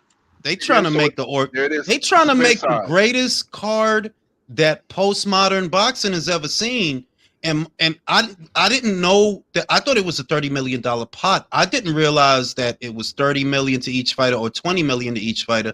Al, you a dickhead. You just a greedy dickhead. Where are we with the fight though? Where are we? That you telling motherfuckers no? Where are we? Can you tell us who it is in the private chat? Go back and listen to the interview on the Boxing Voice, and when people are saying, well, how the Saudis going to make money, they don't understand. Like what the prince wants is the sporting world and the world to look like on one night, 100 million people are watching what the fuck is going on in Saudi Arabia. I should have been there. It's a different type of investment than just spending $300 million. It's a tourism investment. It's a tourism investment. In some ways, it's a vanity project. In some ways, to put a card like that together, because it's very ambitious and it's very costly. But it's a tourism investment to get the world's eyes on Saudi, because that involves the Brits, that involves the Americans, 2 very large audiences, and obviously it involves Ukraine. To some extent, it does involve Ukraine. And it's like, he's not doing it for the money. And I did wonder about that. That you can't do this show. And with what you're spending, you can't do this show and turn over a profit. The money doesn't exist. If you're spending, right, I did the numbers for the fucking thing. 400 million to those 4 fighters. If that's a rough estimate of where the purses are for Usyk, AJ, Fury, Wilder, you don't get that money back. You add on Crawford and Spence, you don't get that money back. Well, the pay-per-view, the price point for the pay-per-view would have to be something like, I don't know, $200, maybe more. But wouldn't it be 2 events though? Because remember, the 2 winners would fight each other, so that's 2 events. It's 2 of it. We're putting the cart before the horse. Right now, they just want to lock down that one event where it's a fucking huge spectacle, and that's how you knew Fury and them was bullshitting, saying it couldn't happen in time. Nah. Saudi Arabia puts a stadium up in a fucking week, bro. The way they do business over there, they got unlimited fucking resources. If motherfuckers have to die, all right, this is Saudi, motherfucker. If motherfuckers got to die building this shit, then so be it. So don't tell me they couldn't get it up on time. That's bullshit. So hold up, guys. So you're saying the 400 million was just for the just for the fights? four heavyweights. That's a rough estimate. No, but was that the 400 for just for Butler the down. 2 fights, or was that for the pot for them to make the? No, that's the fight pot each for other? the one show. That's the pot for the one show with the 4 heavyweights. So that basically means like extra 100 million per fighter. My God, that's what I'm telling you. That you don't get that back. Not on. There go. Fight over already, huh? Yo, and that's why I love Stephen Butler. When he get knocked out, he really get knocked out. Boom. When he just got knocked out. He got come on. Oh, ref, stop this shit. Yo, the ref did. Jack Reeves, man. What'd you expect? He didn't even look at him. He didn't even look.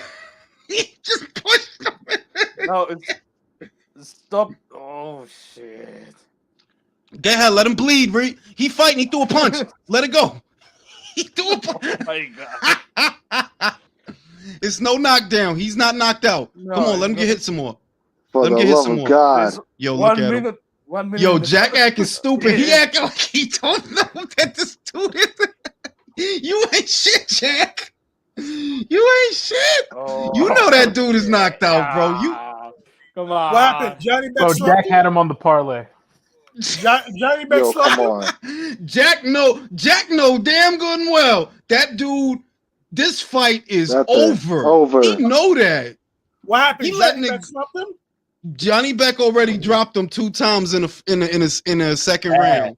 Bad. Oh. Jack put a bag. Yo, don't you see when Jack pushed? When Jack pushed. Yeah. Oh my God. What a fucking waste of time. He's like, you're blowing my money, kid. Yo, he had money on this fight. He needed him to get knocked out in the second round. Exactly. How's the ref letting this go? He's wobbling all over the place.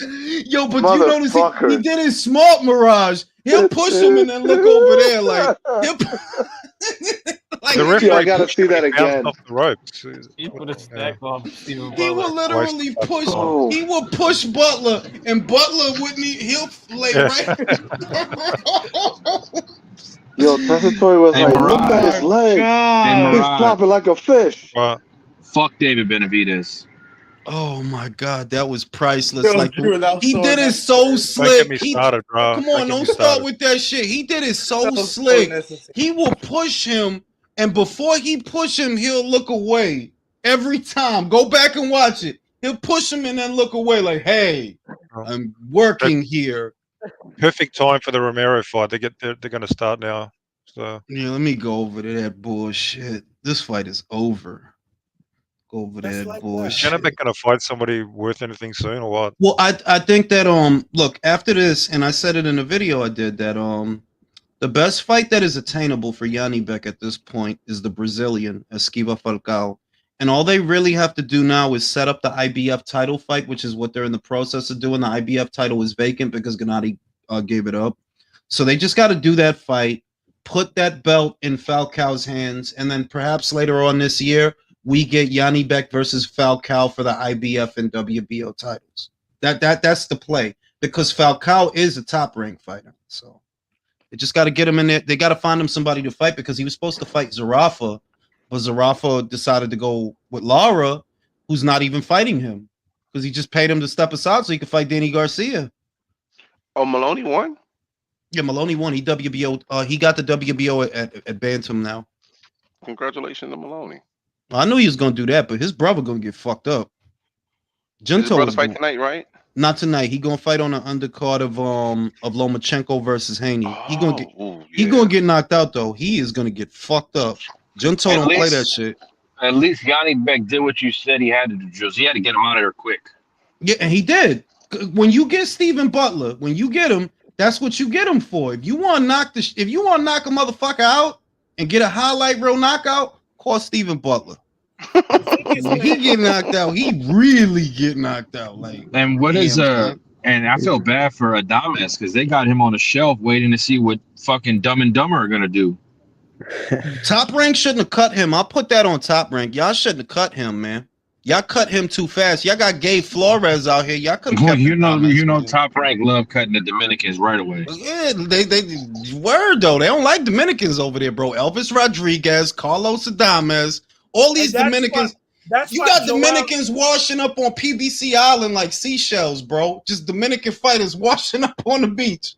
They can kick me out of Top Rank, yo. That's why Joel don't fuck with Top Rank at all. Oh, he don't like Top Rank? Yeah, because of that shit right there. Broadway. What's going on with Alberto Puello? Is the egg excuse clenbuterol? Nah, I mean like they took his title, bro. So I mean that's what's going on. They took it. This is a title fight now. Is he in recess though? They said.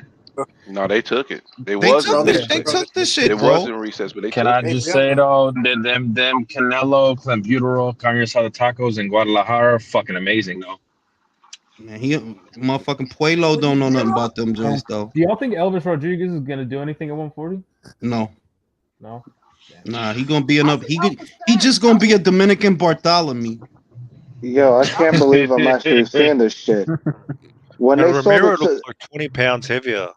bro, when they showed the tail of the tape and them two like crossing their arms, it's like, yo, as soon as Barroso did it, you saw dust coming off. Like you stupid. I don't know how the weight You stupid. Barroso, that you dude can is tell fighting a he's so mummy. old. He uses the Irish Spring fucking soap, bro. This is a fucking joke. It is. That's your PBC boys. This Mirage. is American. What's this? No, it's not PBC, bro. It's a WBA, bro. This No, is, it's PBC. We make WBA. You want to blame it for the fucking weather? You want to blame the PBC for the bad What you weather? doing? This is This is PBC, bro. This is their Who ranked these? matchmaking. Hey, who ranked these fools? Was Who it a paid PBC the or was it WBA? WBA? Who paid the WBA to rank these fools? Who I don't fucking paid know. them? I don't know. These motherfuckers. Top Rank is doing teal Why are they females. accepting money? Whoever pays them, Matchroom it's is doing still down to Prograde them. versus Caro. If you're taking this shit, you're the fucking You know blame. what? I'm gonna say this, and I honestly feel bad that I've been clowning this old man. This fucked up, man. I feel bad. Yeah, Hey y'all, I'm gonna feel good though because I made two dangerous bets, but I mean it was only like $10 and $8. But if he does beat Rolly, I might make like $400 off of like a $10 bet. The easy money though, y'all. The easy money would have been to load up on Janibek. The under was six rounds, y'all. Yeah, that would have been easier money. That would have been easy money. Let's see So what I would've put Barroso 500 got, on that. man. Jules, you just hit a core of me, man. That is fucked up, and I've been going hard on this guy. I've been laughing and I feel bad because I'm like, I just realized it. Like, damn, man, they doing this dude dirty, bro. Man, They I told put him in you, here. bro. He can get hurt in this fight, bro. He can get hurt, man. No, he gonna win by knockout. He gonna knock Rolly out. I want to Come on, make some Barroso. money. You a southpaw. Get him, bro. Get him, Barroso. Fuck that shit, yo. When the fight started? It started already. I'm watching it right now. What round is it in? It's in round 1. It just started. Shout out to my man Edwin Castillo. It's Al's fossilized amber serum Ella B Goof. Appreciate that, bro. Appreciate that. Right now, Barroso showing the jab, fighting out of the southpaw stance. Rolly very squirrely. Doesn't want to commit to nothing yet. I'm gonna laugh my ass off. He outboxes Rolly. I mean, right now he's kind of leading the dance right now. Rolly want to get off a counter shot. Yo, who TV is that with the volume up? Don't get me in trouble, fam. Yeah, Rolly looking to catch him coming in with a counter shot. Let me get on Showtime on my work computer now. Whose TV is that, fam? Like, why is y'all trying to get me in trouble? Whose television is that? I muted. Who the fuck TV is that? Is that Michael TV? No, it's not Michael's. No, it's not me. I don't play nothing. It's not. Let me see. Is that Chris? That's Chris TV. What the fuck, Chris? Mute him. Just did. Yeah, he definitely trying to hit him with something hard up coming in. That's you could tell. Trying to set him up, probing him with the jab.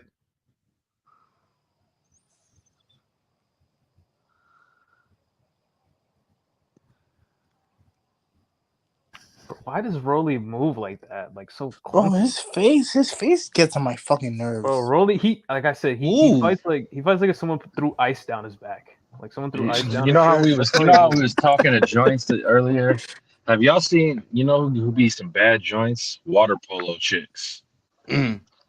Nothing beats volleyball joints though. No volleyball, yeah. Because where I went to school, USC, dog. You walk in. There's a section of campus. You walk in.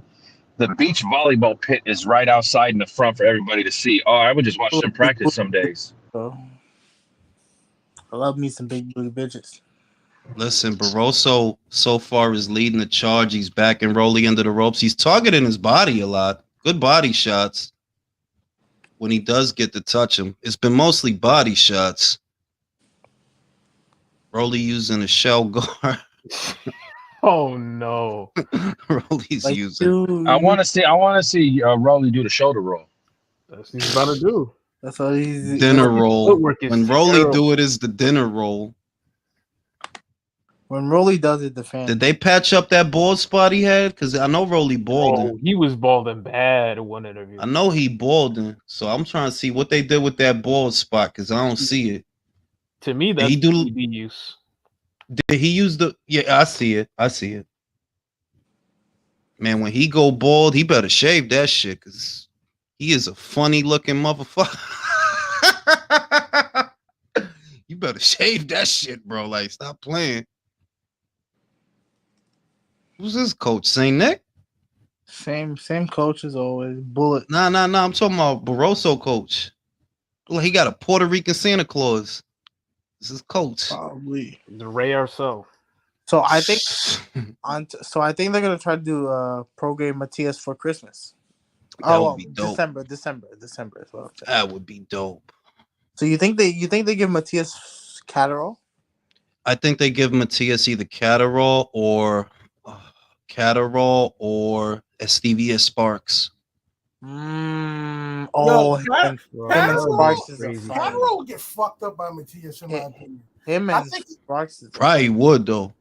Probably would. For me, It the would be two a guys good at gauge 140 for the is program. literally at 140. It's Subriel and Prograis at 140. Those are the two guys. I think Catterall would lose, but it would be a good measuring stick for Prograis because they're both southpaws and they like to sit in the middle of the ring and counter.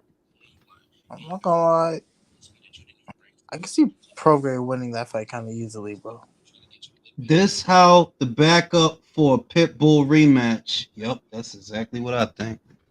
Barroso not looking half bad so far though. He's not looking half bad because he is leading the charge. He's making Rolly move. Rolly's trying to set him up for a counter, but he can't land it yet. Rolly fucking sucks, bro. That dude is terrible, bro. Like that dude is terrible. Like look at how. Like what do you like?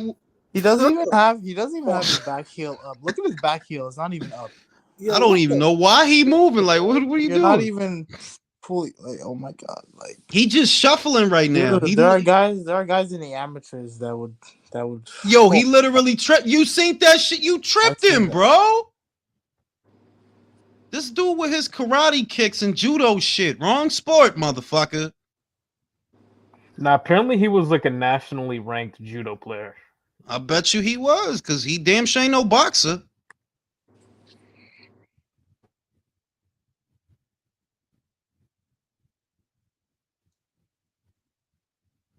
Barroso got him feeling weird. He trying to Roller's letting his old dude dominate the center of the ring. What the fuck? That's what I'm saying, bro. He's holding the center of the ring and Rolly the one shuffling away. Okay. Trying to set up a counter, but he can't. Not right now, anyway. Maybe he needs to wait for the old guy to slow down. It was more aggressive versus Tank, from my perception. He was holding the center against Tank and pushing it. He probably felt those body shots in the first round. If you were watching the first, Barroso was getting in there with body shots. Looked like it was a little something If on he's him. worried about body shots from this dude, that's a fucking problem.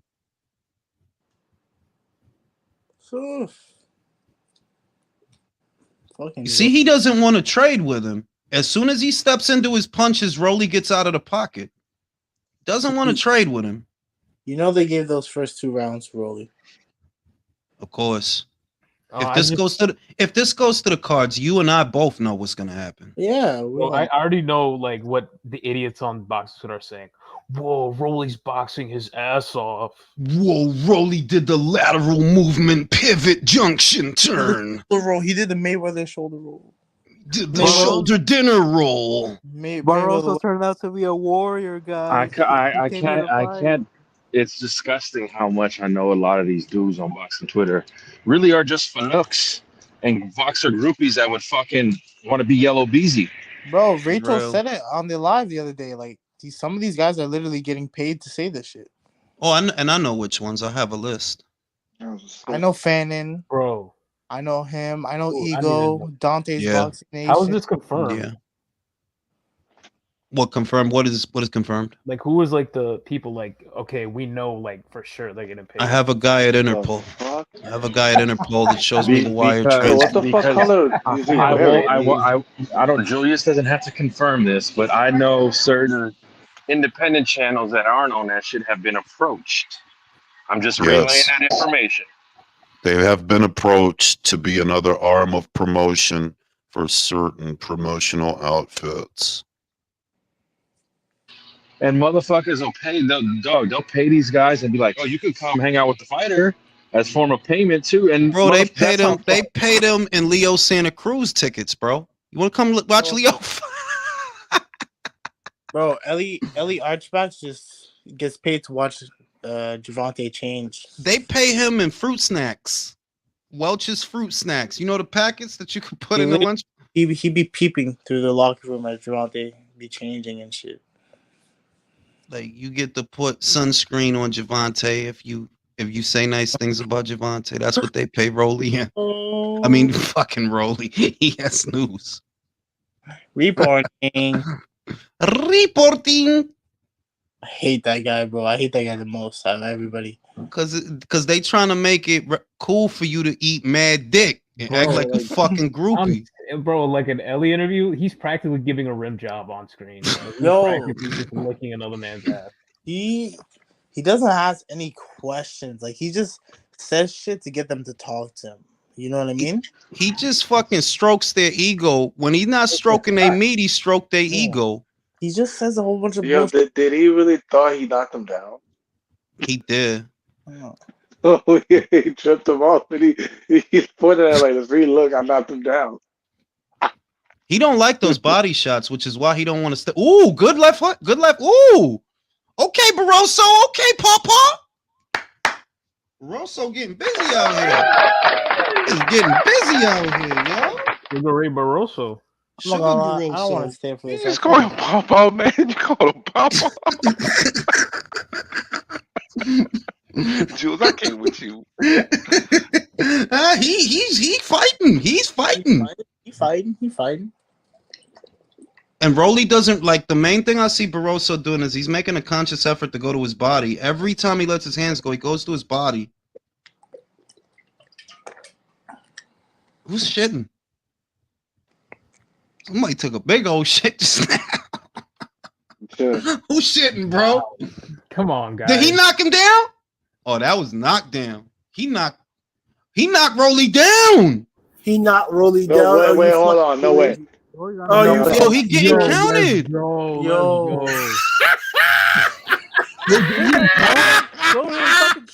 Yo, Rolly in trouble. Rolly's in trouble, yo. No fucking way. Rolly's in trouble, yo. He's on survival mode, yo. Yo, Unbiased, if you win 400, they give me like 100. He really just knocked down Rolly. Yo, he knocked down Rolo. He knocked him. He knocked down. Nice left look. Here's the thing, though. Rolo hits the It's not canvas. really hard to believe. It's not really hard. Rolo hits the canvas, bro. This is nasty. Javante needed 6 rounds to make Rolly hit the deck, bro. Iron Barroso. Look at the replay. Javante is ducking Barroso. You see, Barroso, he has no respect for his power. He got in a straight left hand, and that's what dropped him. Ooh, I'm putting that in a highlight reel. Sugar Barroso. No, Javante is ducking Barroso. Sugar Barroso. I am so done with you, Jules. Sugar Barroso, yo. Yo, Jules, put that in the intro. Put that in the intro. I am. I'm gonna go to Showtime. I'm gonna go to the reels. I'm gonna put it in the intro, bro. Sugar Barroso with the straight left hand from Venezuela. Sugar Barroso. Magnificent left hand. Rolly confidence can't be high after that. Got to deal with adversity, bro. Your grandpop saw you didn't take out the trash, didn't do the dishes. Yo, Barroso styling on him. Now that was a clean knockdown too. That was a clean knockdown, bro, off a straight left hand. Southpaw stance is You bothering can't Rolly. I can't fucking believe this. We are really watching. We really watching this bum ass nigga get his ass beat. Showtime by a really took this motherfucker shit as a man. old enough to Rolly be- don't know if he want to use a shell or a high guard. He don't know if He's he doing the want Rolly to. guard. This is his card. Yo, I just saw it. I just saw that. Yo, he really ate that fucking left. He doesn't have a real trainer. That's for one. Yeah, who's his trainer? Why the fuck is Bullet. Bullet still in his career, bro? Coach Bullet. This motherfucker. Yo, dude, this is all just some elaborate Make-A-Wish Foundation scheme where they're just a really Yeah, he is. a lifetime. I've said before, Rolly's a Special Olympian. Oh shit. Rolly looked nervous as shit, yo. Two-time Special Olympic. Rolly looked like they asked him to solve a math problem, yo. He looked mad confused. Barroso, yo, my nigga, drop Rolly if he loses his fight. Drop him now. He fucking sucks, man. Talk this dude garbage, bro. I know niggas is looking at Rolly like, yo, really, my nigga? Tank, you really? Yo, this nigga. Yo, they got this 40-year-old man for you to eat him up, and you getting dropped, bro. He's setting up another overhand left. Yo, Puello would have fucking cleaned him. He's shooting it to the body, and then That's why they had to get Puello out the way, bro. That's why they had to get Puello out the way. They made him take clomiphene, bro. Yo, this They put clomiphene in his plantains, bro, in his mango. Yeah, for what? Yeah, they did. Barroso better knock him out, bro. He has to win, because if he makes it to the 12th, you know what they're gonna do. We all do. Dude, that's why I'm saying that. Yo, bro, if you have to rob Barroso, you fucking suck. This dude had to rob Marinez, bro. You think he won't rob Barroso? Marinez can fight, actually, dog. Not when he fought Richard Comey. Comey's a better fighter, but come on, man. This Comey made that shit look easy, bro. He made that shit look easy. Romero was still smoking Rolly right now. Bro, Rolo is garbage, bro. Why you call the Big Rolo? Big Rolo. Big Rolo. That shit was killing me. Big Rolo, yo. What is he doing in there? Big Rolo. He was a Let's see nasty. There's another body shot. He do not like them You body know how shots. Rolly fights? Jules, he Yo, about to you make know me how some you, money. Yo, Jules, you know how Rolly fights? Like, you know how you trying to fry cheese and but like the oils like be bubbling and shit? Mm-hmm. Queso blanco. That's when he's trying to reach for a jab. Exactly. You know what I'm saying? He's trying to dodge that hot ass fucking oil. That shit burns. I guess he picked the wrong day laborer. Shit. I don't fuck you. All right. I think you got him. This is Rolly's bleeding from the nose. He got a bloody nose? Yo, you can't be fucking. Yo, that's crazy. If he look, man, if can't Rolly lose, bro, and it's supposed to be one of Tank highlight real wins, ain't it? Right? Like this, like they think that Rolly is a good fighter. Oh my god! Ain't that what they say Yeah. that he's a good fighter? That's why everyone is watching this fight right now. Apparently, that's why. Yo, Errol Spence tweeted, said, my girl walked in the room and said, that's an old man. Bring this fight. Yep. Can anybody post a link to where I can stream this fight? I got it. Oh, yo, what is? Did y'all see that? You dropped again? Come on. Yo, Rolly is retarded, B. Wait. Yeah, I ain't see how he spun off the ropes like he's running from a bee. Yo, Floyd, cut your losses. Yeah, Rolly plays like he's trying to swat a mosquito. Yo, this is one of Mayweather Promotions' big ticket sellers, bro. Yo, like a bee flew by his ear. That's how he. You seen that right there? He's like, yo, Reed just said if Papa become a world champion tonight, I'm done. Whoa, Matchroom, sign that guy immediately if he becomes a world champion. for real, gonna have the Fantastic Four, Regis, Matias, that's Matias's warm-up opponent. That's his Sugar tune-up Barroso. Yeah. Sugar That's a Barroso tune-up for Hitchens, man. with the straight left hand. Yo, Barroso trying to whoop his ass for that report card, bro. Man in a body bag. For real. Like, yo, if Rolly don't win this fight, you motherfucker. What you doing, Rolly? Hopscotch, what you doing? Who you got winning right now? I'm not even watching the fight. I'm out grocery shopping. Bro, I'm saying that if they can rob Barroso, they will. The problem is he scored a knockdown. And right now he's leading the charge. It's hard to dress this up to where Rolly's winning rounds. Like he's getting hit. And he's not landing. So I'm like, if y'all go, this will be one of the biggest robberies. Because if it keep going like this, because he's not landing nothing. What round is this in? 5th round. 5th round. Okay, I found a link. Bro, Sugar Barroso is not playing. Rolly looks fucked up, bro. He is running. What the fuck is wrong with you, Jules? Sugar Barroso is with the straight left hand from Venezuela. Ain't he from Venezuela? Yeah, bro. Them Venezuelans are hard, bro. Then, well, that's the fuck we seeing right now, bro. Rolly just caught one. Rolly just ate one. Hey, remember earlier I said that maybe he'll pull that old man strength? Yo, Venezuelans are badass, even if they're 60 years old. Well, that's what the fuck we saying. I don't know if he's from Venezuela. I'm assuming. Yeah, He's from Venezuela, That Rolly can't get out of the way of that straight left left hand. He's curving his shit when he throw it. What did he win? The first? I think Rolly won the first round. On not much else, I don't think, really. so he's up 4 rounds plus a knockdown. Yo, Rolly fucking sucks, monkey. Rolly is trash, bro. Well, this is one of their flagship fighters in the deepest division of boxing right now. The PBC is dumpster juice. Who's this trainer again? Coach Bullet. Did he told him to like Yo, what's going on with that dude's hair, bro? Shit. Look at that dude's hair, bro. Like, what's that? Why does shit look like that? Who's hair? The dude with the white blazer and the little chain. Is this trainer telling him to yo, show me your stance and just look like you're fucking like the logo. Like just do that. That's probably what he's telling him to do. Damn, Rolly Romero's just running away. He ain't even throwing no Not punches. doing nothing. He not doing nothing. He not really doing nothing. But it kind of looked like Barroso got a little tired now, right? No. I mean, if he slows down, that's Rolly's best bet. If he slows down. You know, Right. those old ass men like that don't slow down, Jules. They got that old fucking socialism strength. That's true, bro. Barroso looks like he's Them motherfuckers is used to going, dog.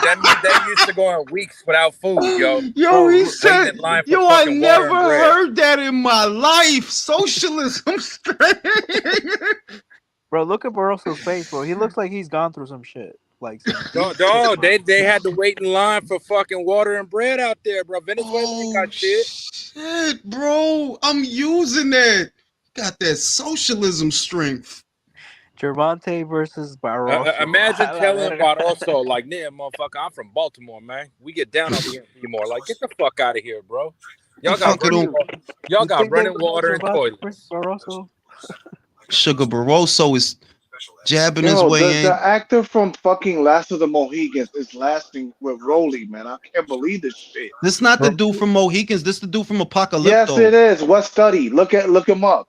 It's Fucking Magua. Apocalypto, bro. That's the dude from the Mel Gibson Apocalypto movie, bro. This the Grim Reaper without the outfit. Nah, this the dude from Last of the Mohicans, man.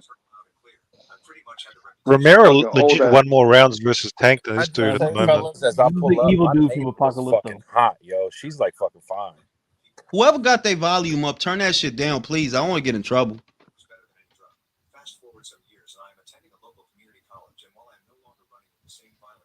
Who the fuck? Who mic is that? It's Chris, remember? Let me see if it's mine. Hold on 1 second. I'm gonna tell you. No, it's not yours. It's not yours. Okay. I didn't think it was because mine only goes to the headset. I don't see how Rolly's winning this round, bro. I just don't see how is he and what is he doing to win this round? He hasn't landed one solid shot.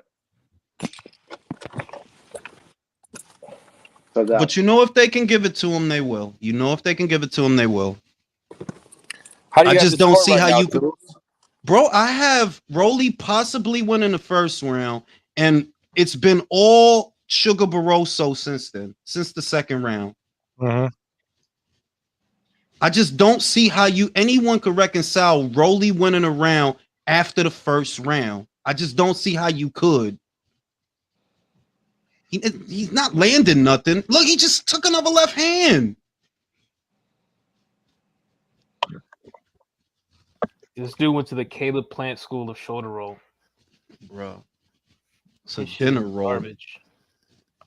The Don't you see cinnamon like the roll. He's not letting Mayweather his hands Promotions, go at all. He's just the completely Mayweather hesitant. Promotions logo? That's what they told him to do. Just look like the logo. And you Big get a 10-9 Rolo, round. yo. Got the That dude cinnamon roll is defense. garbage, bro. Bro, don't Look, he tell me just hit that another straight left. they forgot to pay this old ass dude because they saw he looked like a skeleton. But really, he's got You know some what? It'll juice. be a beautiful story, and I ain't even kidding. It'll be a beautiful Oh. story if this old guy becomes a champion. I don't want to hope because it's boxing, bro. Don't get your hopes up. But if he were to pull it off, bro, I would like, yo, B. That's Well, a beautiful fucking thing, bro. that was one of our predictions. Heck yeah. Is robbery on the scorecard. Barroso Oh, will be he's on doing my an pound for Ali pound shuffle. list. Is Barroso going to be on your pound for pound list? Like you? Yo, I got him in number 2 and 3. Oh shit! So where does that put Gervonta, bro? Oh, I got him at number 1. Ricky Ricardo shit. says Tank versus Barroso fall 2023. Stay tuned. Oh, Now no. Barroso might be too risky, bro. They're gonna listen. Javante They're gonna Davis, put him boy. in there with Puyo. They're gonna have to make Puyo versus Tank. Damn, he landed a good shot on Rolly on that replay. Mm-hmm. Broly don't got an answer to that straight left hand. Michael Ware says, shout out to Michael Ware. If Broly loses, I want to hear the Tank fans. Bro, he better not lose, bro. Because they conjured up this old man to lose. You know it, and I know it. And he is in a legitimate fight right now. Oh, please don't rob him on the scorecards. They got Barroso up. At Where least are they Steve fighting Fallhood does. Where's that fight at? I don't know how. See, this is stupid. What did Rolly do in last round to win it? What did he do? he had a big straight left. That's what he did. He was the home fighter on the card. Oh, If the round's close, I'm going to assume they're going to give it to Rolly. So under that metric, you can sort of give it to him if you're biased. He didn't earn it though. He's winning on the Showtime scorecard, Barroso too. Yeah, he is. Just needs another knockdown, man. Come on, Barroso. Get it together, bro. Come on, Barroso. Starting to root for this guy on some Rocky shit.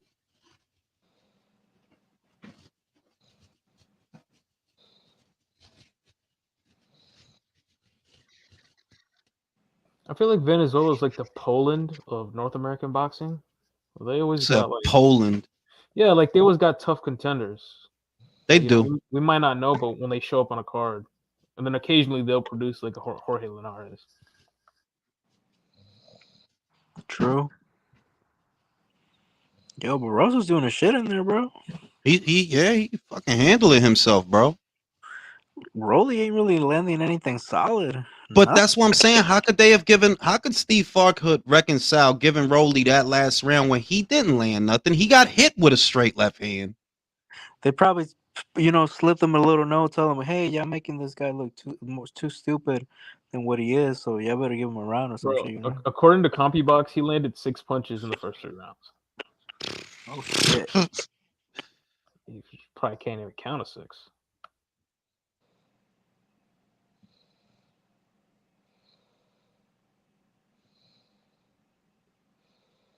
Right now, I see Barroso's being busier. If nothing else, he's being busier. And I don't see Rolly landing shit. Bro, according to all Those the people body shots defending- landing, those straight to the body, I think they're landing from Barroso. Yeah, And he's they've trying been to set up landing. They've been overhand. landing since the second round. Yeah, I don't know why he doesn't It's all throw scoring. He should feint that and then throw the overhand because it's right there for him. But I was gonna say, like, what happened to all these people defending this fight who said Rolly was exciting? Like, where's the I think fucking that's what respect? Rolly started moving so much because he was really like going backwards a He lot. doesn't like those body shots, and Barroso's been landing them shit since the get go. He's been going there. Fuck, I hope he stops Rolly. Yeah, that's where his bro. whole Please game plan stop is this to go to the motherfucker. body first.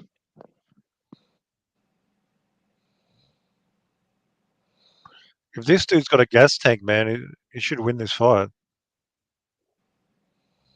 Bro, if he wins, I think that'll be one of the more beautiful stories in boxing today. Rolly landed 2 punches that Oh round. shit! Just He hurt him. hurt who? Oh no, the round then. Oh No. shit! I'm so excited about seeing Rolly get his ass beat. I had Barroso winning that round as well. That's how I have it. He was just busier throughout most of the 3 minutes of that round. It's Barroso, most of that. But Yeah, The snapping jab to the body, that's all fucking adding up. we can't assume that they're gonna give him a fair shake because we all know that underneath it all, they're not. Yeah, but that knockdown's going to make it hard for them, though, to do the Bro, robbery. I can't wait if Barroso wins because you know what the excuses are to be. Oh, we underrated Barroso. We need to give him more credit. Yeah. No, motherfucker, Rolly just sucks. Can't Bro, name me Rolly that'll looked better versus Tank, legit. Until he got that'll knocked that'll out, he looked better versus Tank. that old in my Showtime opinion. Championship boxing crew is so fucking inauthentic. Just so fucking fake. That's the most disingenuous team in boxing, bro. For real. Al Bernstein should be ashamed of himself too. I used to respect Al Bernstein too. That's crazy because I used to have a lot more respect for that guy. Yeah. You see, I left the body shots from this guy. They're short. He sneaks them in there. This guy's pulling with the jab. He puts the left hand downstairs. Crafty old motherfucker. Well, they gave Barroso the 7th Showtime, so.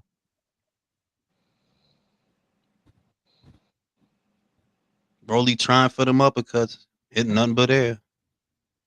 Need another knockdown, man. Just to make it, just to. I mean, it looks like he can make a knockdown happen. Yeah, I think he can catch him off balance. And he's got time. All over the place. Because Rolly just shuffling and missing punches. That's the story of the fight. Rolly is literally just shuffling and missing punches. Really, he ain't even shuffle. Yeah, he's shuffling. He's shuffling. He just looked mad awkward doing it. Just so tentative as well. I mean, what the fuck? That straight left to the body is money. He don't like that. That's why he keep moving. He feeling body shots. He been feeling them shit since the 2nd round. Somebody sleep. That's Michael. If anybody fall asleep, it's Michael. Michael, stay falling asleep, bro. Al Heyman got him. Al Heyman got him. What happened to Rolly being exciting? People literally fucking falling asleep in the middle of this shit. What were the odds for this fight again? I don't know, bro, but you know they had Rolly the favorite. Like, you know they did. Oh, yeah. I'm just wondering how much he was the favorite. I'm just wondering how big the odds No, were. Rolly is fucking shit, bro. Yo, how that sound, man? But he's shitter than we thought. Sure, we all expected at least he's going to beat this dude. This is even worse than we expected. Honestly, yes. I expected that they conjured up this old guy who hasn't fought in a while. Rolly should be able to do him because he hasn't fought in a while and he's 40 years old. Yeah. This dude is garbage. They forgot to pay him, bro. Might as well make Brandon Lee versus Rolly next. Honestly, yo. Brandon Slim's Rolly. Not these two garbage motherfuckers out of here. Yo, these motherfuckers suck, bro. And this is what motherfuckers think is high level boxing. Damn, Barroso's Fuck team. Ooh. Fuck out of here. Oh shit. Send them to the shadow rounds, bro. It's my gunshot. Way. Got my It's gunshots. another round for Barroso. Heavy artillery. I got my gunshots already in case I gotta use my shit.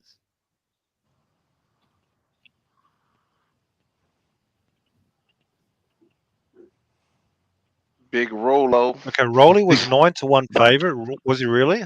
Holy shit! That would have been a fucking Epic fucking bet. Make him Yeah, fucking did you see how he looked at the end of the round? Like, Yo, like who the bet fucking, on Barrosos again? Someone in here. like, you bet. know how, I did. you, Unbiased. I didn't. I wish you know, I like had. how you Well, you disconnect bet from a like $10, game what was that? $10 or something?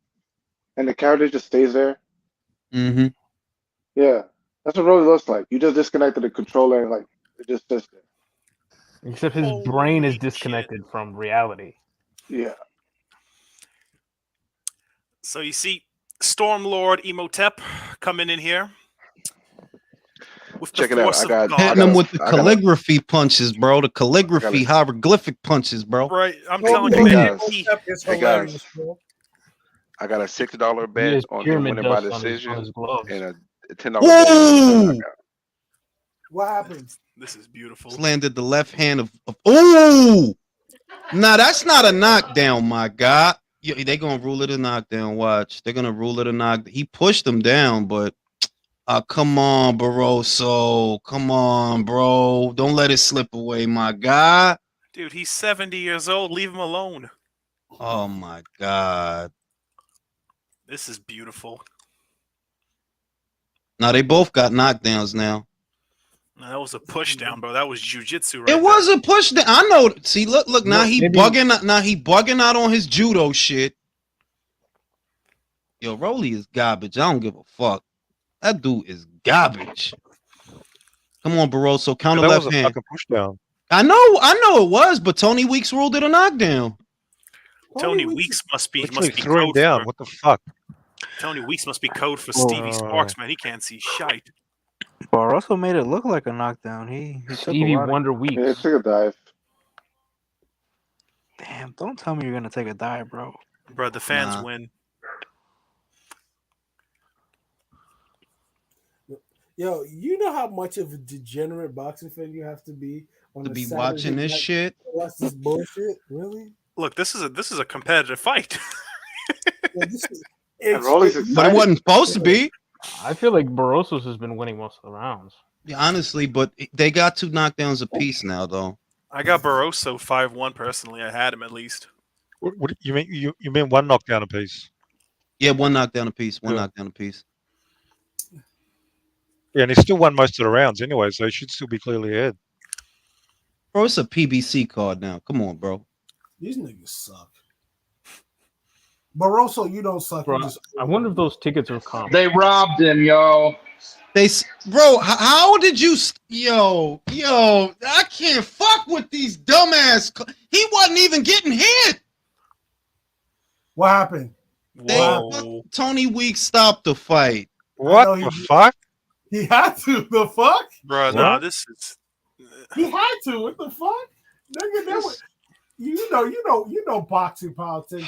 No, man, nah, this ain't Yo. brother Chris, this ain't even boxing politics, man. This This is not boxing, bro. This is WWE, bro. This is not boxing. That's ridiculous. It's not boxing. That's How? fucking ridiculous, Whoa, bro. what the fuck? He was fighting back. Tony They were Weeks going should back never and be in forth. a That's what I'm fucking ring telling ever you, again. Mirage. He stopped. That shit don't make. You're a fucking whore. Whoa. You're a fucking whore, man.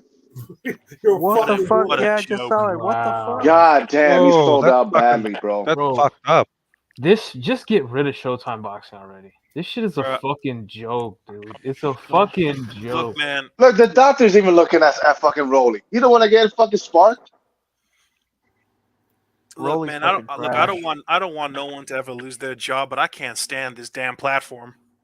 This platform is a joke, fam. Like this is a joke. Like this is a joke, Bro, bro. this ain't bro. Even Frank Warren wouldn't have stopped that fight. Yeah, bro. This is, but y'all knew this was gonna happen if shit happened like that. This was the contingency. The Yeah, dude is, bro, this is Marinas that's all fucking over bullshit, again. bro. This is Marinas. This is in Minnesota, right? Bro. I think it's Vegas. This, yo, I gotta stop Don't matter. watching these bum ass PBC fights, man. like, what Goodness did is you you. expect, bro? I gotta stop watching this garbage, yo. This, look at the fucking put. Oh my god, bro, y'all just looking for any reason to stop this shit. Look at that, bro. Errol Spence said that was BS, but you know, It is what it is. They know. They know. They know Showtime what's is up. trash. OD trash.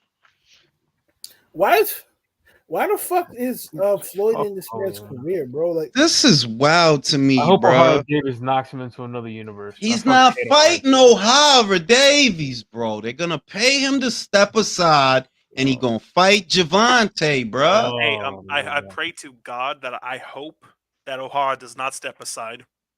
Watch him. Michael Zarafa just stepped aside, bro. The whole shit was, oh, he gonna leave the Falcao fight to fight Lara, so that Lara could pay him to step aside to fight Danny. That's what's going on. Here's a silver lining, man. If O'Hara Davies refuses to step aside, they will shoot his dog, starting the John Wick universe in real life. yeah, let's get it popping. O'Hara Wick.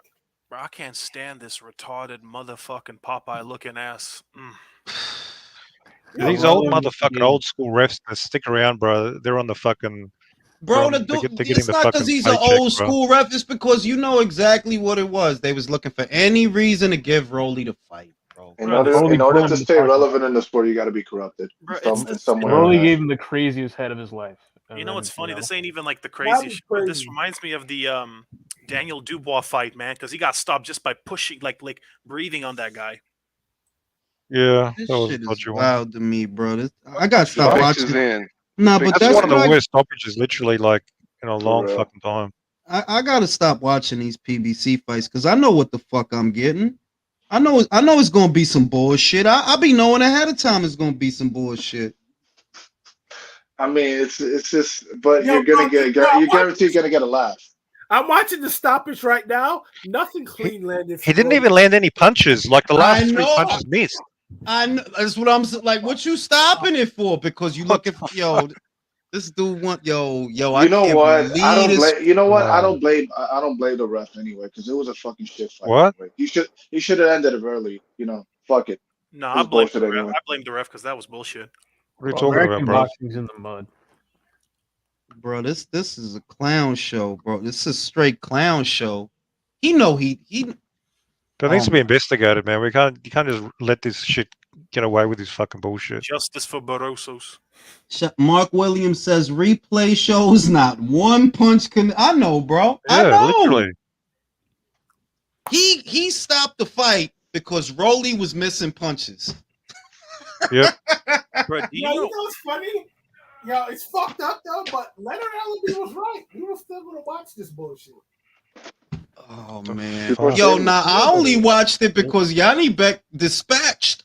If I had to choose, remember, Janibek went home early, so it's like, oh shit. So I'm gonna watch some other shit. Bro, I didn't even pay for this and I feel robbed. I streamed this shit. I found every type of way to stream it. I know Fuck Buff Streams Showtime. lost money on this fight. The fans, Yeah, yeah. Tony Weeks wanted to go home early because he was tired of this dumbass fight. Bro, oh my god. Rolly pound for pound number one now. He beat Barroso. No. They were all backstage practicing this shit. Rejected. Bro, Yeah, fuck PBC, man. WWE isn't this badly staged. Fuck PBC. I'm still forever, putting that yo. knockdown. If I could get my hands on the footage of Rolly getting knocked down, I'm still using that. I'm not using none of Rolly shit for no intro unless he getting knocked down. Well, you know what Fucking pisses, you know what retard. pisses me off? I had Rolly winning, but I still feel cheated. Yeah, they stole our time. That shit is crazy, bro. We willingly gave it to them. Let's not talk that bullshit. I lost We're not $0, talking man. bullshit. Only reason I'm here is because the Janibek fight ended early. If that fight would have still been on, I would have been watching that. But you know what it is? We had that morbid curiosity that we wanted to see an old guy beat up on a fucking and he dumbass See, move. to me, it's not even that. Like, I did not give a fuck. I just wanted to hear what Charlo would say about it because I know it would be funny. So Bro, that's I why can't that's look. why I'm watching it. Bro, I swear to God, I was in the chat and I was just like, when the moment I heard that Rolly got knocked down, I was like, oh, I gotta be here live. I gotta see this. I gotta see this. Like, I just want to know what you guys are gonna say about it. Wow, bro. Wait, let me see what the So chat where does says. Rolly go from here? Straight to the top. Deed says, wait, Rolo versus Red Sea parting era guy was on pay-per-view. Yeah, this shit was $150 in America. 150. Look, all I'm gonna say is this, man. Emotep Stormlord, he got cheated. Man, listen, man. I'm going to sleep, man. This is twice watching this goofy, bro. Yo, good night, watching this fellas. goofy Fuck yeah. motherfucker Fuck win a this belt. shit. Fuck This was everything. depressing, bro. They robbed this old ass man, bro. Emotep got cheated twice, man. He lost in the movies Some and in bullshit. boxing. I can't do this. Bullshit. Ridiculous. I'll see y'all on the next one, man. Oh my god, man. For real, I don't hey, blame look, you, we man. got a real fight coming up this week with Devin the Dream Haney versus Vasil High Tech Lomachenko. Before you go, I have to say this. You know Ishmael would give Devin Haney problems. You said Ishmael. He's Jewish, okay? Nebuchadnezzar. Ishmael Barroso. The son of Ishtak. The son of Ishtak and the daughter of Uspekt. Oh shit! Was that the worst stoppage ever? That's one of them. It's definitely top 10. Bro, Rolly's punch that AO